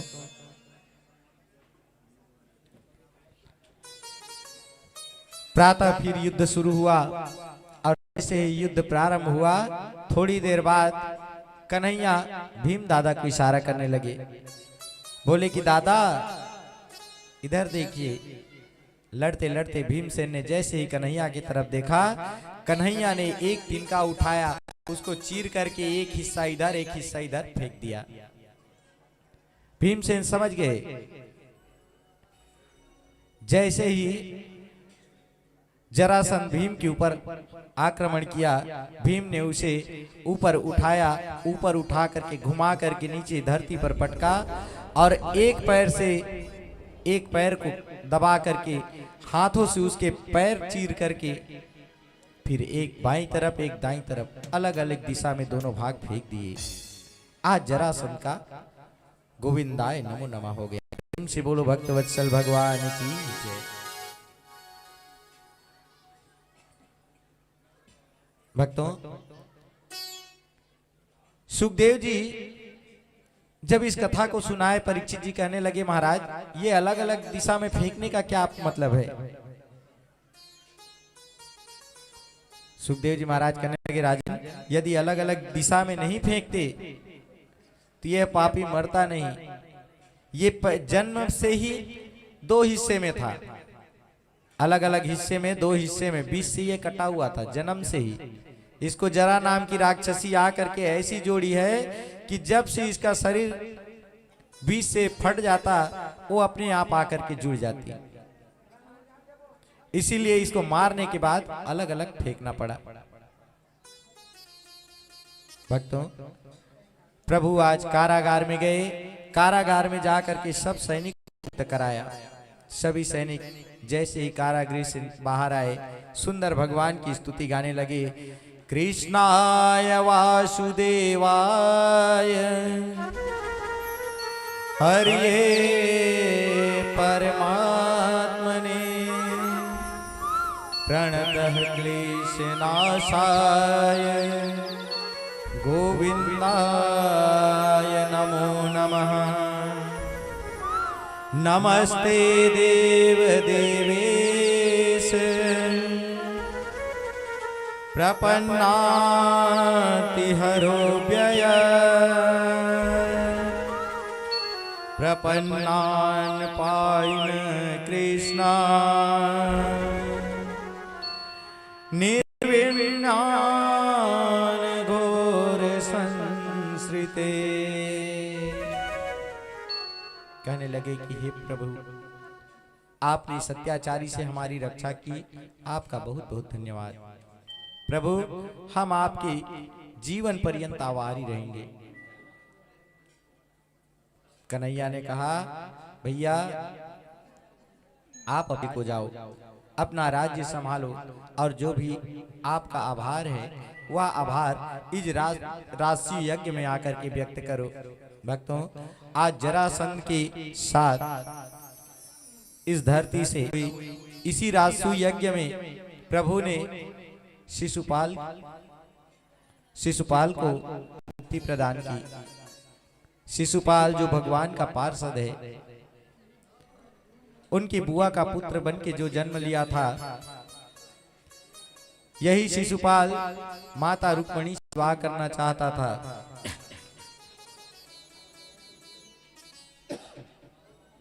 लेकिन प्रभु ने उस समय इसे मारा नहीं, छोड़ दिया था।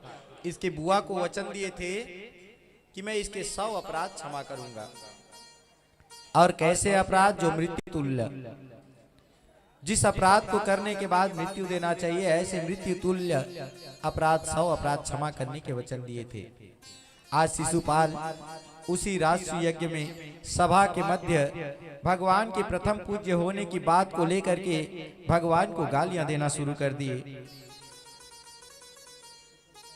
भक्तों, प्रभु ने अपना सुदर्शन चक्र निकाला और शिशुपाल का सिर धड़ से अलग कर दिया।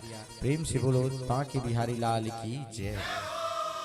उनका दिव्य पुंज आकर के भगवान के श्री चरणों में विलीन हो गया। युधिष्ठिर जी ने पूछा कि महाराज जी से कौन सी गति प्रदान की? भगवान ने बताया कि यह मेरा मुक्ति मिल गई, अब यह मेरे धाम को चला गया। ऐसे प्रभु दीन बंधु हैं। सुखदेव जी महाराज की बातों को सुनकर के परीक्षित कहने लगे, महाराज आपने दीन बंधु दीन बंधु दीन बंधु करके मुझे कथा सुनाई। पूरी कथा में आपने दीन बंधु दीन बंधु दीन बंधु इसी शब्द का उच्चारण ज्यादा किया, लेकिन प्रभु अभी तक कौन से दिन के बंधु बने इसकी कथा नहीं सुनाई। भक्तों, सुखदेव जी को ध्यान आ गया कि मैंने अपने प्रभु के सखा की चरित्र को अभी तक नहीं सुनाया। कहने लगे, राजन तुमने बड़ा ही सुंदर प्रसंग मुझे याद करा दिया। भक्तों, इस चरित्र को सुदामा चरित्र कहते हैं। सुदामा जो प्रभु के बाल सखा, गुरुकुल में जो भगवान के साथ रहा करते थे, गुरुकुल से आने के बाद ना तो प्रभु की सुदामा से भेंट हुई है, ना तो सुदामा को प्रभु से भेंट हुई है, लेकिन दोनों के हृदय में एक दूसरे के लिए प्रेम, बड़ा प्रेम, बड़े भाव की यह कथा है।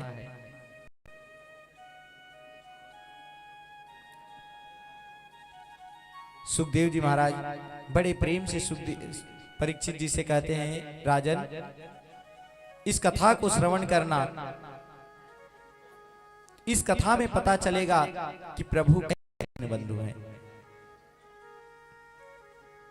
प्रभु की दया कैसे होती है, एक मित्र के प्रति कैसा व्यवहार होता है, कैसा प्रेम होता है, आपको इसी कथा में पता चले। भक्तों, सुखदेव स्वामी जी कहते हैं, राजन कृष्ण स्यासित सभा कसिदे ब्राह्मणो ब्रह्मवित्तमा विरक्त इंद्रियायेषु प्रशांतात्मा जितेन्द्रियः।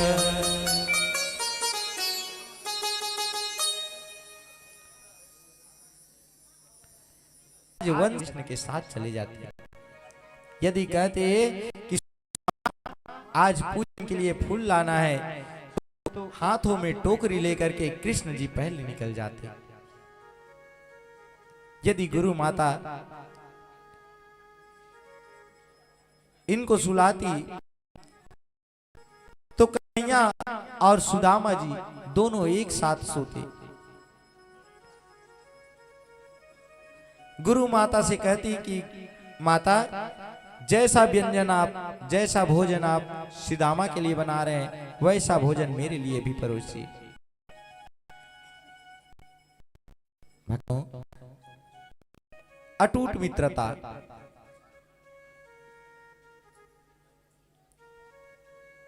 लेकिन यह तो समय है। देखिए, आज एक मित्र राजा बना है और एक मित्र याचक बना है।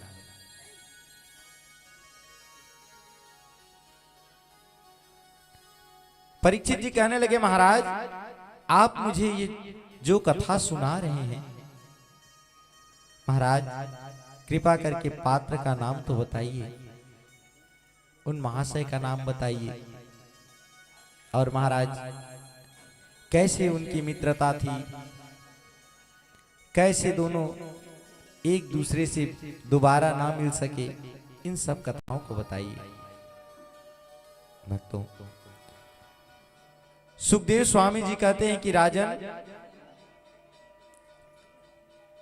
भगवान श्री कृष्ण के मित्र का नाम था सुदामा। सुदामा अर्थात जो सुंदर चीजों का दान करे। भक्तों, आज सुदामा के जीवन में इसी की वजह से उन्होंने अपने मित्र के लिए ऐसा त्याग किया जिसे शायद ही कोई इस धरती पर कर सकता है। भक्तों, सब जानते हैं कि गुरु माता ने सुदामा जी और कृष्ण जी को लकड़ी लेने के लिए जंगल में भेजा था। आपने कथा सुनी होगी। जब श्री दामा जी और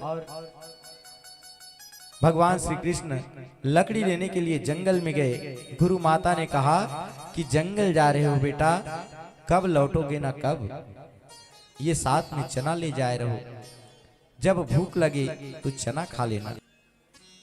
भगवान से छिपा करके सुदामा जी उन चनों को अकेले खा गए थे। क्या सुदामा जी अपने मित्र से ऐसा प्रेम करते थे? सोचने की बात है। जिनकी मित्रता का मिसाल आज सबको दिया जाता है, क्या सुदामा जी ऐसे मित्र थे जो एक चने के लिए अपने मित्र से धोखा कर दे? अरे मित्रता तो ऐसी होती है जिसमें मित्र के लिए यदि जान भी देना पड़े तो जान देने के लिए भी तैयार हो जाती हैं। भक्तों, वास्तव में उस चने को श्राप लगा था। उसी दिन माता जो है चने को पोटली में बांध करके रख रही थी। उनके घर एक याचक आया जो बिल्कुल भूखा था। उसने कहा, माता मुझे कुछ खाने को दे दो। माता ने कहा, आज तो मेरे पास खाने के लिए कुछ भी नहीं है। माता जानती थी कि चने हैं, याचक आया है, चने दे सकती हूं, लेकिन गुरु माता ने चने नहीं दिए। याचक भूख में व्याकुल था। उसके मुख से निकल गया कि जिस तरह से तूने मुझे अन्न नहीं दिया और उस पोटली को छिपा करके रखा, उस चने को जो भी खाए वो भी श्रीहीन हो जाए। इतना भयंकर श्राप उस चने में लगा था। भक्तों, सुदामा जी बचपन से ही ब्राह्मण और गुणवान ब्राह्मण, जंगल में गए, जब उस चने को देखा, उस चने में लगे हुए श्राप को देख लिए। और सुदामा जी तो जानते हैं कि ये ठाकुर जी हैं, ये जगत के पालनहार हैं। यदि चने ठाकुर जी ने खाए और वे श्रीहीन हो गए तो फिर इस जगत का पालन कैसे होगा? प्रेम से बोलो बांके बिहारी लाल की जय। जय हो। सुदामा जी ने कहा कि मैं अपने ठाकुर जी को यह चने खाने नहीं दे सकता। यदि वो श्रीहीन हो जाएं तो इस जगत का विनाश हो जाएगा। मैं ही इस चने का श्राप ले लेता हूं, इस चने को मैं ही खा जाता हूं। प्यारे भक्तों, जगत के रक्षा के लिए जिसने इतना बड़ा त्याग किया हो वो है सुदामा। प्रेम से बोलो बांके बिहारी लाल की जय हो। ये सुदामा एक नाम नहीं है, यह त्याग की मूर्ति है। भक्तों, जो सुंदर चीजों को दान में दे दे, जो अपने लिए ज्यादा जरूरी हो, लेकिन यदि उसको देने वाले के लिए, जो उसको जिसे देना है उसके लिए ज्यादा उपयोगी हो, तो अपना भी सब कुछ उसे दान में दे दे, केवल यह सोचकर कि मेरे इसे देने से इसका कल्याण हो जाएगा। इतना सुंदर सुदामा का पावन चरित्र। भक्तों, सुखदेव जी महाराज परीक्षित जी से कहने लगे, राजन, इतने सुंदर मित्र आज जब एक दूसरे से अलग हुए, गुरुकुल से जाने के बाद एक दूसरे से कभी नहीं मिले। सुदामा जी सुदामापुर को चले गए और प्रभु मथुरा को चले गए। मथुरा में जरासंध का बार बार आक्रमण देख करके प्रभु मथुरा भी छोड़ करके ये द्वारिकाधीश चले गए, द्वारिकापुरी चले गए। वहां जाकर उन्होंने अलग राज्य बसा लिया। तब से एक बार भी दोनों नहीं मिले। भक्तों, आज द्वारिकाधीश की 16,108 रानियां, उनके बच्चे, बहुत बड़ा उनका परिवार। लेकिन द्वारिकाधीश के पास कोई कमी नहीं। सुदामा जी का भी परिवार, सुदामा जी और उनकी पत्नी सुशीला, यथा नाम तथा गुण। पति के इतने पीड़ा देख करके, इतने रहने में दिक्कत, खाने में दिक्कत, रोज भिक्षा याटन के लिए जाते, किसी दिन मिला किसी दिन नहीं मिला, तो भी उनके साथ कदम से कदम मिलाकर चलना, ये एक शीलवती नारी की ही गुण है और यही कर सकती है। भक्तों, सुशीला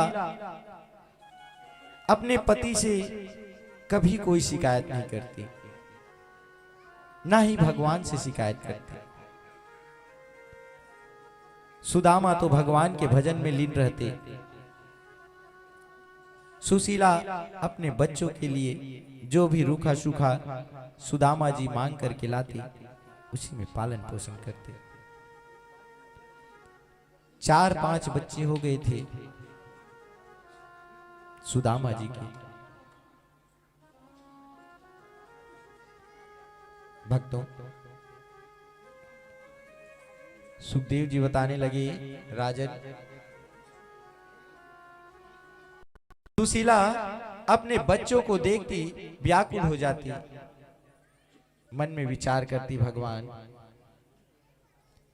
यदि हमारी संतान ना होती तो कितना अच्छा होता।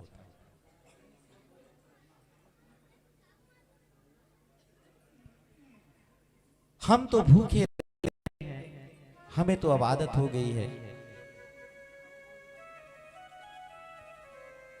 लेकिन हमारी संतान जब रोटी के एक निवाला के लिए, अन्न के एक निवाले के लिए जब ये तरसते हैं तो दिल को बड़ा दुख मिलता है। हमेशा भगवान से यही प्रार्थना करते हैं। एक दिवस की बात है, सुशीला घर में बैठी थी, तभी उनके घर याचक आ गए।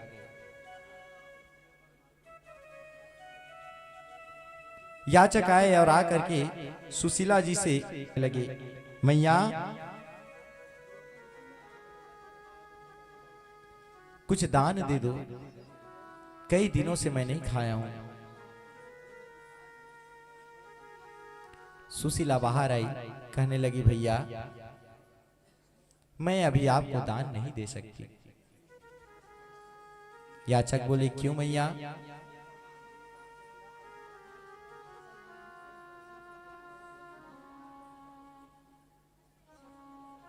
प्रेम से बोलिए बांके बिहारी लाल की। भक्तों, सुशीला कहने लगी, महाराज क्या बताऊं, ग्रहण लगा है महाराज, सूतक लगा है।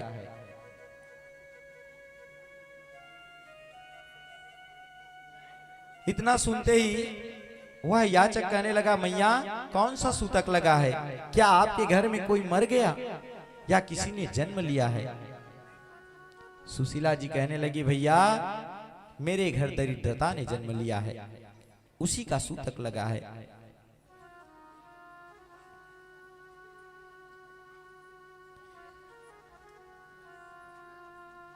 भैया मैं अपनी व्यथा आपको क्या बताऊं? याचक कहने लगा, देवी मैं समझ गया,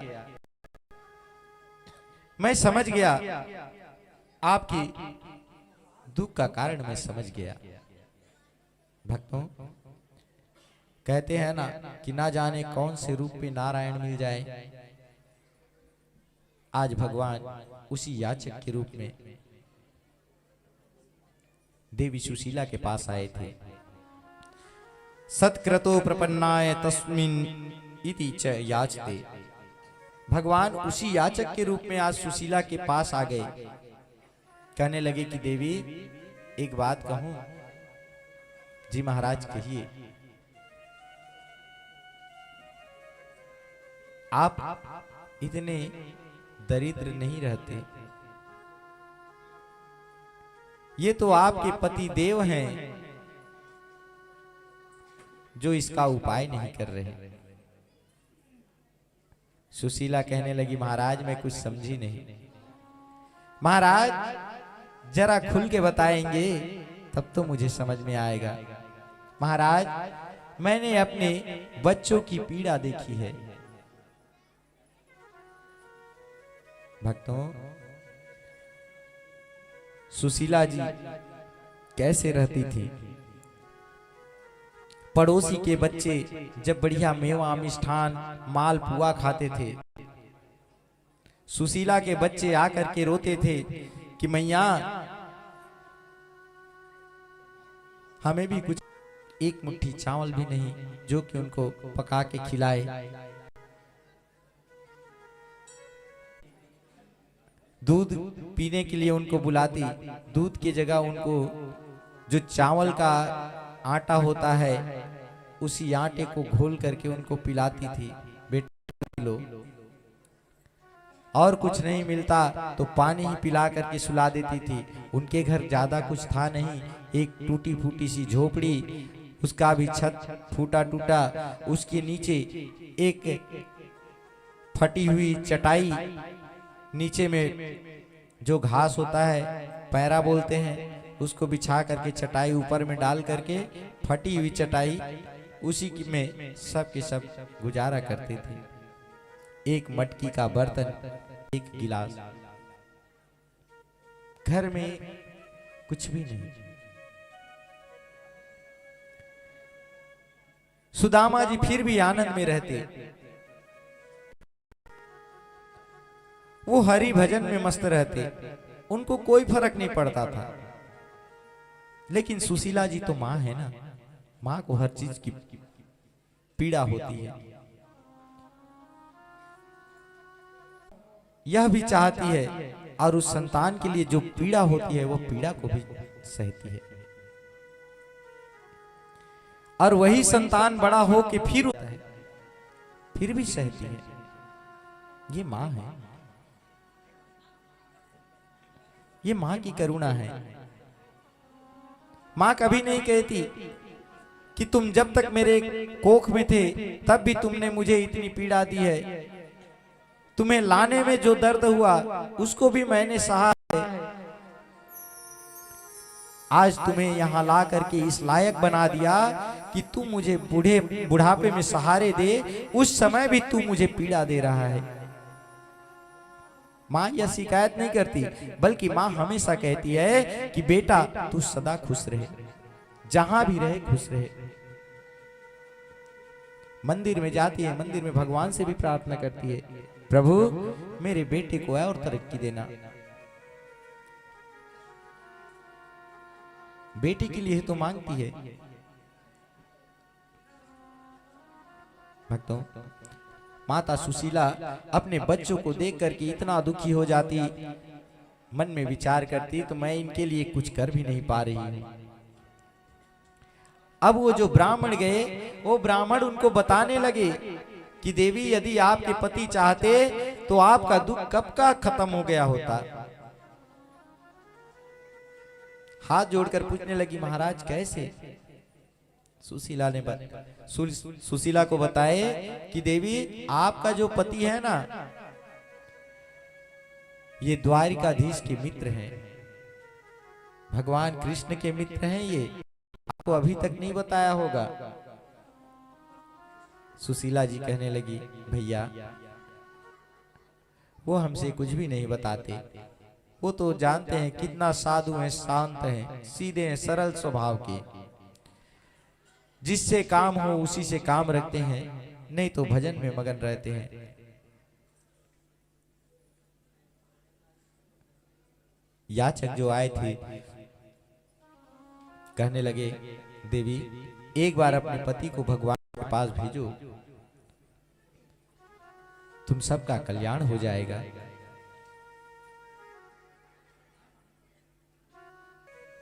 भक्तों, भगवान क्या चाहते हैं?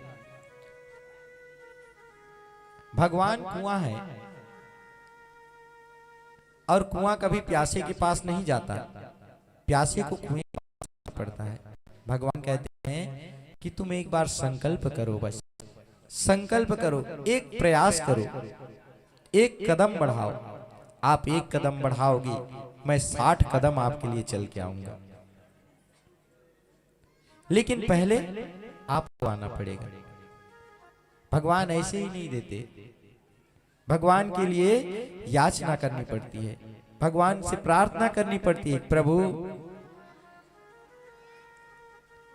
और याचना भी ऐसे, किसी भौतिक वस्तु की यातना मत करो, सांसारिक सुख की यातना मत करो, सांसारिक वस्तुओं को त्याग दो। मैंने पहले दिन की कथा में आपको बताया था कि यदि भगवान से कुछ मांगना है तो भगवान से बस यही मांगो, प्रभु मैं तो जैसा भी हूं तुम्हारा हूं, जैसा भी हूं तुम्हारा हूं प्रभु। चाहे सुख में रख, चाहे दुख में रख, सब आपके हाथ है। अपना सब कुछ सौंप दिया। अब भगवान को पता है कि भाई आपको कमी क्या है।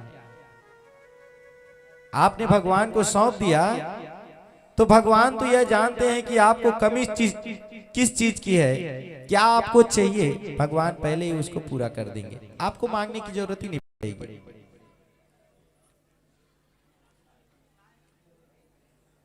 आज सुदामा जी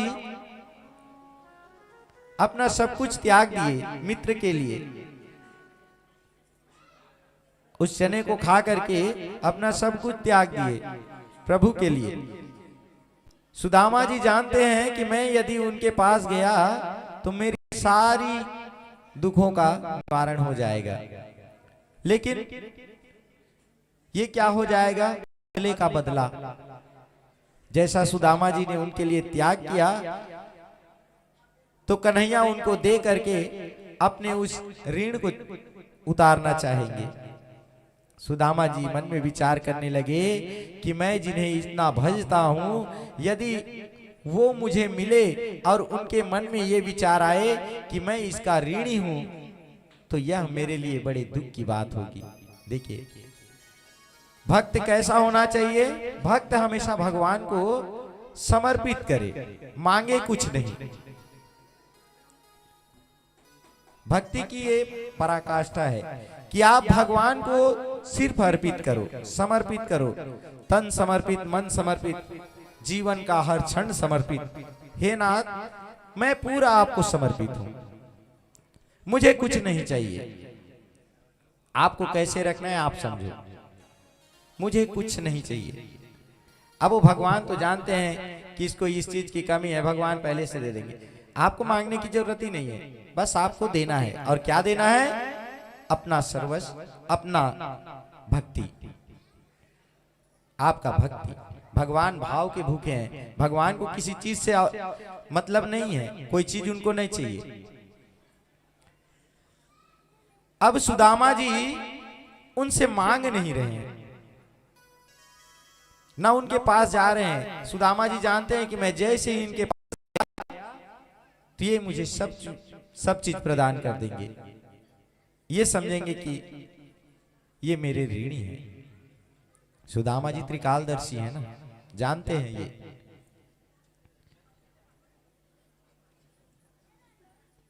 ज्योतिषाचार्य जी हैं, इनको पता है, फिर भी सुदामा जी नहीं जा रहे हैं। बस भाव यही है कि मैंने एक बार जिसका त्याग किया है फिर उसी को दोबारा लेकर आऊंगा।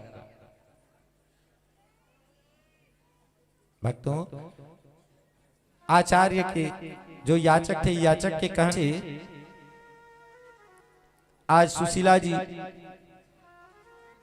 जब सुदामा जी पूजा पाठ करके निवृत्त हुए, आ करके बैठे, सुशीला उनके पास गई और कहने लगी, प्रभु एक विनती करूं। सुदामा जी पूछने लगे, देवी क्या बात है, कहो तो सही। माता सुशीला कहने लगी, प्रभु एक बात बताओ, क्या द्वारिकाधीश आपके मित्र हैं? क्या श्री कृष्ण आपके मित्र हैं? जैसे ही श्री कृष्ण का नाम सुना, सुदामा जी की आंखों से पानी आ गया। सुदामा जी कहने लगे, देवी आज तुमने बड़ा ही सुंदर नाम ले लिया, आज मुझे अपने मित्र की याद दिला दी। देवी तुम मित्र कहती हो, अरे वो मेरे मित्र नहीं बल्कि मेरे भाई हैं, मेरे प्राणों से भी ज्यादा प्रिय।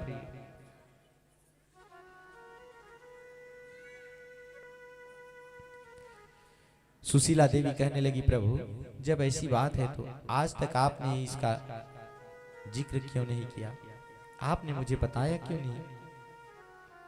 सुदामा जी कहने लगे, देवी बताता क्या बताता, किसी को यदि कहूं कि द्वारिका ये मथुरा के राजकुमार मेरे मित्र हैं, श्री कृष्ण जी मेरे मित्र हैं, तो देवी आज मेरी स्थिति देखो, आज मेरे घर खाने को दाने नहीं है, आज मैं अपने बच्चों को एक वक्त की भी रोटी नहीं दे सकता, 2 वक्त की तो दूर की बात है, 1 वक्त की रोटी भी नहीं ला के दे सकता। ऐसी मेरी स्थिति है और मैं किसी से कहूं देवी कि कृष्ण मेरा मित्र है तो वो मेरी हंसी उड़ाएगा।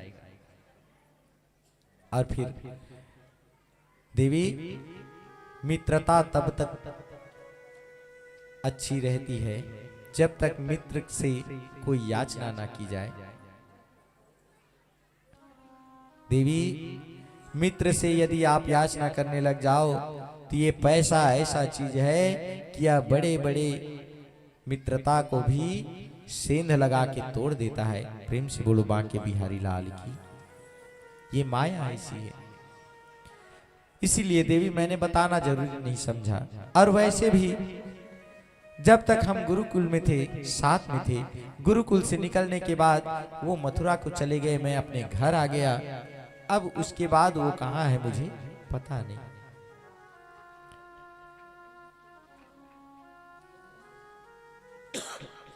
सुशीला जी कहने लगी, प्रभु यदि कभी जाने का मौका मिले तो जाओगे?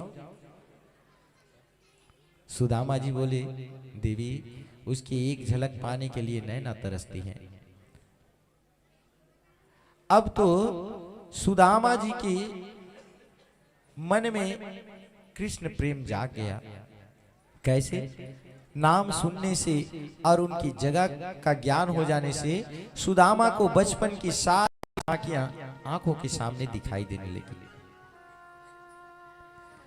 पहले जो सुदामा अपने मन से यह कहते थे कि भैया यदि तुम इस अवस्था में मित्र के पास जाओगे तो वो तुम्हें याचक समझेगा,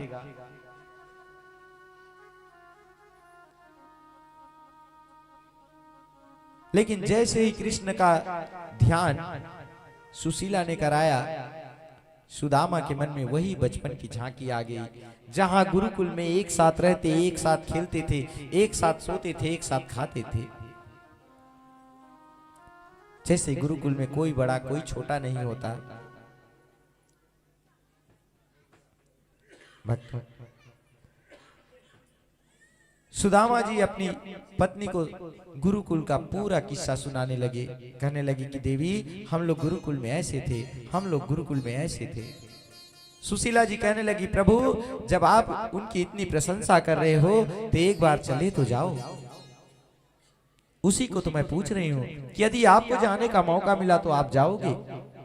सुदामा कहने लगे, देवी चला तो जाऊंगा, लेकिन मन में बस एक ही शंका है, कहीं मैं वहां गया और उन्होंने मुझे ना पहचाना तो? देवी गुरुकुल में थे तो हम दोनों एक जैसे थे, अब गुरुकुल से निकले हैं तो ना जाने वो कितना बड़ा राजा बन गया है और मैं तो याचक बना फिर रहा हूं,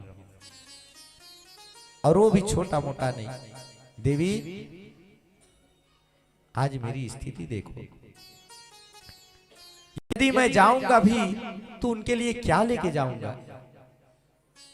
मित्र से, गुरु से, भगवान से यदि इनसे मिलने जाता है व्यक्ति तो कुछ न कुछ लेके जाता है, भेंट लेके जाता है। देवी मैं उनके लिए क्या लेके जाऊंगा? सुशीला कहने लगी, ना देवी व्यवस्था कर दो, चले जाएंगे। देखिए सुशीला जी सुदामा जी से एक बार नहीं बोली कि प्रभु आप वहां जाएंगे तो मांग के लेके आइएगा, धन संपत्ति मांग के लेके आइए, ऐसा कुछ नहीं बोली। सिर्फ कृष्ण जी से भेंट करने के लिए बोली। जैसा कि मैंने आपको बताया कि आपको केवल भगवान से भेंट करनी है, भगवान को अपना सब कुछ समर्पित करके उनसे कहना है कि प्रभु मैं आपका हूं। सुशीला जी जानती हैं कि यदि मेरे पति उनके से सिर्फ जाने मात्र से इनको मांगने की आवश्यकता नहीं पड़ेगी। सुशीला ने जैसे तैसे करके सुदामा जी को तैयार किया। भक्तों, सुशीला जी बड़ी चतुर थी। मन में विचार करने लगी कि यदि मैं ऐसे ही भेजूंगी तो सुदामा जी जाएंगे नहीं। इसीलिए सुदामा जी से कहा कि एक बार आप अपने मित्र से मिल के आओ, जो भी लगेगा मैं आपको ला के दूंगी। और सुशीला भेंट के लिए लेने भी क्या गई, चावल, तंदूल, और वो भी एक घर से नहीं, 4 घर से 4 मुट्ठी तंदूल, 4 मुट्ठी तंदूल लेकर आए। भक्तों, सुशीला अलग अलग घर से 4 मुट्ठी चावल लेके आई, जिसमें से कोई टूटा हुआ दाना था तो कोई मोटा वाला, सब अलग अलग। भगवान देखे तो उनको पता चले कि एक जगह से भी चावल ला करके नहीं दे सकती, अलग अलग जगह चावल मांगने गई है। एक पोटली बनाया तो पोटली भी ऐसे कि जो फटा पुराना कपड़ा है उसी में से। अब उनके पास कोई नया कपड़ा तो है भी नहीं। एक कपड़ा सुदामा जी के पास, एक कपड़ा सुशीला के पास, एक धोती को फाड़ करके सभी बच्चों को कोपिन की तरह पहनाए हैं। इतनी दीन अवस्था। जाते जाते सुदामा जी से माता ने कहा कि देखो जी, आप जा रहे हो तो कन्हैया से मेरी एक बात कहना। आप उन्हें कन्हैया कहते हैं ना, तो कन्हैया से कहना, 1 मास द्वैपाख में 2 एकादशी होए, मेरो घर गोपाल जू नित्य एकादशी होए।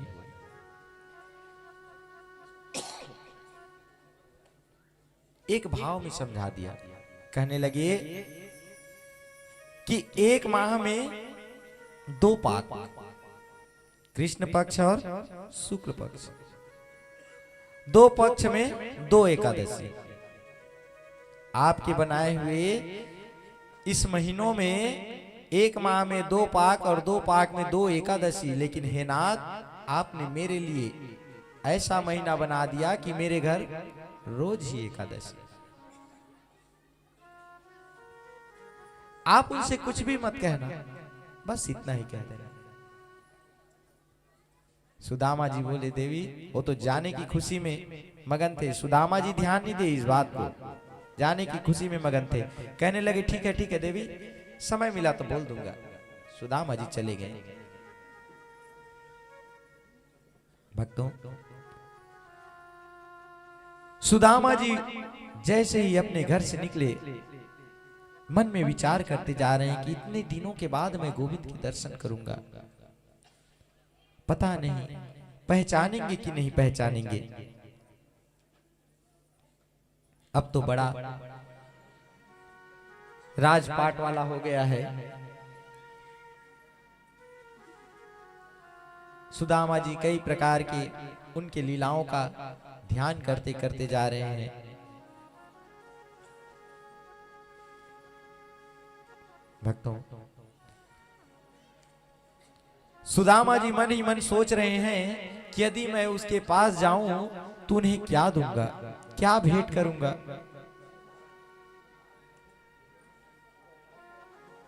आपके बीच सुदामा जी की दिव्य झांकी। लेकिन आपसे एक निवेदन है कि आप जो अब मत दीजिएगा, हमारे एक सहयोगी जाएंगे, आप उन्हीं को चावल की पोटली देंगे। चावल की पोटली कोई भी सुदामा जी को नहीं देंगे। एक विशेष सूचना सुन लीजिए, चावल की पोटली कोई भी सुदामा जी को नहीं देंगे। एक सहयोगी जाएंगे, प्रेम से बोलिए भक्त वत्सल भगवान की जय हो। भक्तों, अब सुदामा जी भगवान कन्हैया से मिलने के लिए निकल गए हैं।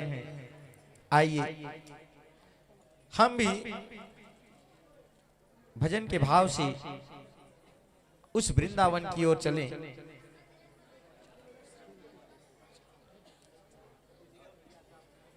और मन में भावना करें, प्रभु जैसे आपने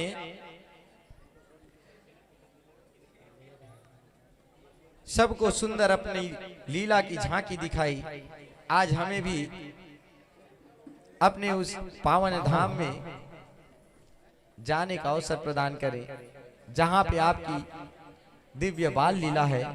प्रभु हम पर उपकार करें। प्रेम से बोलिए बांके बिहारी लाल की जय। क्या है, जब तक आप उनको देंगे तब तक आपकी कथा में रुचि नहीं रहेगी, इसीलिए आप एक भजन में आ जाओ। चलो चलो रे मन श्री वृंदावन धाम।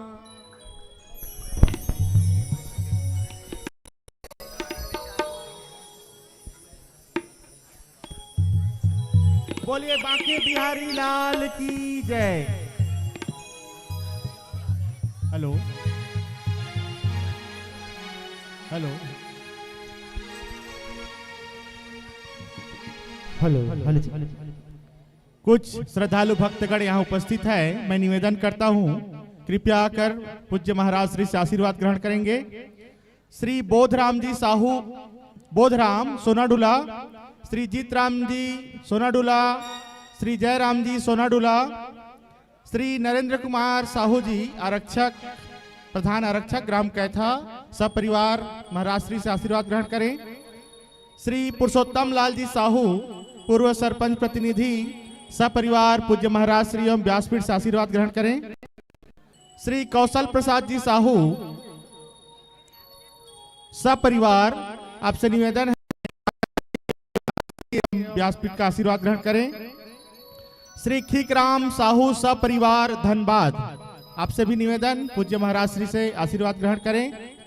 सुनील साहू, SBI कियोस्क कैथा, श्री बहादुर साहू जी कैथा, श्री संतोष कैवर्त जी मणकड़ी एवं प्रहलाद साहू जी सपरिवार बनाहिल, आप सभी से निवेदन। खगेश कुमार साहू जी ग्राम कैथा, उपाध्यक्ष साहू समाज, आप सभी निवेदन आकर पूज्य महाराज एवं व्यासपीठ से आशीर्वाद ग्रहण करें। जितने लोगों का नाम लिया गया है कृपया आकर के महाराज श्री से आशीर्वाद ग्रहण करें। बोलिए बांके बिहारी लाल की जय। श्री राधे रानी सरकार की जय।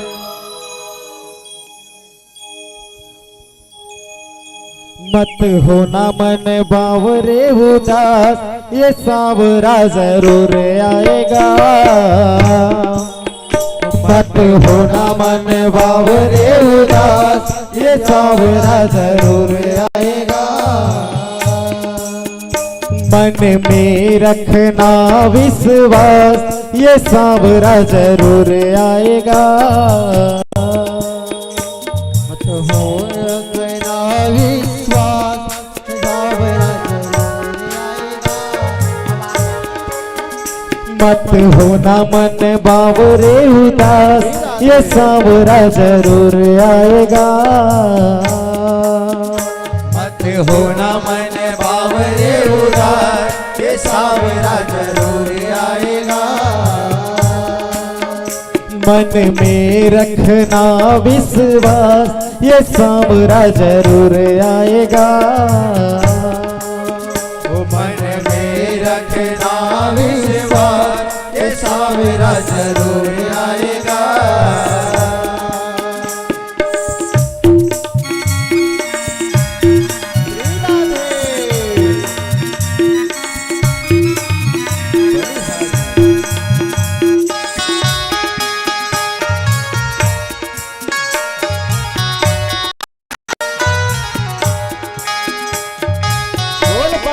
बिहारी लाल की जय।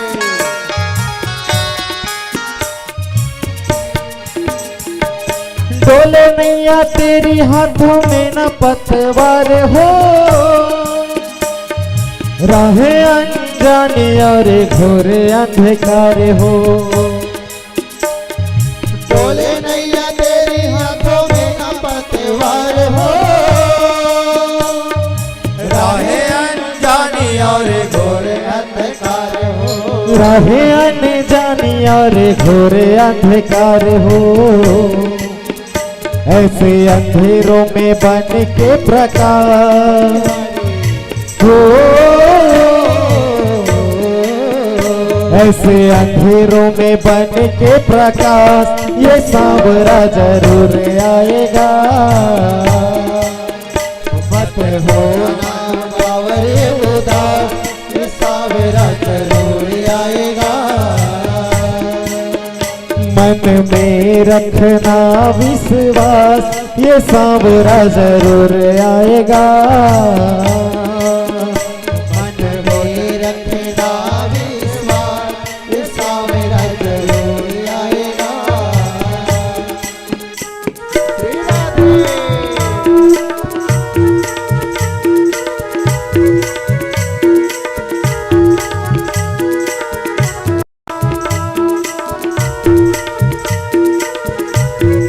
बोल बांके बिहारी लाल की जय।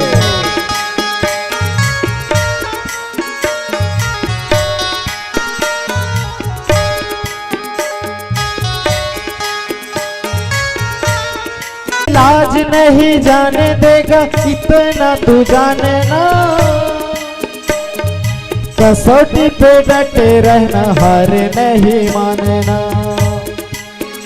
तेरी लाज नहीं जाने देगा इतना तू जानना, कसौटी पे डटे रहना हार नहीं मानना। कसौटी पे डटे रहना हार नहीं मानना। ऐसे प्रेमी नहीं होते हैं उदास, सच्ची प्रेमी नहीं होते हैं निराश ये सांवरा जरूर आएगा। मत हो ना मन बावरे उदास, ये सांवरा जरूर आएगा। मन में रखना विश्वास ये सांवरा जरूर आएगा। मन में रखना विश्वास, ये सांवरा जरूर आएगा।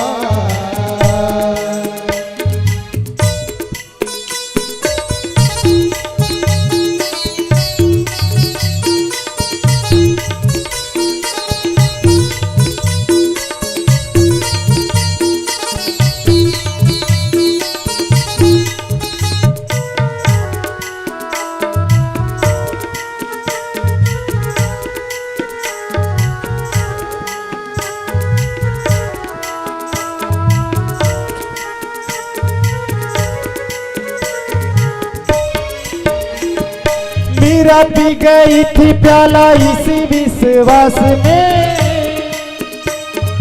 दर पे सुदामा आया बस इसी आस में। मेरा भी पी गई तेरी विश्वास में, दर पे सुदामा आया बस इसी आस में। दर पे सुदामा आया बस इसी आस में।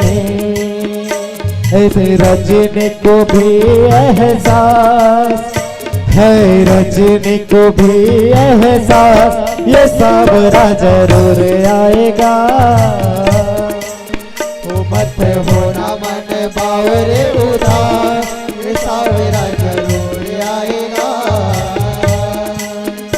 मत होना मन बावरे उदास ये सांवरा जरूर आएगा। मन होई रंग बावरे उदास, ये सांवरा जरूर आएगा।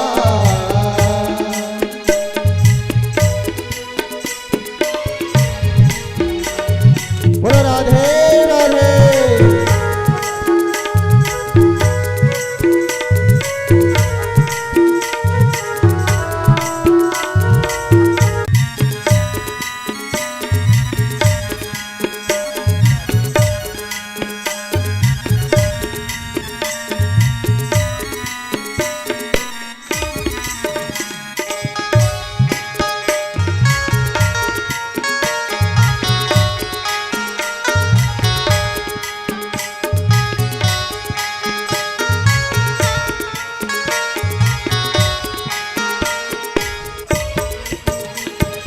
जिसे थामे एक बार हाथ उसका न छोड़ना,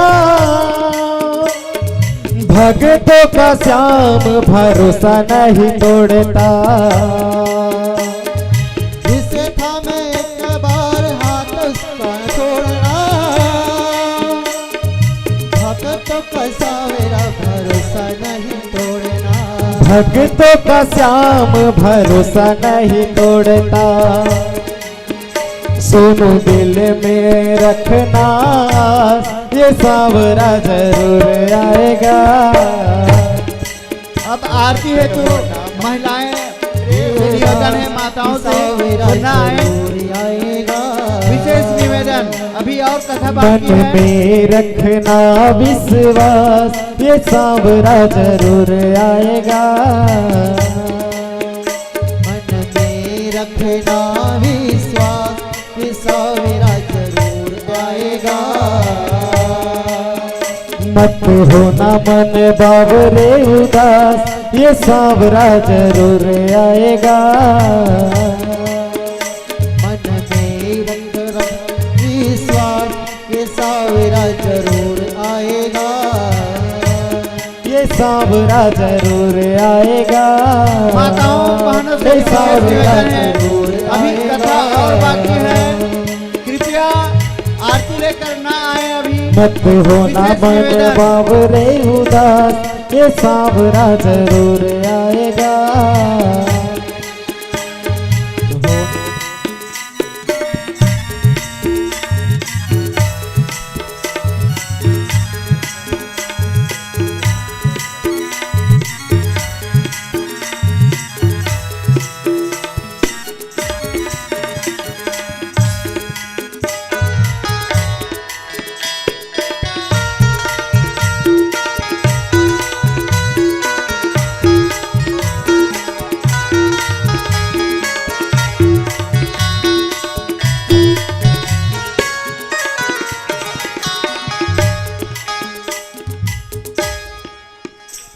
बोलो वृंदावन बिहारी लाल की जय हो। बोलो श्रीमद् भागवत महापुराण की जय हो। अब अपना अपना स्थान ग्रहण करेंगे। अब हैं इसमें ऊर्जावान अनाउंसर एवं व्याख्याता श्री हरेंद्र कुमार साहू जी से मैं आग्रह करता हूं, वे वहां जा करके महाराज श्री से आशीर्वाद प्राप्त करेंगे। और ऊर्जावान संचालक अनाउंसर एवं हमारे ग्राम पंचायत के सरपंच श्री दीनदयाल साहू जी से भी निवेदन है कि वो शीघ्रता से जा करके व्यासपीठ महाराज से आशीर्वाद प्राप्त करेंगे। और अच्छा, अब ये दोनों संचालक महोदयों का सम्मान हमारे यजमान श्री देव प्रसाद साहू एवं श्रीमती रुक्मणी साहू जी करेंगे।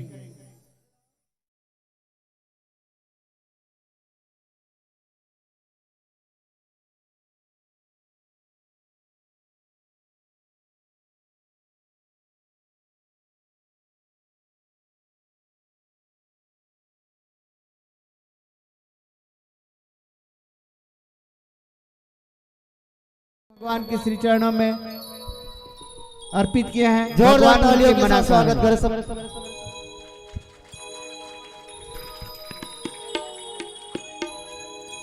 काले कमले वाला मेरा यार है,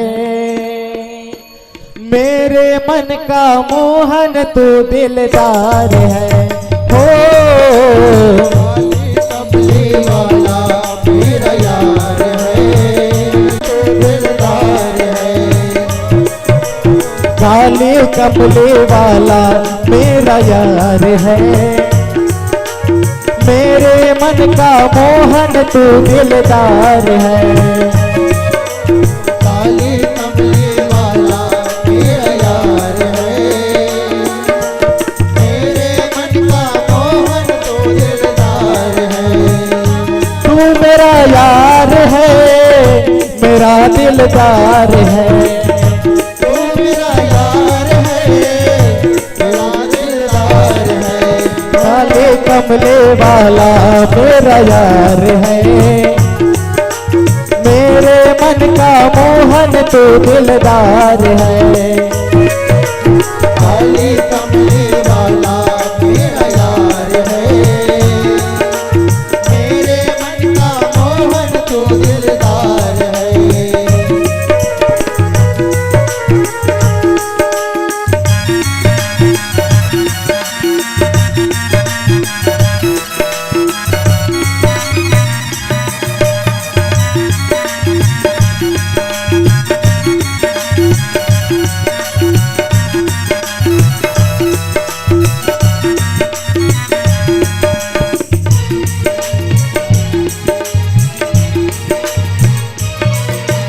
मनमोहन मैं तेरा दीवाना, गाऊं बस अब यही तराना, गाऊं मैं बस यही तराना। मनमोहन मैं तेरा दीवाना, गाऊं बस अब यही तराना, गाऊं बस अब यही तराना। श्याम सलोने तू मेरा रिजवार है, सलोने तू मेरा रिजवार है, मेरे मन का मोहन तू दिलदार है। काले वाला मेरा यार है, मेरे मन का मोहन तू दिलदार है। काले कमले वाला मेरा यार है, मेरे मन का मोहन तू दिलदार है। तू मेरा यार है, मेरा दिलदार है, तू मेरा यार है, मेरा दिलदार है। काले कमले वाला मेरा यार है, मेरे मन का मोहन तू दिलदार है। काले कमले वाला मेरा यार है, मेरे मन का मोहन तू दिलदार है, मेरे मन का मोहन तू दिलदार है, मेरे मन का मोहन तू दिलदार है। बोल बांके बिहारी लाल की जय। जय जय श्री राधे श्याम। भक्तों, आज सुदामा जी प्रभु का स्मरण करते करते करते करते चले जा रहे हैं। प्रभु ने सोचा ऐसे तो सुदामा जी द्वारिका पहुंचते पहुंचते कई वर्ष बीत जाएंगे। प्रभु ने अपनी माया दिखाई।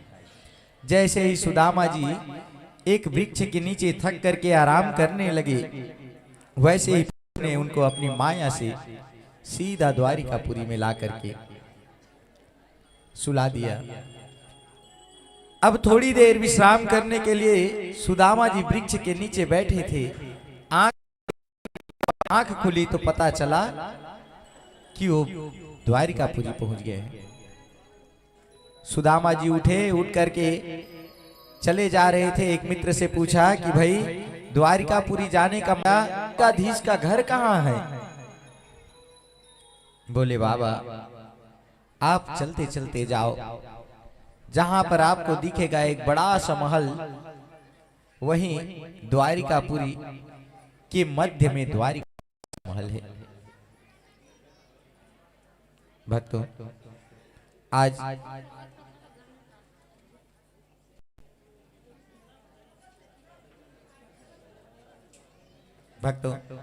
आज सुदामा जी द्वारिका पहुंचे हैं और द्वारिकाधीश के महल के दरवाजे के बाहर खड़े हैं। भक्तों, जैसे ही सुदामा जी द्वार पर गए, द्वार पर द्वारपाल लगे हुए थे। सुदामा जी उनके पास गए और कहने लगे, भैया क्या यही द्वारिकाधीश का महल है?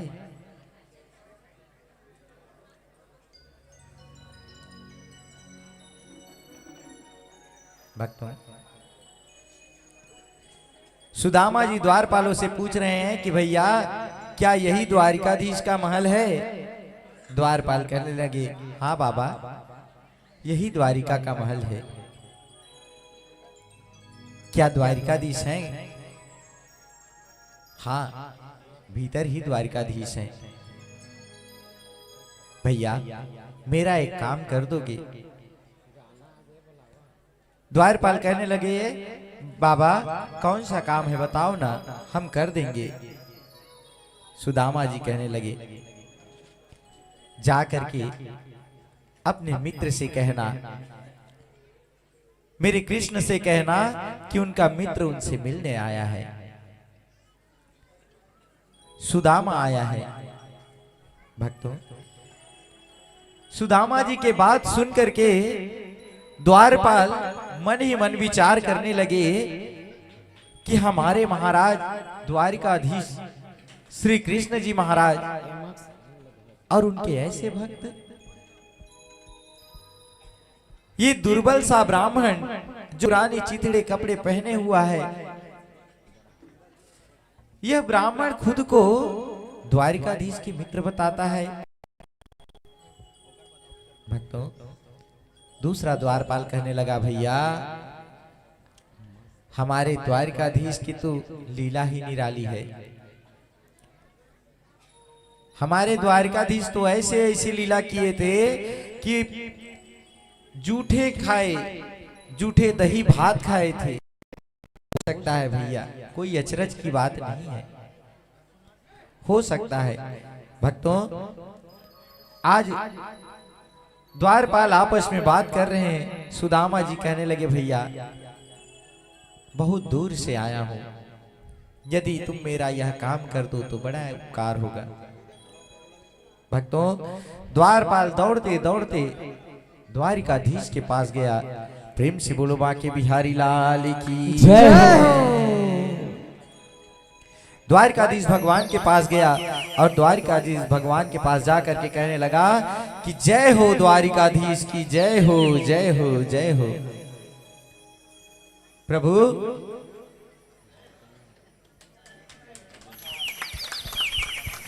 प्रेम से बोलिए जय हो। भक्तों, द्वारपाल दौड़ता हुआ आया और प्रभु की सेवा में कहने लगा कि प्रभु आपकी जय हो जय हो जय हो। प्रभु आपसे एक व्यक्ति मिलने आया है।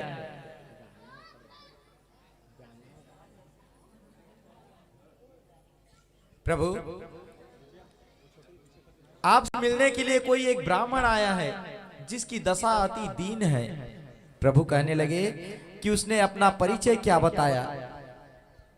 द्वारपाल कहने लगे, प्रभु उस व्यक्ति को देखकर लग रहा है कि वो अत्यंत दीन है, अत्यंत दुखी है। हे नाथ, मैं भला कैसे बताऊं। रोते हुए द्वारपाल कहने लगा, हे प्रभु सुनिए, उसकी करुण पुकार को सुनिए। शीश पगाना जगातन पे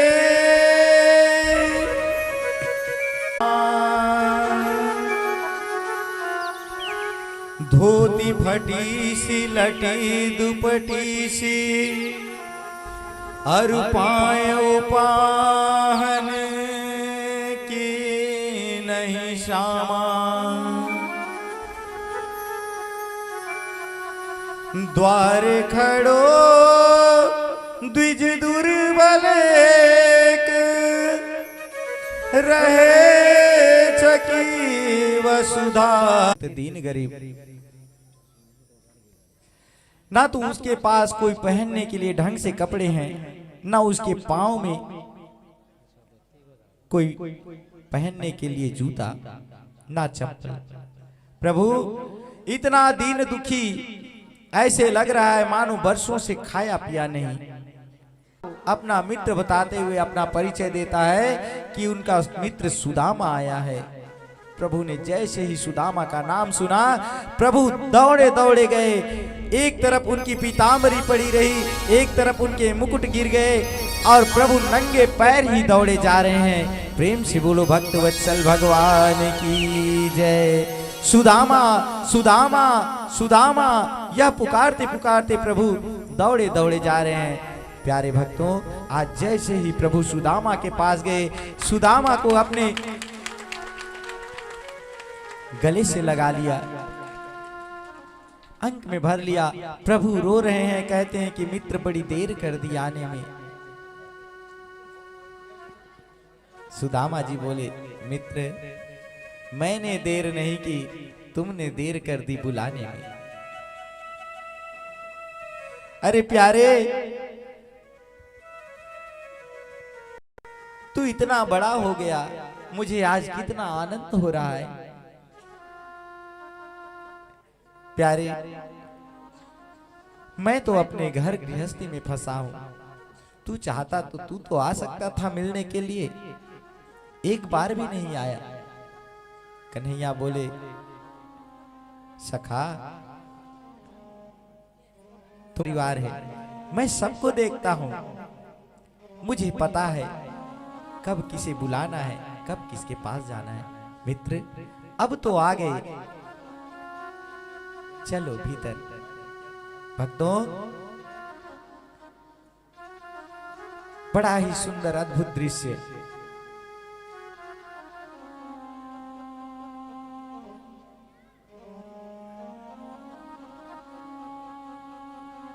आइए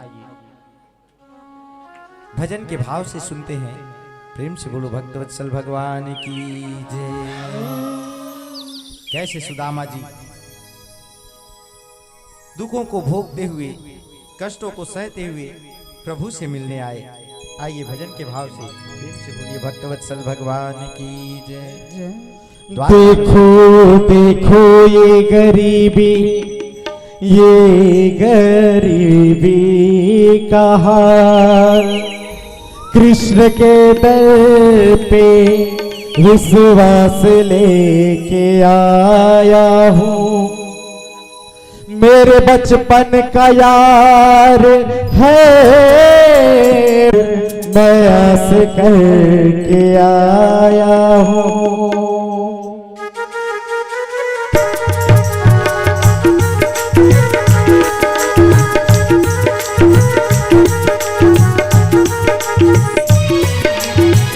अरे द्वार पालो कन्हैया से कह दो, अरे द्वार पालो उस कन्हैया से कह दो, किधर पे सुदामा गरीब आ गया है, किधर पे सुदामा गरीब आ गया। हाँ भटकते भटकते न जाने कहाँ से, भटकते न जाने कहाँ से, तुम्हारे महल के करीब आ गया है, तुम्हारे महल के करीब आ गया। हाँ अरे द्वार पालो कन्हैया से कह दो, अरे द्वार पालो कन्हैया से कह दो, किधर पे सुदामा गरीब आ गया है, किधर पे सुदामा गरीब आ गया है।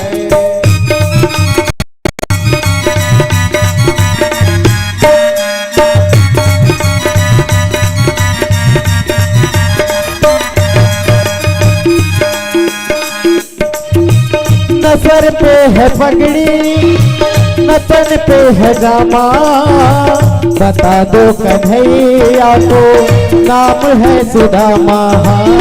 बता दो कन्हैया से नाम है सुदामा, बता दो कन्हैया को नाम है सुदामा।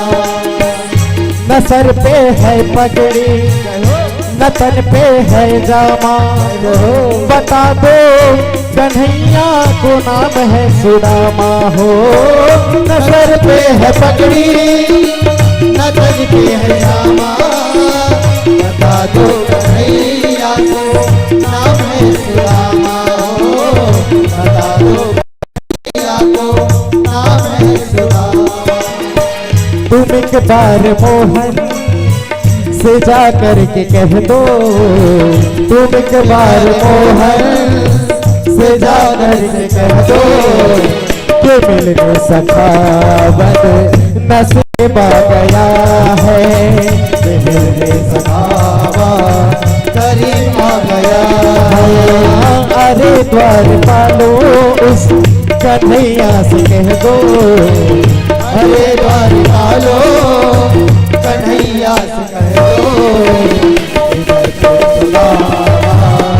करीब आ गया है, जिन्हें सुदामा करीब आ गया है।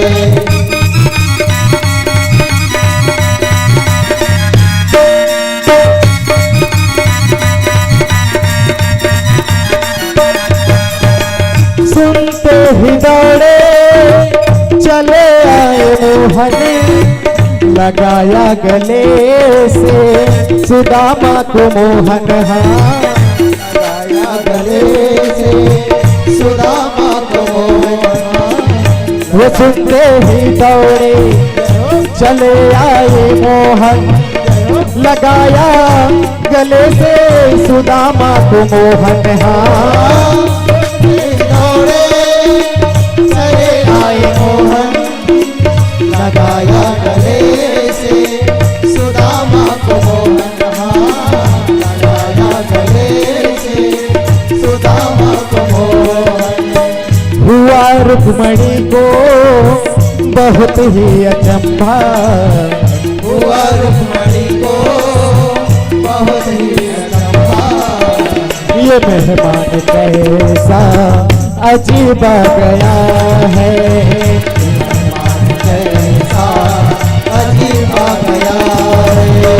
अरे द्वार पालो कन्हैया से कह दो, अरे द्वार पालो कन्हैया से कह दो,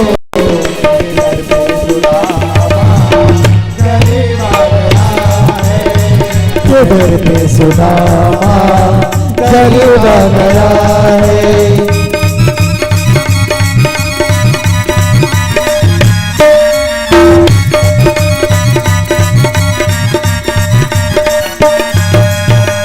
बराबर में अपने सुदामा बैठाए, चरण आंसुओं से सामने धुलाए, हाँ चरण आंसुओं से सामने धुलाए, बराबर में अपने सुदामा बैठाए, चरण आंसुओं से सामने धुलाए, हो बराबर में अपने सुदामा बैठाए,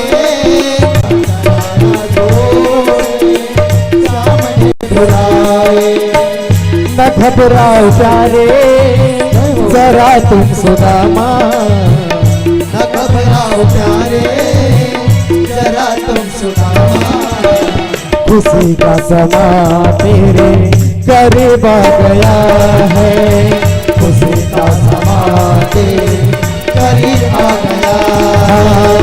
अरे द्वार पालो कन्हैया से कह दो, अरे द्वार पालो उस कन्हैया से कह दो, की महिमा सुदामा गरीब आ गया है, ये दर पे सुदामा करीब आ गया है, ये दर पे सुदामा गरीब आ गया है, इधर पे सुदामा करीब आ गया है, इधर पे सुदामा गरीब आ गया है, इधर पे सुदामा करीब आ गया है। बोल बाके बिहारी लाल की जय हो। बोले द्वारिकाधीश भगवान की भक्त वत्सल भगवान की जय। भक्तों प्रेम से बोलिए भक्तवत्सल भगवान की जय हो। जय जय श्री राधे। जय जय श्री राधे। भक्तों आज द्वारकाधीश भगवान सुंदर अपने मित्र को महल में लेकर के आए, अपने आसन पर ले जाकर के बैठाया, बोले कि मित्र तुम यहाँ विराजमान हो। थाली मंगाए और थाली मंगा करके उनके चरणों को धोने लगे। मैया रुक्मणी और मेरे द्वारकाधीश दोनों मिलकर के चरण धो रहे हैं। भक्तों, भगवान तो परात में रखे हुए जल को भी हाथ नहीं लगा रहे थे, क्यों जा रहे थे? बार बार कहते एक सुदामा बड़ी देर लगा दी, सखा क्या हाल बना लिया। भक्तों, सुदामा जी जब पैदल आए तो उनके पैरों में कंकड़ चुभे थे, कांटे चुभे थे। प्रभु एक एक कांटे निकाल रहे हैं, प्रभु के अश्रुपात हो रहे हैं। कहते हैं कि सखा कितनी पीड़ा सही होगी तुमने। अरे प्यारे, पहले आ जाते तो इतना पीड़ा ना सहना पड़ता। कैसे सह लेते हो सुदामा? जब से देख रहा हूं, जब से तुम्हें जान रहा हूं, ऐसे ही हो। सुदामा कन्हैया के मुख को ही निहार रहे हैं। कहते हैं कि मित्र, बस तुम्हें देखने के लालच ने मुझे इन सब दर्द का एहसास ही नहीं होने दिया, इन सब पीड़ा का एहसास ही नहीं किया। सखा, तुम्हारी मोहनी सूरतिया ऐसी है जिसे एक बार कोई याद कर ले प्यारे, तो मन में कोई भी पीड़ा नहीं रह जाती। सबकी पीड़ा हरने वाले तो तुम हो कन्हैया। भक्तों, कन्हैया कहने लगे बस बस, ज्यादा बातें मत बनाओ। मैं जानता हूं गुरुकुल में भी रहते थे तो तुम ऐसे ही किया करते थे, मुझे बातों में उलझा देते थे और मेरा सब काम कर जाते थे।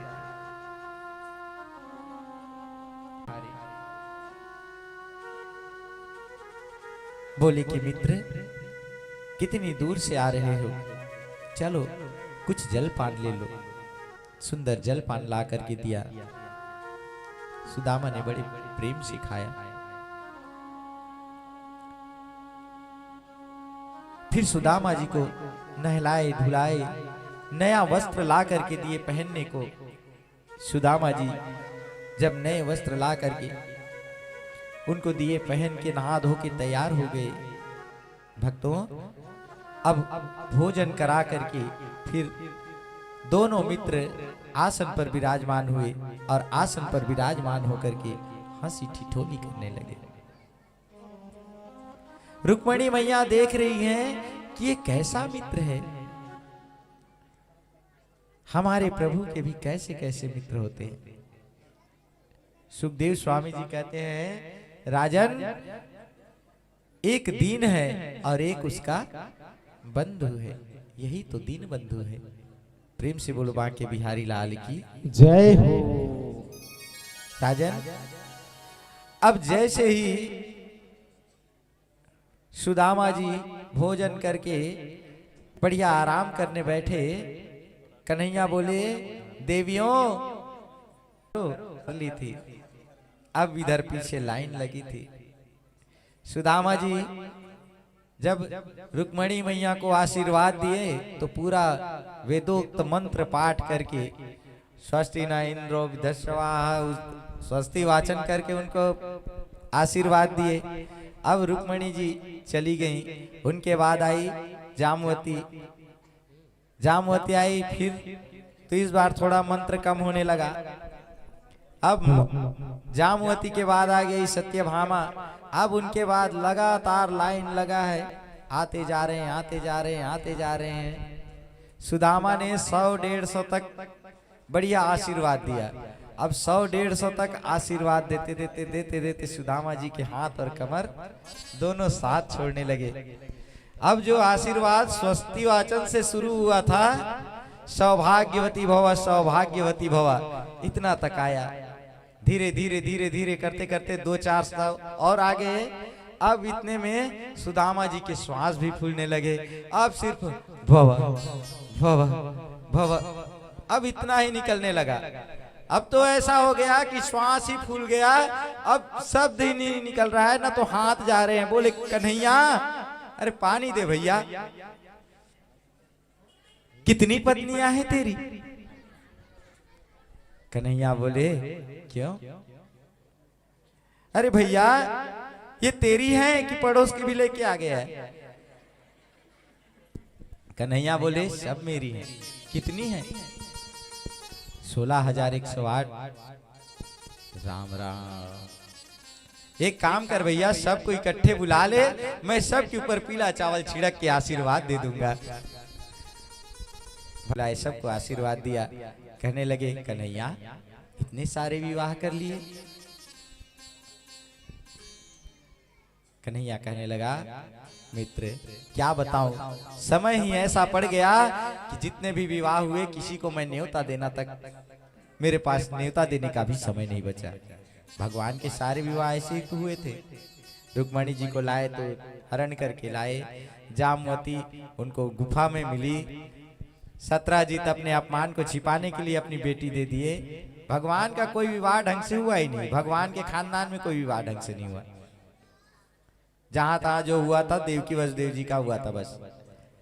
तो भक्तों आज सुदामा जी पूछने लगे कि कैसे इतना विवाह किया, कैसे इनको संभाल लेता है? गोविंद कहते हैं सब चल रहा है, तू बता। सुदामा जी बोले भैया अपनी तो एक ही है, हम एक ही में खुश हैं।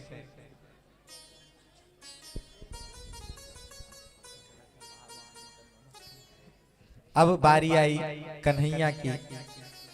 सुदामा के जो पोटली लेकर आए थे ना, कांक में दबा करके रखे थे। भक्तों जब सुदामा जी खाए थे तो वह श्रापित था, लेकिन जब केशव ने खाया तो वही आशीर्वाद बन गया। कन्हैया बोले मेरी भाभी ने मेरे लिए कुछ भेंट भेजा होगा। सुदामा दो।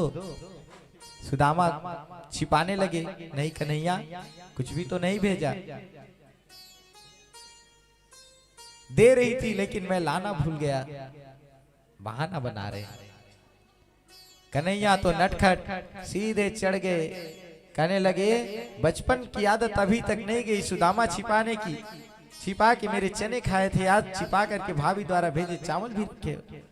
जैसे ही पोटली छीन ली और कन्हैया ने कहा भाभी द्वारा भेजा हुआ यह चावल, इसी को तो मैं खोज रहा था। कन्हैया ने एक मुट्ठी उठाई और पहले सुदामा के श्राप का नाश किया। कहने लगे कि इस एक मुट्ठी के चावल के बदले मित्र मैं तुम्हें 1 लोक दान करता हूं। दूसरी मुट्ठी उठाई, दूसरा लोक उसको दान में दे दिए। जैसे ही तीसरी मुट्ठी उठाने वाले थे कि माता रुक्मणी ने आकर के रोक दिया। कहने लगे प्रभु यह तो प्रसाद ही है, आप अकेले ही खाओगे, हमारे लिए भी तो छोड़ दो। माता लक्ष्मी जानती है कि यदि त्रिलोकी के स्वामी हो गए सुदामा जी तो इस संसार में जो प्रभु की लीला है। प्रेम से बोलिए भक्तवत्सल भगवान की। भक्तों सुदामा जी अब 2-3 दिन तक बढ़िया कृष्ण जी के साथ रहे, हंसी मजाक ठिठोली सब चलती रही, अपने पुराने दिनों की बातें करते रहे। फिर समय हुआ, सुदामा जी बोले भैया अब मुझे अपने घर जाना है। कई दिन हो गए निकले, आते आते ही मुझे कई दिन लग गए। भैया मेरी पत्नी मेरे बच्चे मेरे राह देखते होंगे, अब मुझे विदा दो। सुदामा जी कन्हैया से विदा लिए। मन तो नहीं कर रहा था कन्हैया को छोड़ के जाऊं, लेकिन फिर भी जाना पड़ा। विदा लिए और प्रभु को भी देखिए। सुदामा जी से जो कपड़ा उनको पहनने के लिए नया कपड़ा दिए थे ना, वो कपड़ा वापस ले लिए उनको। वही सुदामा जी मन में विचार करते जा रहा है कि अच्छा हुआ जो कन्हैया ने मुझे कुछ नहीं दिया, नहीं तो मेरे मन में ना जाने कन्हैया के बारे में क्या भाव होता। भक्तों सुदामा जी यही विचार करते करते जैसे ही अपने सुदामापुरी पहुंचे। भक्त भगवान की लीला न्यारी है। भगवान ने सुदामा के जाने से पहले सुदामापुरी को द्वारकापुरी की तरह सजा दिया था। प्रेम से बोलो भक्त वत्सल भगवान की जय। सुदामा जी के झोपड़ी के जगह बहुत बड़ा भव्य महल बन गया था। अब सुदामा जी गए और जा करके अपने झोपड़ी को खोजने लगे। झोपड़ी कहाँ गया? मेरी पत्नी, मेरे बच्चे, ये कहाँ गए? सुदामा देखता है कि वहां पर तो कोई झोपड़ी नाम का चीज है ही नहीं। सुदामा वहीं पर रोने लगा कि अभी मुझे गए मात्र 1 हफ्ते भी बीते नहीं है, और 1 हफ्तों में आकर कोई इतना सुंदर महल बना करके चला गया। मेरी पत्नी, मेरे बच्चे कहां भटक रहे होंगे, कहां होंगे? वो विलाप करने लगा। तभी सुशीला हाथ में आरती की थाल लेकर के बाहर निकली।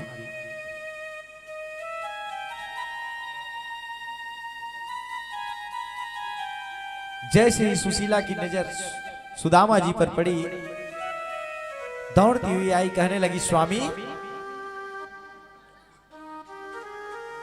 आपने मुझे नहीं पहचाना? स्वामी, मैं आपकी पत्नी सुशीला हूं। स्वामी, ये वही द्वारिकाधीश की कृपा है जो कि आपको इतना सब कुछ मिला है। प्रभु, आज द्वारिकाधीश ने हमारी विनती सुन ली, हमारे दुखों को दूर कर दिया। देखिए तो कितना अद्भुत नगर बसा दिया। प्रभु आइए, महल के भीतर चलिए। सुदामा जी मन में विचार करते हुए भीतर प्रवेश किए। कान्हा, मैंने तो कुछ मांगा भी नहीं, लेकिन मुझे सब कुछ दे दिया। हे प्रभु, अब मैं क्या करूं इसका? देखिए, भक्ति की एक ये भी पराकाष्ठा है कि भक्ति में भक्त भगवान से कुछ मांगता नहीं, और भगवान उसको यदि उतना ही दे जितना में भक्त का काम बने, तो भक्त ज्यादा खुश रहता है। और कहीं उसे जरूरत से अधिक मिल जाए तो भक्त उसमें दुखी हो जाता है। क्यों? क्योंकि भक्त जानता है कि यदि मुझे ज्यादा चीज मिल गई, ज्यादा चीजों की आदत हो गई, तो फिर मेरे मन में जो भक्ति है वह भक्ति धीरे धीरे धीरे धीरे कम होती जाएगी।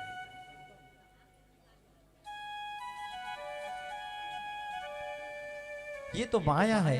यदि माया बढ़ेगी तो फिर मायापति दूर होते जाएंगे। सुदामा जी, इनका वैराग्य बड़ा ही अद्भुत। मन में विचार करने लगे कि हे प्रभु, आपने मुझे जरूरत से अधिक दे दिया। अब मैं जो 2-4 माला करता था, धीरे धीरे वो माला भी कम हो जाएगी। प्रभु, मैं इतने चीज का क्या करूंगा? भक्तों, सुदामा जी इतना सब कुछ पा करके एक वैरागी की तरह अपना जीवन यापन करने लगे और कृष्ण की भक्ति करने लगे। प्रेम से बोलो भक्त वत्सल भगवान की जय। प्रभु से नित्य यही प्रार्थना करते कि प्रभु, केवल मुझे 2 वक्त का भोजन चाहिए और दिन भर का भजन। आज क्या करते हैं? थोड़ा सा भजन और फुल पेट भोजन। ऐसा नहीं, भर पेट भोजन और भजन थोड़ा सा, ये गलत है। भजन जितना करो, भजन ज्यादा होना चाहिए, भोजन भले कम करो। भोजन किस लिए किया जाता है? यह जो शरीर है, पंच भौतिक शरीर है, इस शरीर को चलाने के लिए, इसे ऊर्जा प्रदान करने के लिए, इसी के लिए भोजन की आवश्यकता होती है। भोजन को यदि हम आवश्यकता के अनुसार ही लें तो वह भोजन आपके शरीर को हर प्रकार के पोषक तत्व देगा, आपका शरीर बिगड़ेगा नहीं। लेकिन आप, बल्कि भजन, इस शरीर को आप अपना हर कर्म करो और कर्म के साथ साथ भजन दो, सत्संग दो, प्रभु के प्रति इसमें प्रेम डालो। भक्तों, यह शरीर छोटी मोटी बीमारियों को अपने आप ठीक कर लेगी।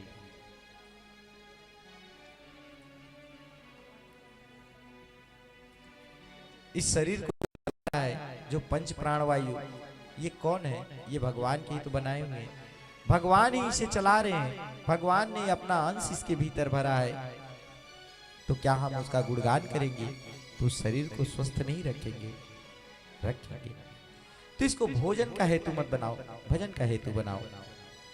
सुदामा जी कहने लगे, प्रभु बहुत ज्यादा अगर सामने आ जाए तो मन भक्ति में नहीं लगता, बस मुझे थोड़ा दीजिए। कबीरदास भी कहते हैं ना, कबीरा इतना दीजिए जामे कुटुंब समाए, मैं भी भूखा ना रहूं साधु न भूखा जाए। उतने की ही लालसा करो। सुदामा जी एक कमरे में मंदिर की तरह उसको सजा करके ठाकुर जी की मूर्ति, शालिग्राम की मूर्ति रख करके बस वही भगवान के भजन में खोए रहते। सुखदेव जी महाराज कहते हैं कि राजन, सुदामा जी का सुंदर कल्याण हुआ। आगे की कथा ऐसी आई कि एक बार प्रभु द्वारिकाधीश द्वारिका में विराजमान थे। सभी संतगण आए, कहने लगे, प्रभु इस बार का सूर्य ग्रहण बड़ा ही शुभ है, हमें कुरुक्षेत्र चलना चाहिए और वहां पवित्र नदियों में स्नान करना चाहिए। प्रभु कुरुक्षेत्र में बड़ा सुंदर मेला लगा है। भक्तों, आज द्वारिकाधीश अपने पूरे परिजनों को लेकर के कुरुक्षेत्र पहुंचे। जैसे ही कुरुक्षेत्र पहुंचे, जाकर देखते हैं वहीं नंद बाबा, यशोदा मैया, सारे ब्रजवासी भी आए हुए हैं। भक्तों, जब ब्रजवासी कन्हैया को देखे, कहने लगे, कन्हैया जब से तुम हमें छोड़कर गए हो तब से आज दिखाई पड़े हो, इतने दिनों तक हमारी याद नहीं आई। भक्तों, कन्हैया इसलिए वहां नहीं जा पाए थे क्योंकि उस समय बार बार जरासंध आक्रमण कर रहा था मथुरा में। यदि जरासंध को पता चलता कि ब्रजवासी कृष्ण के प्यारे हैं तो वह कृष्ण को हराने के लिए ब्रजवासियों को प्रताड़ित करता। और मेरे कन्हैया ने सोचा कि मेरे वजह से मेरे ब्रजवासी को कोई परेशानी ना हो, इसलिए कन्हैया दोबारा मथुरा से वापस वृंदावन नहीं गए थे। आज कहने लगे, भैया उस समय का समय ऐसा था कि मैं नहीं आ सका, चलो कहीं ना कहीं घूम के हम मिल तो गए। सबसे बड़े प्रेम से मिले, माता से बड़े प्रेम से मिले, नंद बाबा से बड़े प्रेम से मिले। सब रानियां मन में विचार करने लगी कि हमने सुना है कि प्रभु ब्रज की गोपियों पर अपने जान मारते थे, बड़ा प्रेम करते थे ब्रज की गोपियों को। चलो चल कर तो देखें कैसा रूप सौंदर्य है उनका। आज रुक्मणी जी, सत्यभामा अपने सभी बहनों को साथ में लेकर के सब के सब मिलने के लिए गई। भक्तों, जा करके देखा सभी सखियां एक भावर चारों तरफ बैठी हैं, एक गोलाकार आकृति बना करके। बीच में श्री प्रिया जी, राधा रानी जी बैठी हैं। जैसे ही रुक्मणी माता ने देखा राधा जी को, देखते ही रह गए। उनका रूप सौंदर्य अद्वितीय। माता रुक्मणी भी उतनी सुंदर नहीं जितनी राधा रानी, देखते ही रह गए। बड़े प्रेम से अपने पास बिठाया, सुंदर वार्ताएं हुई। रुक्मणी जी कहने लगी, देवी आपको कोई एक बार देखे यदि तो आपका ही हो जाए। हमारे प्रभु जी सचमुच आते करते बारे में बताते थे तो हमें लगता था कि एक बार हम भी तो देखें कि प्रभु जिसका इतना सुंदर वर्णन कर रहे हैं, जिसके रूप की इतनी प्रशंसा कर रहे हैं, वो है भी कि नहीं। आज देख लिया, देवी हमने जान लिया। भक्तों, सबसे मिले, सुंदर सबका हाल चाल लिया, फिर वहां से आए। वसुदेव जी नारद जी से सुंदर ज्ञान उपदेश लिए। कहने लगे कि हे नारद जी, कृपा करके मुझे बताइए कि भक्ति कैसे प्राप्त हो, मुक्ति कैसे प्राप्त हो। नारद जी कहने लगे, महाराज, जिसके घर में खुद भगवान बैठा हो उसे भक्ति और मुक्ति की क्या आवश्यकता। अरे गंगा के तट पर बैठा हुआ मछुआरा यदि कहे कि मेरी मुक्ति कैसे होगी, अरे भाई पाप भी वही कर रहे हो और वही पाप धोने वाली गंगा बह रही है। अब यदि इतना भी ना समझ पाओ तो तुमसे अभागा कौन होगा। अभी पाप कर्म बंद कर दो, गंगा जी में डुबकी लगा लो, सारे पाप नष्ट। कहने लगे वसुदेव जी, आपके घर में ही तो परम ब्रह्म परमात्मा विराजे हैं और आप उनको छोड़ करके मुक्ति और भक्ति की कामना कर रहे हो। अरे भक्ति के ताले तो कब के टूट गए हैं, मन के ताले कब के टूट गए हैं, मन बंधन कब का छूट गया है। प्रभु जिसके ऊपर कृपा कर रहे हैं, यदि उसके भीतर कोई आकांक्षा हो, ऐसा तो हो नहीं सकता। नारद जी ने बड़ी सुंदर उनको ज्ञान उपदेश दिए। देव की सबके बातों को सुन करके और जन्म के समय की बात को याद करके कन्हैया से कहने लगे, कन्हैया तुम तो परमात्मा हो, परम पिता हो, लाला तुम अपने 6 भाइयों को वापस नहीं ला सकते। बेटा मेरे मन में उनकी जाग रही है, तुम मेरे ऊपर दया करो और मेरे 6 पुत्रों को वापस ले आओ। भक्तों, आज कन्हैया माता देवकी के 6 पुत्रों को भी वापस ला करके उनको दिए।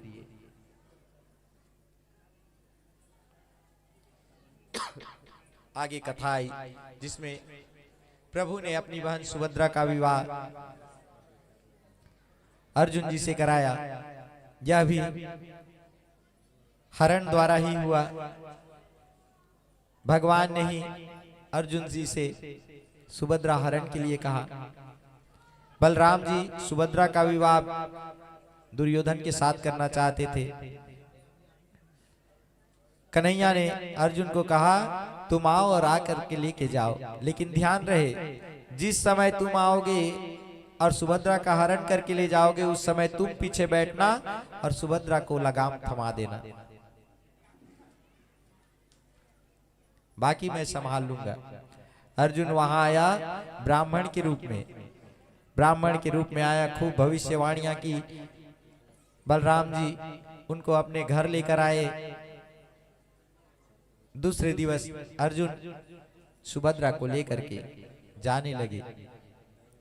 बलराम जी ने उन्हें मारने के लिए आदेश दे दिया, स्वयं रथ निकाल करके उनके पीछे जाने लगे। कन्हैया आए और रोके, कहने लगे भैया कहाँ जा रहे हो। बलराम कहने लगे, कन्हैया देख कुंती बुआ के बेटे ने क्या किया, हमारी प्राण प्रिय बहन को हमारे सामने से उठा करके ले गया। कन्हैया कहने लगे भैया आपने ठीक से सुना नहीं, अर्जुन ने सुभद्रा का हरण नहीं किया, सुभद्रा ने अर्जुन का हरण किया। कैसे? तो आप खुद ही पूछ लो, जो दूत समाचार देने आया है उससे पूछो। वह कहने लगा कि महाराज सुभद्रा रथ चला रही थी, अर्जुन जी पीछे बैठे थे। अब बताओ, आपकी बहन ने अर्जुन का हरण किया है। भैया उसको प्रेम था अर्जुन से, लेकर चली गई। अब आप और हम कौन होते हैं? बलराम जी कहने लगे, कन्हैया जैसे तू वैसी शिक्षा देता है। बलराम जी ने वहीं जाकर के सुंदर उनका विवाह कराया। आगे कथा आई जिसमें जनक जी और श्रुतदेव जी के सुंदर घर गए प्रभु और जाकर उनको एक ही समय में दर्शन दिया। वेदों ने आकर के प्रभु की सुंदर स्तुति गाई। कहने लगे कि हे नाथ, आप ही समस्त सृष्टि के कर्ता धर्ता हो, सारे संसार को सुख पहुंचाने वाले, सारे संसार के कष्टों को मेटने वाले प्रभु आप ही हो। दैवी देवसम गुणमयी मैं प्रभु, आपके गुण से ही यह संसार चलता है, आपके ही गुण से यह संसार बना हुआ है। आपका गुण कौन सा है? रजोगुण, तमोगुण, सतोगुण, ये तीनों गुण आपने ही तो बनाया है और इन्हीं तीनों गुणों से यह संसार चल रहा है। प्रभु आपकी ही कृपा से पंच भौतिक तत्व बने हैं जिनसे इस संसार की सृष्टि हुई है। हे नाथ, आप ही इसके कर्ता धर्ता है। लेकिन हे प्रभु, बस एक ही गड़बड़ी है। कौन सी? आपने सब कुछ बनाया, एक माया को नहीं बनाना था। महाराज, आपकी यह जो माया है, यही माया आज सब प्राणी को पुनरपि जन्नम पुनरपि मरणम पुनरपि जन्नी जठरे सैनम इस चक्कर में पड़ा देती है। प्रभु आप एक काम करो, आप इस माया को खत्म कर दो। प्रभु बोले, भैया ये माया है तभी तो मेरी चिंतन होती है। प्राणी जब तो प्राणी मुझे भूल जाएगा, इसलिए मैंने माया बनाई। लेकिन इससे बचने के लिए मैंने उसे बुद्धि प्रदान की। तुलसीदास जी महाराज कहते हैं ना, बड़े भाग मानुष तन पावा, सुर दुर्लभ सद ग्रंथ ही गावा। इसका भाव समझिए, बड़े भाग मानुष तन पावा। मनुष्य की ही योनि इतनी भाग्यशाली क्यों है? देखिए, भगवान ने मनुष्य को तीन चीजें प्रदान की: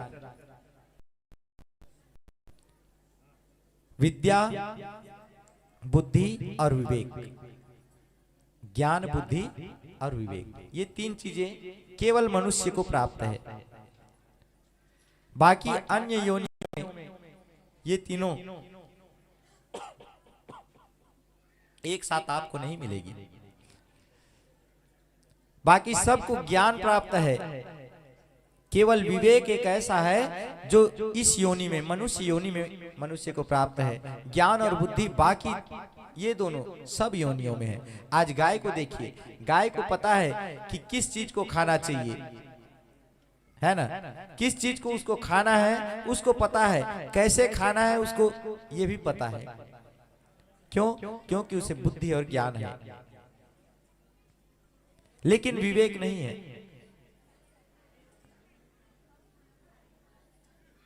विवेक किसे है? विवेक है सिर्फ मनुष्य को। किसको खाना है, कैसे खाना है और कब खाना है, विवेक है। विवेक क्या करता है? जैसे घास, भाजी है, भाजी को गाय ऐसी ही खा जाती है ना? हम कैसे करते हैं? भाजी को कच्चा तो नहीं खाते, भाजी को पहले लाते हैं, धोते हैं, साफ करते हैं, फिर उसको पकाते। कोई भी कर्म कर रहे हो तो उसके फल को पहले गणना कर लो कि आप ये कर रहे हो तो इसका क्या फल मिलेगा।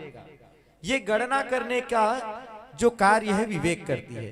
तो भगवान उसी को कहते हैं कि मैंने माया भेजी, माया के साथ साथ बुद्धि विवेक भी तो भेजी है। अब यदि इसको भी पा करके मनुष्य इस माया जंजाल में पड़े तो उससे बड़ा अभागा और कौन हो सकता है? प्रेम से बोलो भक्तवत्सल भगवान की। तो उसे ही कहते हैं कि हे श्रुति, श्रुतियों किसे कहा जाता है? वेद स्तुति को। वेद जो स्तुति करती हैं उसे श्रुति कहते हैं। कहते हैं कि हे श्रुति, यह मनुष्य जीवन बड़े भाग्य से मिलता है, यह मोक्ष सहज धाम है। यहाँ आने के बाद ही सहज ही मुक्ति है, लेकिन कब? जब गोविंद के शरण में आए। ऐसे ही नहीं, माया को हर कोई भजे, हरि भजे ना कोई। जो हरि को भजे माया से परे होए। माया को क्यों भजते हैं? हरि को भजे। मैंने उस दिन बताया ना, माया को भजेंगे तो बंधन आएगी, और मायापति को भजेंगे तो बंधन छूट जाएगी। प्रेम से बोलो बांके बिहारी लाल की।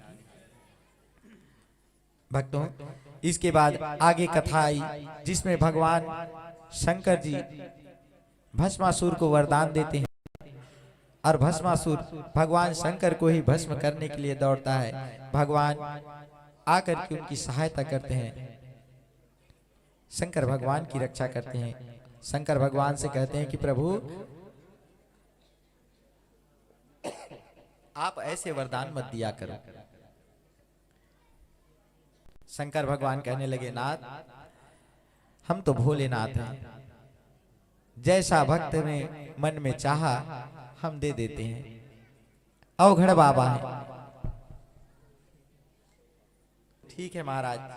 बटुकनाथ का वेश बनाकर आए और प्रभु की रक्षा की। फिर आगे कथा आई कि तीनों देवता में से कौन बड़ा है, कैसे सिद्ध हो।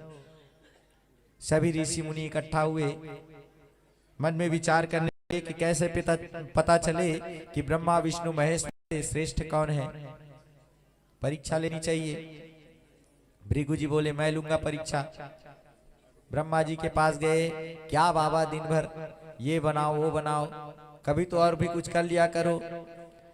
ब्रह्मा जी क्रोधित हो गए और गुस्से भरे निगाहों से देखने लगे, काम करने नहीं दे रहे हो करके। भृगु जी वहां जा करके देखा शंकर भगवान जी समाधि में लीन है, जा करके भगवान को हिला दिया। दिन भर बैठे रहते हो, सोते रहते हो, कोई काम धंधा नहीं है। शंकर भगवान जी त्रिशूल को उठाने लगे, भृगु जी वहां से भगे। अब गए नारायण के पास। नारायण जी शेष शैया में सोए हैं, माता लक्ष्मी चरण दबा रही हैं। एक लात जोर से छाती में लगाया। आपका भी कोई काम नहीं है, सोते रहते हो। भक्तों, भगवान उठ करके बैठ गए और चरणों में उनके माथ नवा लिया। चरणों को बार बार सहलाने लगे, कहने लगे, प्रभु कहीं आपके चरण में चोट तो नहीं आई? अरे वज्र जैसा मेरा यह छाती, और इस छाती में आपने लात मारी, प्रभु आपके चरण में कहीं चोट तो नहीं आई? अति कोमल तात चरणौते महामुने इत्युक्ता विप्र चरणौ मर्यादेत स्वेन पाणिना। महाराज, ब्राह्मण का चरण अति कोमल होता है, और मेरा यह जो हृदय है यह वज्र के समान है। आपके चरण में कहीं चोट तो नहीं आई? भृगु जी गदगद हो गए, कहने लगे, महाराज क्षमा करिए। हम सब ऋषियां मिलकर के ऋषियों ने ये विचार किया कि तीनों देव में से श्रेष्ठ देव कौन है, कैसे पता चले। प्रभु इसीलिए मैं इतना बड़ा उद्दंडता किया हूं। भगवान बोले, कोई बात नहीं। आज तीनों देवों में सबसे श्रेष्ठ जो देव बन गए भगवान नारायण बन गए, जो ब्राह्मण की लात भी खाए हैं। आज भी उनके वक्षस्थल पे उस पग के चिन्ह अंकित है। प्रेम से बोलो भक्तवत्सल भगवान की जय। भक्तों, आगे फिर कथा आई जिसमें यदुवंश को श्राप मिला, और उसी श्राप की वजह से यदुवंश का नाश हुआ। एक बार जामवती के पुत्र शाम ने अपने पेट में कपड़ा बांधकर ऋषियों को जाकर के उनका परिहास करने लगा। उसी में दुर्वासा जी थे, उन्होंने श्राप दे दिया, कहा कि तुम जिस पुत्र की जांच कराने हमें आए हो वह पुत्र नहीं, तुम्हारा काल होगा। सही में उनके पेट से मुदगर निकला। जब जाकर के उन्होंने बताया तो महाराज उग्रसेन ने उस जो उसमें से पेट में से निकला था उसको घिसने के लिए बोल दिए। आज उसी को घिसते घिसते घिसते घिसते एक छोटा सा उसका टुकड़ा बच गया, नदी में फेंक दिए। नदी में फेंका हुआ वह टुकड़ा मछली निकल गई। मछली के पेट को फाड़ करके एक शिकारी ने अपने तीर में उस नोक को लगा लिया।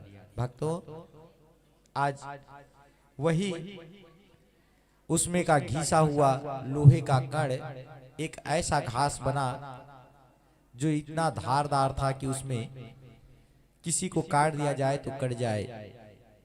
भक्तों, एक बार 56 करोड़ यदुवंशी यमुना जी के स्नान के लिए गए थे। आपस में लड़ाई हुआ, सभी उसी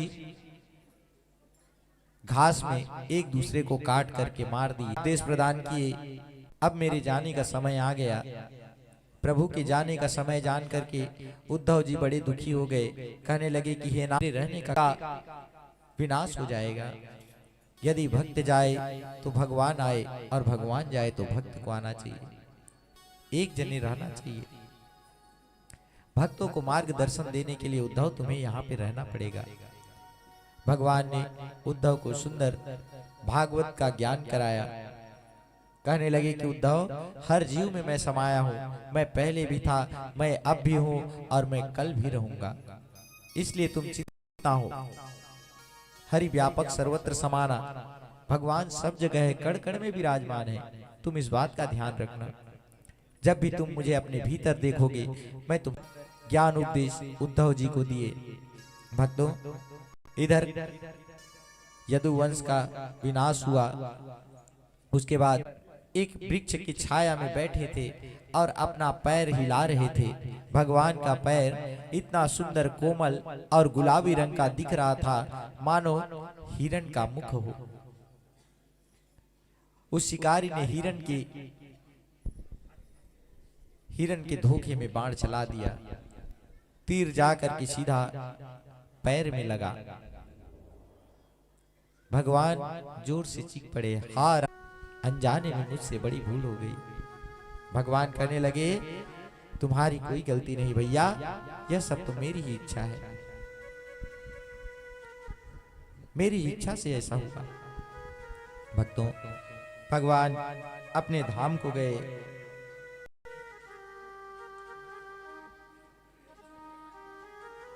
इसके बाद सुखदेव जी महाराज कहने लगे, राजन, यदि और कुछ जानना हो, मैंने अभी तक की सारी चीजें तुम्हें बता दी। अब और कुछ जानना हो तो मुझसे पूछ सकते हो। सुखदेव जी कहने लगे, राजन, यदि भगवान के चरित्र के अलावा भी कुछ जानना हो तो आप पूछ सकते हो, क्योंकि मेरे पास अब ज्यादा समय नहीं है। अब मैं जाऊंगा यहाँ से। परीक्षित जी दोनों हाथ जोड़कर कहने लगे, राजन, जैसे ही भगवान इस धराधाम को छोड़ करके गए, एक दिव्य पुंज निकला और दिव्य ज्योति आकर के भागवत में प्रविष्ट हो गई। प्रत्यक्षा वर्तते हरि। यह तो भगवान का प्रत्यक्ष रूप है। कृपा हो जाती है। 6 अध्यायों में कली धर्म का वर्णन करते हुए सुखदेव जी महाराज कहते हैं, दाम्पत्ये अभिरुचि है तुर्मायैव व्यवहारिके श्रित्वे पुष्पे चहि रति विप्रत्वे सूत्र में वही। कहने लगे कि इस घोर कली काल में जब अधर्म फैलते जाएगा तो यह भागवत उस अधर्म को कम करेगा। इस भागवत के प्रचार से मनुष्य में ज्ञान जागृत होगी, मनुष्य में विवेक जागृत होगी और ज्ञान आने कर देते हैं। प्रेम से बोलो बाके बिहारी लाल की जय। बस कथा में आना है, कथा तक लाने की आवश्यकता होती है, फिर आगे जो करना है गोविंद करे। एक बार कथा में आ गया, मन लग गया, तो फिर भक्ति महारानी कब उसके भीतर प्रवेश कर जाएगी उसको पता भी नहीं चलेगा। और जहां भक्ति महारानी गई तो फिर राधे राधे। एक बार हाथ उठा के राधे राधे।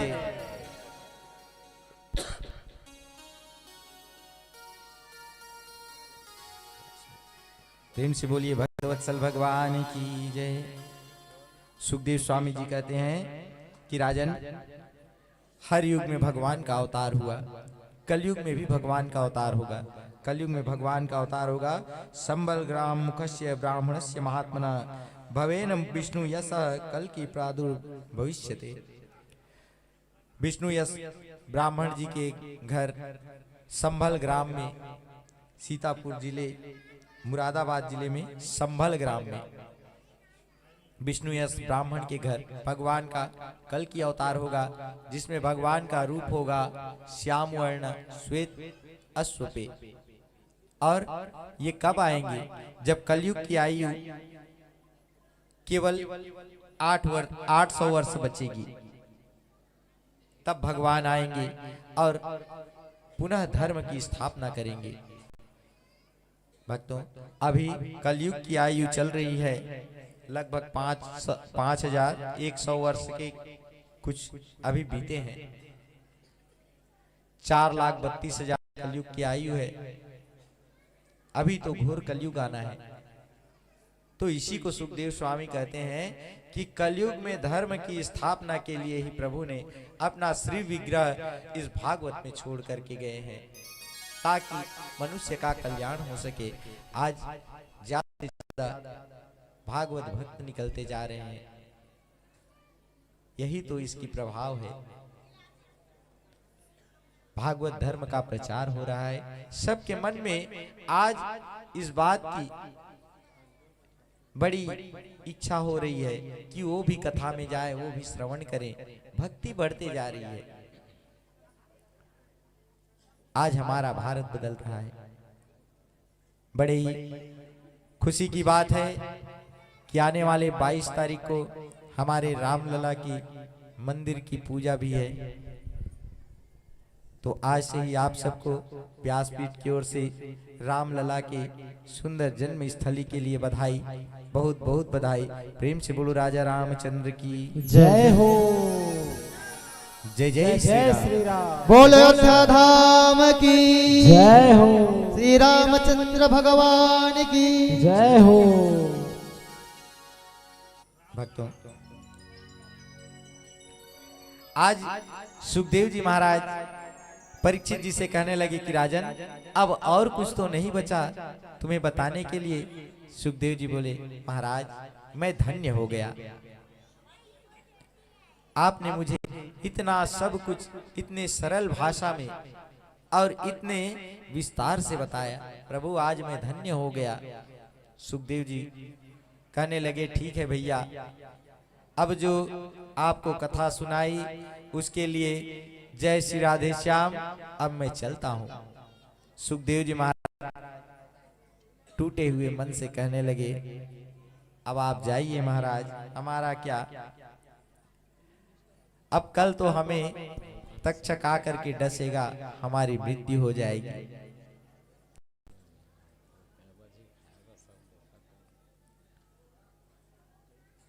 सुखदेव जी महाराज सुने।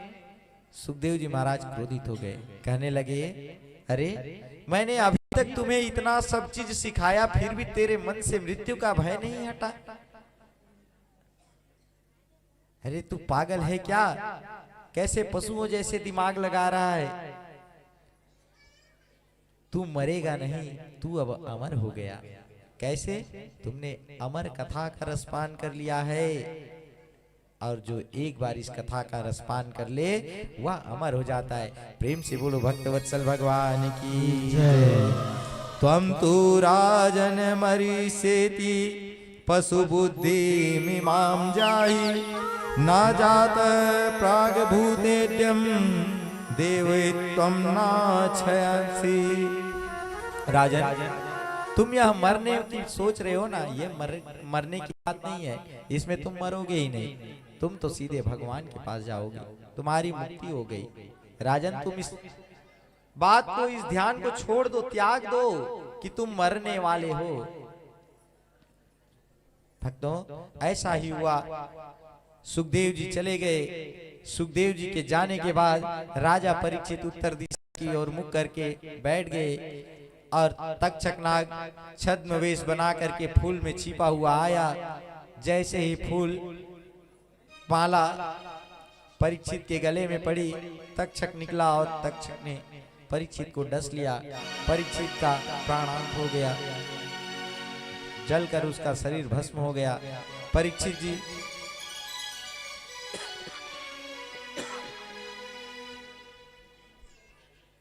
जी जैसे ही एक दिव्य पुंज निकला और भगवान में जाकर के विलीन हो गया। सभी देवता आकाश में आकर के सुंदर नगाड़े बजाने लगे, ढोल बजाने लगे, फूलों की वर्षा होने लगी। सब परीक्षित जी की जय जयकार करने लगे। बोलो भक्त और भगवान की जय, बोलो परीक्षित जी महाराज की जय। ऐसे जय जयकार करने लगे। जय जयकार से सारा समुद्र उठा, एकदम सब तरफ से आवाज गूंज उठा। सब झूमते हुए परीक्षित जी के लिए बारंबार भगवान से प्रार्थना करने लगे।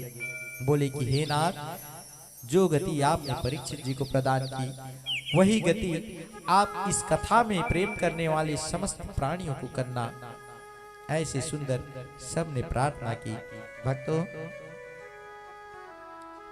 सुखदेव जी ने परीक्षित जी को 168 घंटे लगातार 168 घंटे तक परीक्षित जी कथा सुनते रहे और लगातार सुखदेव जी उनको सुनाते रहे। आज यदि हम 2 घंटे 3 घंटे 4 घंटे बैठ जाते हैं, हाथ पैर फूलने लगता है। परीक्षित जी इतनी देर तक सुने क्यों? क्योंकि इस कथा में रस है, और इस कथा का रस वही जान सकता है जिसके भीतर कृष्ण की भक्ति है। भक्तों, आज हम देख रहे हैं कि यहाँ पर ऐसे भी भक्त बैठे हैं जो दूर से आए हैं। आज 9:30 बज रहा है, रात्रि की 9:30 बज रहे हैं, अभी तक सब बैठे हैं। ये गोविंद की कृपा है। प्रेम से बोलिए बांके बिहारी लाल की जय। भक्तों, अंत में भगवत नाम संकीर्तन का महत्व बताया गया है। भगवत नाम संकीर्तन से ही इस जीव का कल्याण है, इस आत्मा का कल्याण है। भगवान ने बड़े ही सुंदर ढंग से कहा है कि शरीर मुक्ति का साधन है, लेकिन मुक्ति किसे चाहिए? कौन है? आत्मा मुक्ति का अधिकारी है। जीव आत्मा मुक्ति का अधिकारी है? नहीं। मुक्ति का अधिकारी कौन है? मन। मन से ही हर चीज होता है, मन से ही पाप होता है, मन से ही पुण्य होता है, मन से ही यह शरीर चलता है। ईश्वर अंश जीव अंश, वो तो भगवान का अंश है, उसे मुक्ति नहीं चाहिए। मुक्ति किसे चाहिए? मुक्ति मन को चाहिए। यदि यह मन मुक्त होकर के गोविंद के चरणों में आ गया तो फिर राधे राधे, बाकी कहने की जरूरत नहीं है। तो आइए, इसे ही सूत जी महाराज शौनक ऋषियों से कहते हैं कि हे ऋषियों, मनुष्य केवल नाम संकीर्तन से मुक्ति पा सकता है। नाम संकीर्तन से मन जो है गोविंद में लग जाएगा, और मन गोविंद में लग गया तो फिर मुक्ति हो ही गई। तो आइए हम भी भागवत के अंतिम श्लोक का गान करें। हो सके तो अपने सिर पर कपड़ा रख लें, अगर उपलब्ध हो तो सिर पर कपड़ा रख लें और बढ़िया मेरे साथ इस भागवत के अंतिम श्लोक का गान करें। प्रेम से बोलिए बांके बिहारी लाल की जय। नाम संकीर्तन यस्य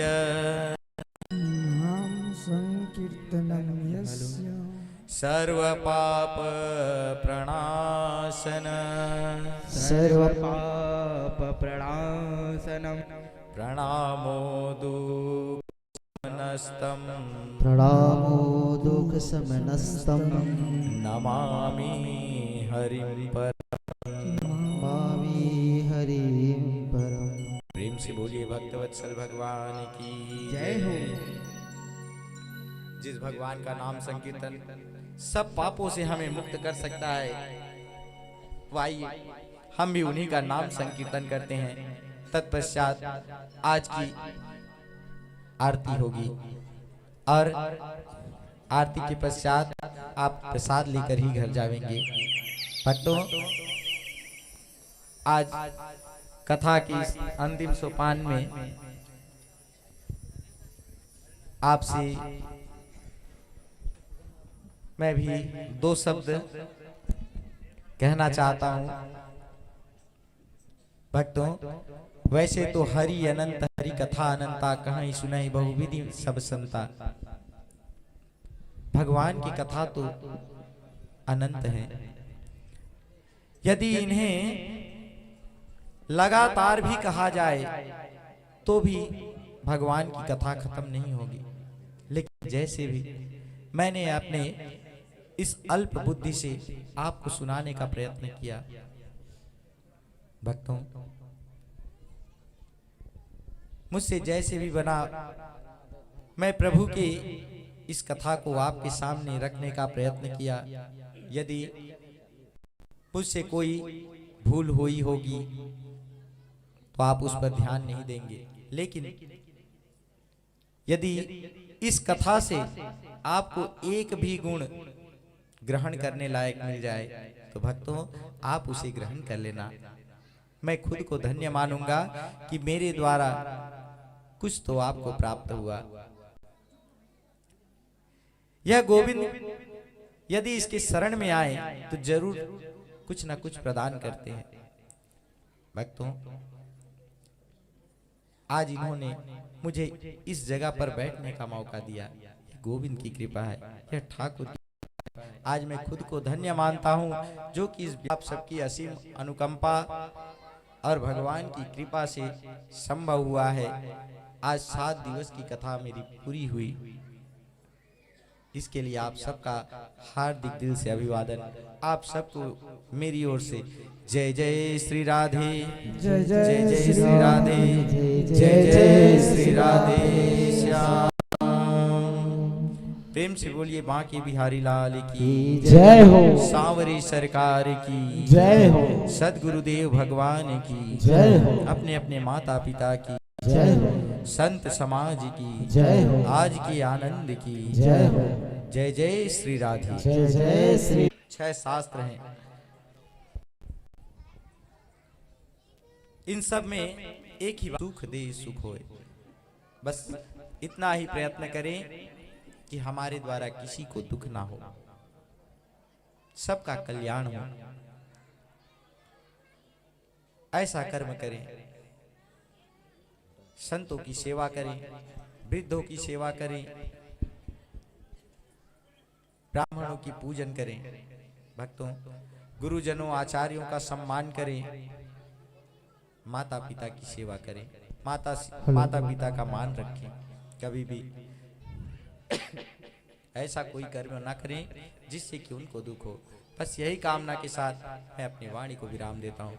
प्रेम से बोलो जय जय श्री राधे, जय जय जय जय श्री राधे, जय श्री जय राधे, जय श्री राधे श्याम। जय जय श्री राधे। बोल श्रीमद् भागवत महापुराण की जय।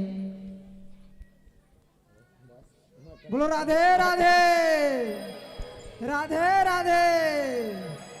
बोले भागवत महापुराण की जय हो। बोले बांके बिहारी लाल की जय। सादर 50 रुपए का सब प्रेम भेंट सभ्यता मानिकपुरी जी की तरफ से हमारे सुदामा जी वाले भजन को सुनकर। तो आइए आरती से पहले श्री राधे रानी जी के नाम पे सब लोग एक बार झूम लेते हैं। बोलिए बांके बिहारी लाल की जय। एक बार हमारे कथा व्यास पंडित श्री कांति कमल वैष्णव जी के सम्मान में हम सभी को 7 दिवस तक श्रीमद् भागवत कथा का रसपान कराए हैं। उसके सम्मान में एक बार जोरदार जयकारा हो जाए। बोलिए राधा कृष्ण भगवान की जय हो। वृंदावन बिहारी लाल की जय हो। महामाई दाई की जय हो। भाटिया महाराज की जय हो। ठाकुर देव महाराज की जय हो। ग्राम के सभी देव देवताओं की जय हो। जय हो। जय जय श्री राम, जय जय श्री राम, राधे राधे।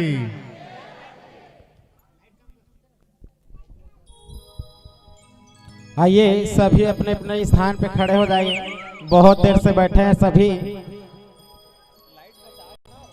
और श्री राधे रानी जी के नाम पे सभी झूमेंगे, ताली बजाएंगे। बोले बाके बिहारी लाल की जय हो।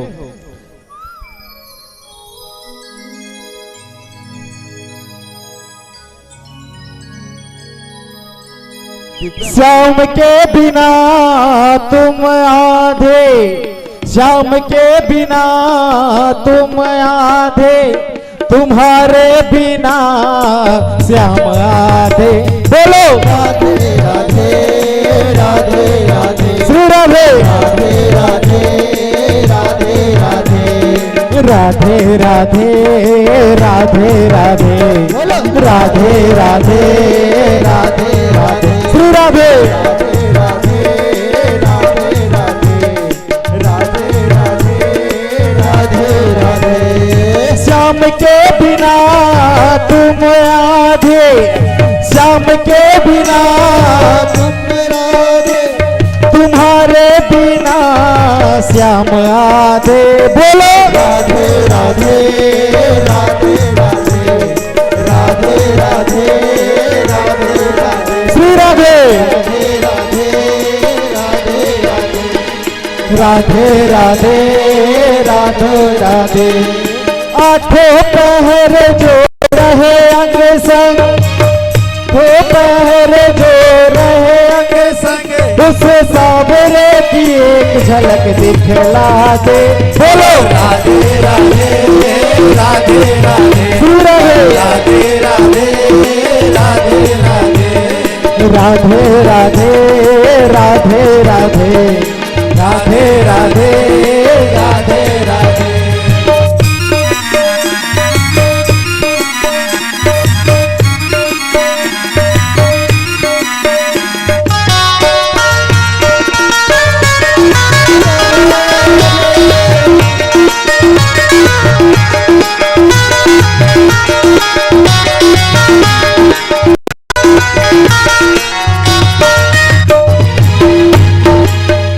मैं तो सांवरे के रंग मेरा चेरे, मैं तो सांवरे के रंग मेरा चेरे, बांध घुंघरू भी पग में नाचे रे, बांध घुंघरू भी पग में नाचे।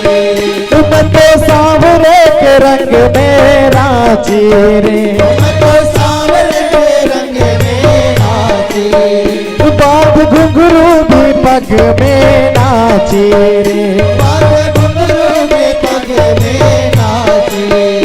ये सोने स्टूर यशोदा को लाला, बात मेरे हृदय के ना मानी, अपनों के संग यो करते नहीं, अपनों के संग यो सांवरे को नेक समझा दे। बोलो राधे राधे राधे राधे, श्री राधे राधे राधे राधे, बोलो राधे राधे राधे राधे राधे राधे राधे, राधे राधे राधे राधे, राधे राधे राधे राधे।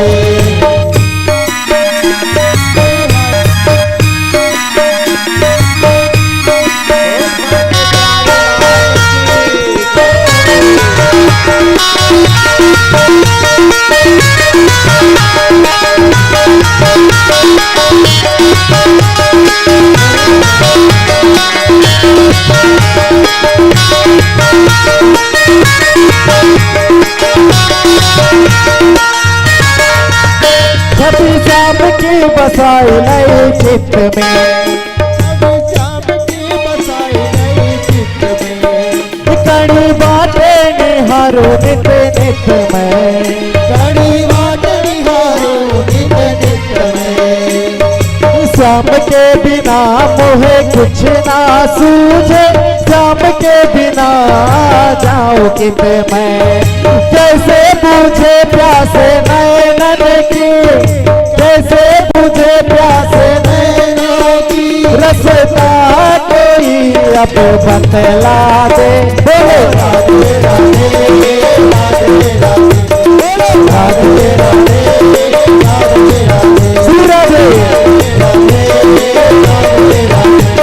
राधे राधे राधे राधे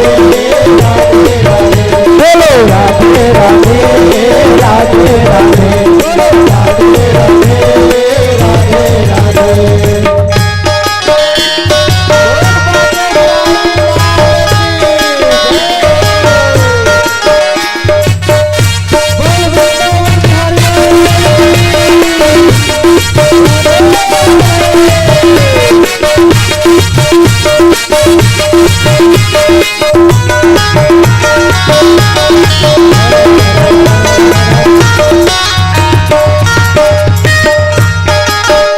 कहीं के सो कहीं पे कन्हैया, कहीं के सो कहीं पे कन्हैया, कहीं नटवर है रास रचैया, कहीं नटवर है रास रचैया, अरे भक्तों के नैया भंवर में अटकी, पार कर देना बन के खिवैया, बिनती सरल से इतने से, बिनती सरल से बंसी बजैया तक पहुँचा दे।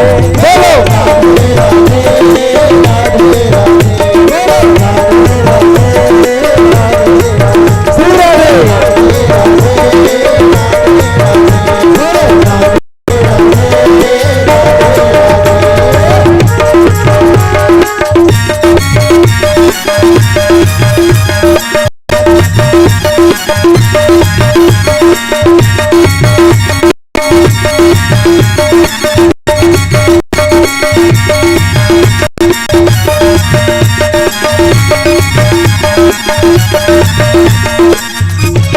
श्याम के बिना तुम आधे, श्याम के बिना तुम आधे, तुम्हारे बिना श्याम आधे। बोलो राधे राधे राधे राधे राधे राधे राधे राधे राधे राधे राधे राधे बोलो राधे राधे राधे राधे राधे राधे राधे राधे बोलो राधे राधे राधे राधे बोलो राधे राधे राधे राधे। बोल श्री राधे रानी की जय हो। तो आइए भगवान श्री रामचंद्र जी का एक भजन उनके जय जय श्री राम। प्रभु श्री राम का लाल निशान लहराएगा,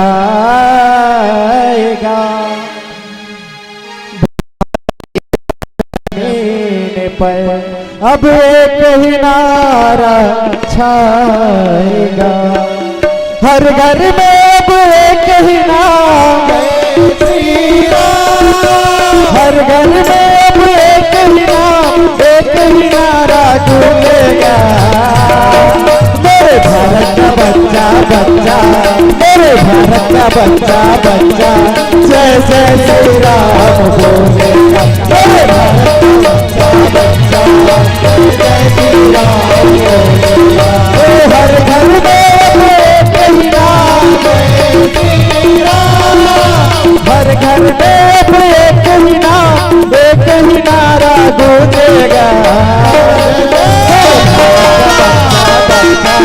मेरे भारत का बच्चा बच्चा, जय जय श्री राम बोले। मेरे भारत का बच्चा बच्चा, जय श्री राम बोलेगा।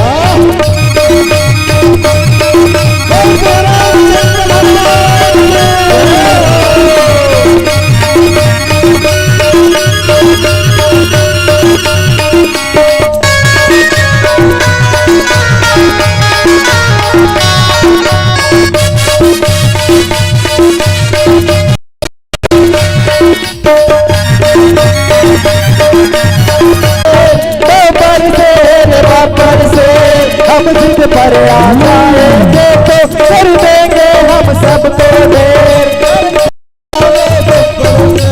कर देंगे हम सबको देर।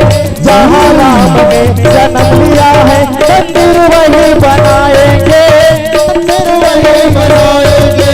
राम नाम का भगवा सारे भारत में लहराएंगे, भारत में लहराएंगे, भारत में लहराएंगे। राम नाम का पी के प्याला, राम नाम का पी के प्याला राम की धुन में डोलेगा। बच्चा बच्चा मेरे भारत का बच्चा बच्चा जय जय श्री राम बोले। मेरे भारत का बच्चा बच्चा जय जय श्री राम बोलेगा। गाँव का बच्चा बच्चा जय जय श्री राम बोलेगा। गाँव का बच्चा बच्चा जय श्री राम बोलेगा।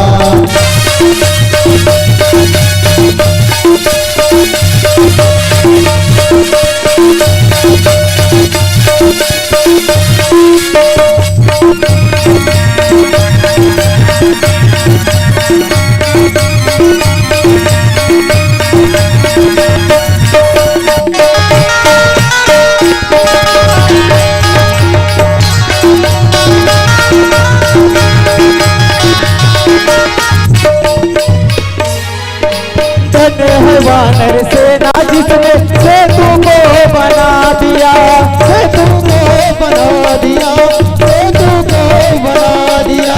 लिख कर राम नाम पत्थर में पानी में तैरा दिया, पानी में तैरा दिया, पानी में तैरा दिया। जागो हिंदू अब तो जागो, वक्त नहीं है सोने का, वक्त नहीं है सोने का, वक्त नहीं है सोने का। राम राज लाने का अवसर ऐसे ही नहीं है खोने का, ऐसे ही नहीं है खोने का, ऐसे नहीं है खोने का। राम दूत हनुमान का नारा, राम दूत हनुमान का नारा सारे जग में गूंजेगा। बच्चा बच्चा के भगावे का बच्चा बच्चा मेरे भारत का बच्चा बच्चा जय जय श्री राम बोलेगा। मेरे भारत का बच्चा बच्चा जय जय श्री राम बोलेगा। मेरे भारत का बच्चा बच्चा, मेरे भारत का बच्चा बच्चा जय जय श्री राम बोलेगा।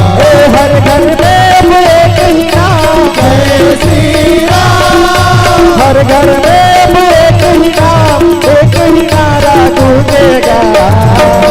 के भगावे का बच्चा बच्चा, के भगावे का बच्चा बच्चा जय जय श्री राम बोले।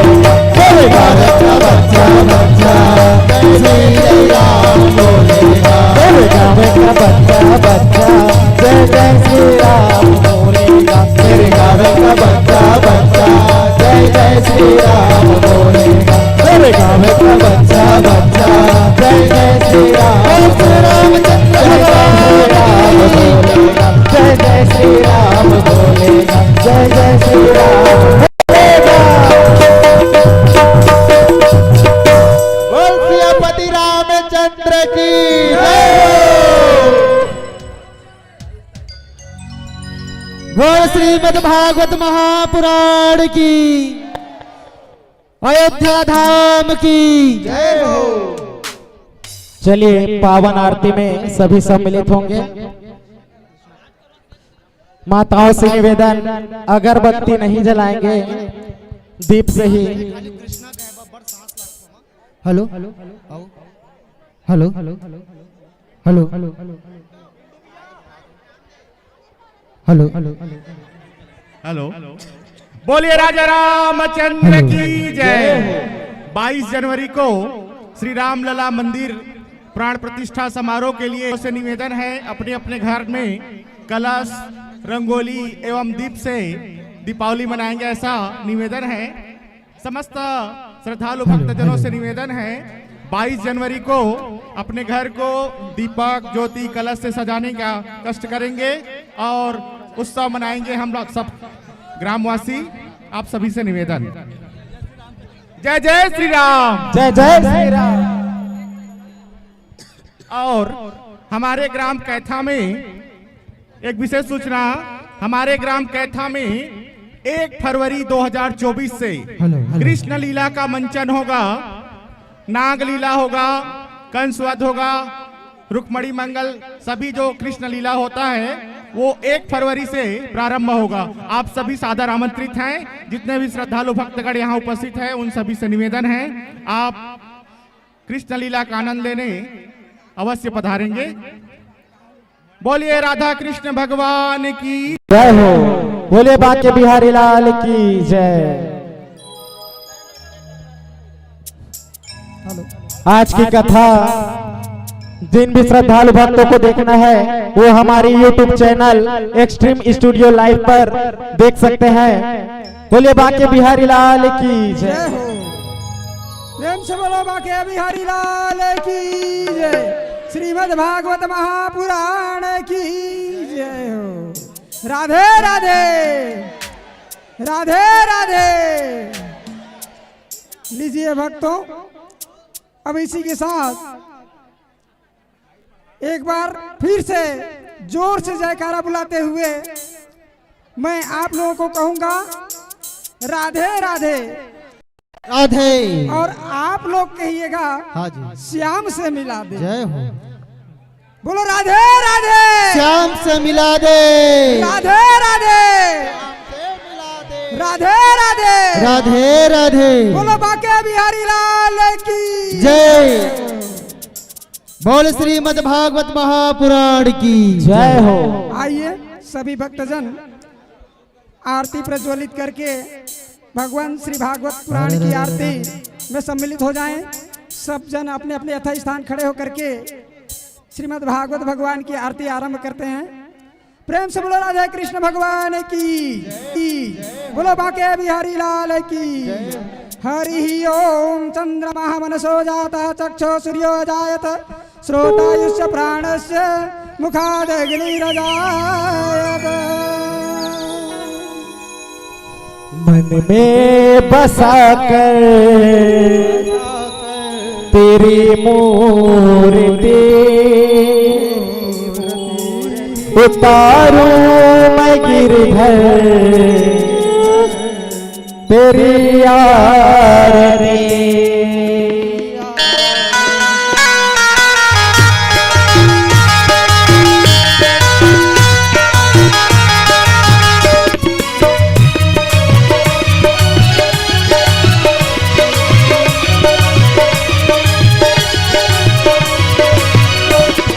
हो हो हो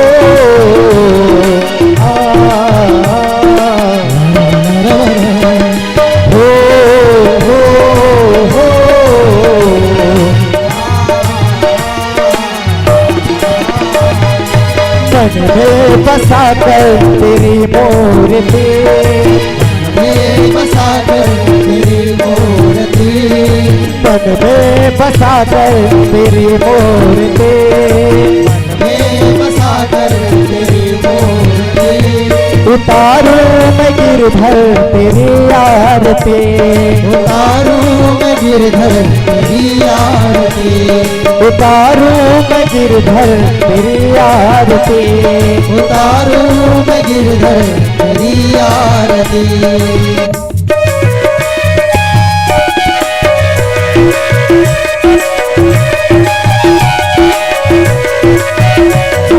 हो हो हो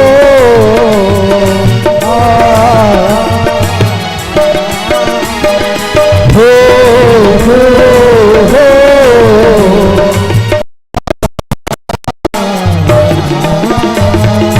करुण करो कष्ट हरो ज्ञान दो भगवन, भाव में फंसे नाव मेरे तार दो भगवन, करुण करो कष्ट हरो ज्ञान दो भगवन, भाव में फंसे नाव मेरे तार दो भगवन।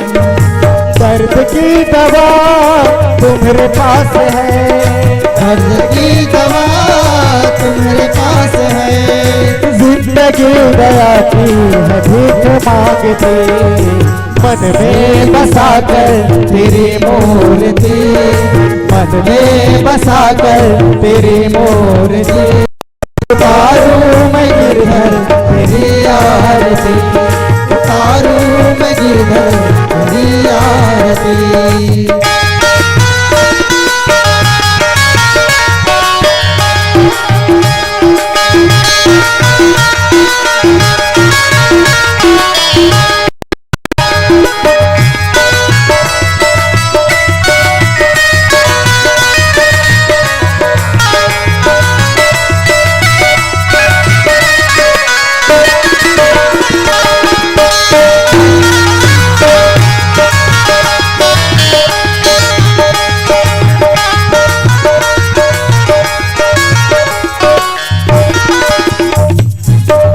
तुझसे क्या मैं यही सोचूं भगवान, जिंदगी जब तेरे नाम कर दे अर्पण।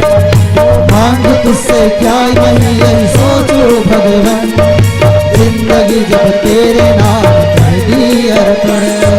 सब कुछ नहीं मेरा, सब कुछ तेरा, चिंता है तुझको प्रभु संसार की, मन में बसाकर तेरी मूर्ति, मन में बसाकर तेरी मूर्ति, उतारूं मैं गिरधर तेरी आरती, उतारूं मैं गिरधर तेरी आरती।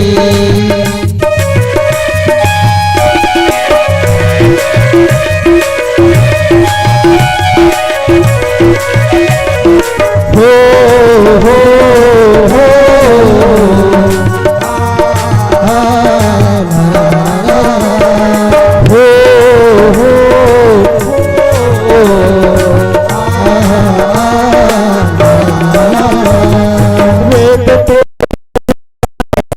करे ध्यान, नारद गुणगान करे छेड़ वीणता। वेद तेरी महिमा गाए संत करे ध्यान, नारद गुणगान करे छेड़ वीणता। भक्त तेरे द्वार करते हैं पुकार, भक्त तेरे द्वार करते हैं पुकार। हम सब मिल करके गाएं तेरी आरती, मन में बसाकर तेरी मूर्ति, मन में बसाकर तेरी मूर्ति, उतारूं मैं गिरधर तेरी आरती, उतारूं मैं गिरधर तेरी आरती, उतारूं मैं गिरधर तेरी आरती, उतारूं मैं गिरधर तेरी आरती। कर्पूरगौरम करुणावतारम संसार सारम भुजगेन्द्रहारम सदा वसंतम हृदयारविंदे भवं भवानी सहितं नमामि। मंदारमाला पीतालकाय कपालमाला त्रिशेखराय दिव्याम्बराय च दिगंबराय नमः शिवाय नमः शिवाय। त्वमेव माता च पिता त्वमेव, त्वमेव बन्धु सखा त्वमेव, त्वमेव विद्या द्रविणं त्वमेव, त्वमेव सर्वं मम देवदेव। गुरुर्ब्रह्मा गुरुर्विष्णु गुरुर्देवो महेश्वरा, गुरुर्साक्षात् परब्रह्म तस्मै श्री गुरुवे नमः। हरे राम हरे राम राम राम हरे हरे कृष्णा कृष्ण कृष्ण हरे हरे, हरे राम राम राम हरे हरे, हरे कृष्णा कृष्ण कृष्ण हरे हरे। श्री कृष्ण गोविंद हरे मुरारी, हे नाथ नारायण वासुदेव। श्री कृष्ण गोविंद हरे मुरारी, हे नाथ नारायण वासुदेव। श्री कृष्ण गोविंद हरे मुरारी, हे नारायण वासुदेव। श्री कृष्ण गोविंद हरे मुरारी, हे नाथ नारायण वासुदेव। श्री कृष्ण गोविंद हरे मुरारी, हे नाथ नारायण वासुदेव।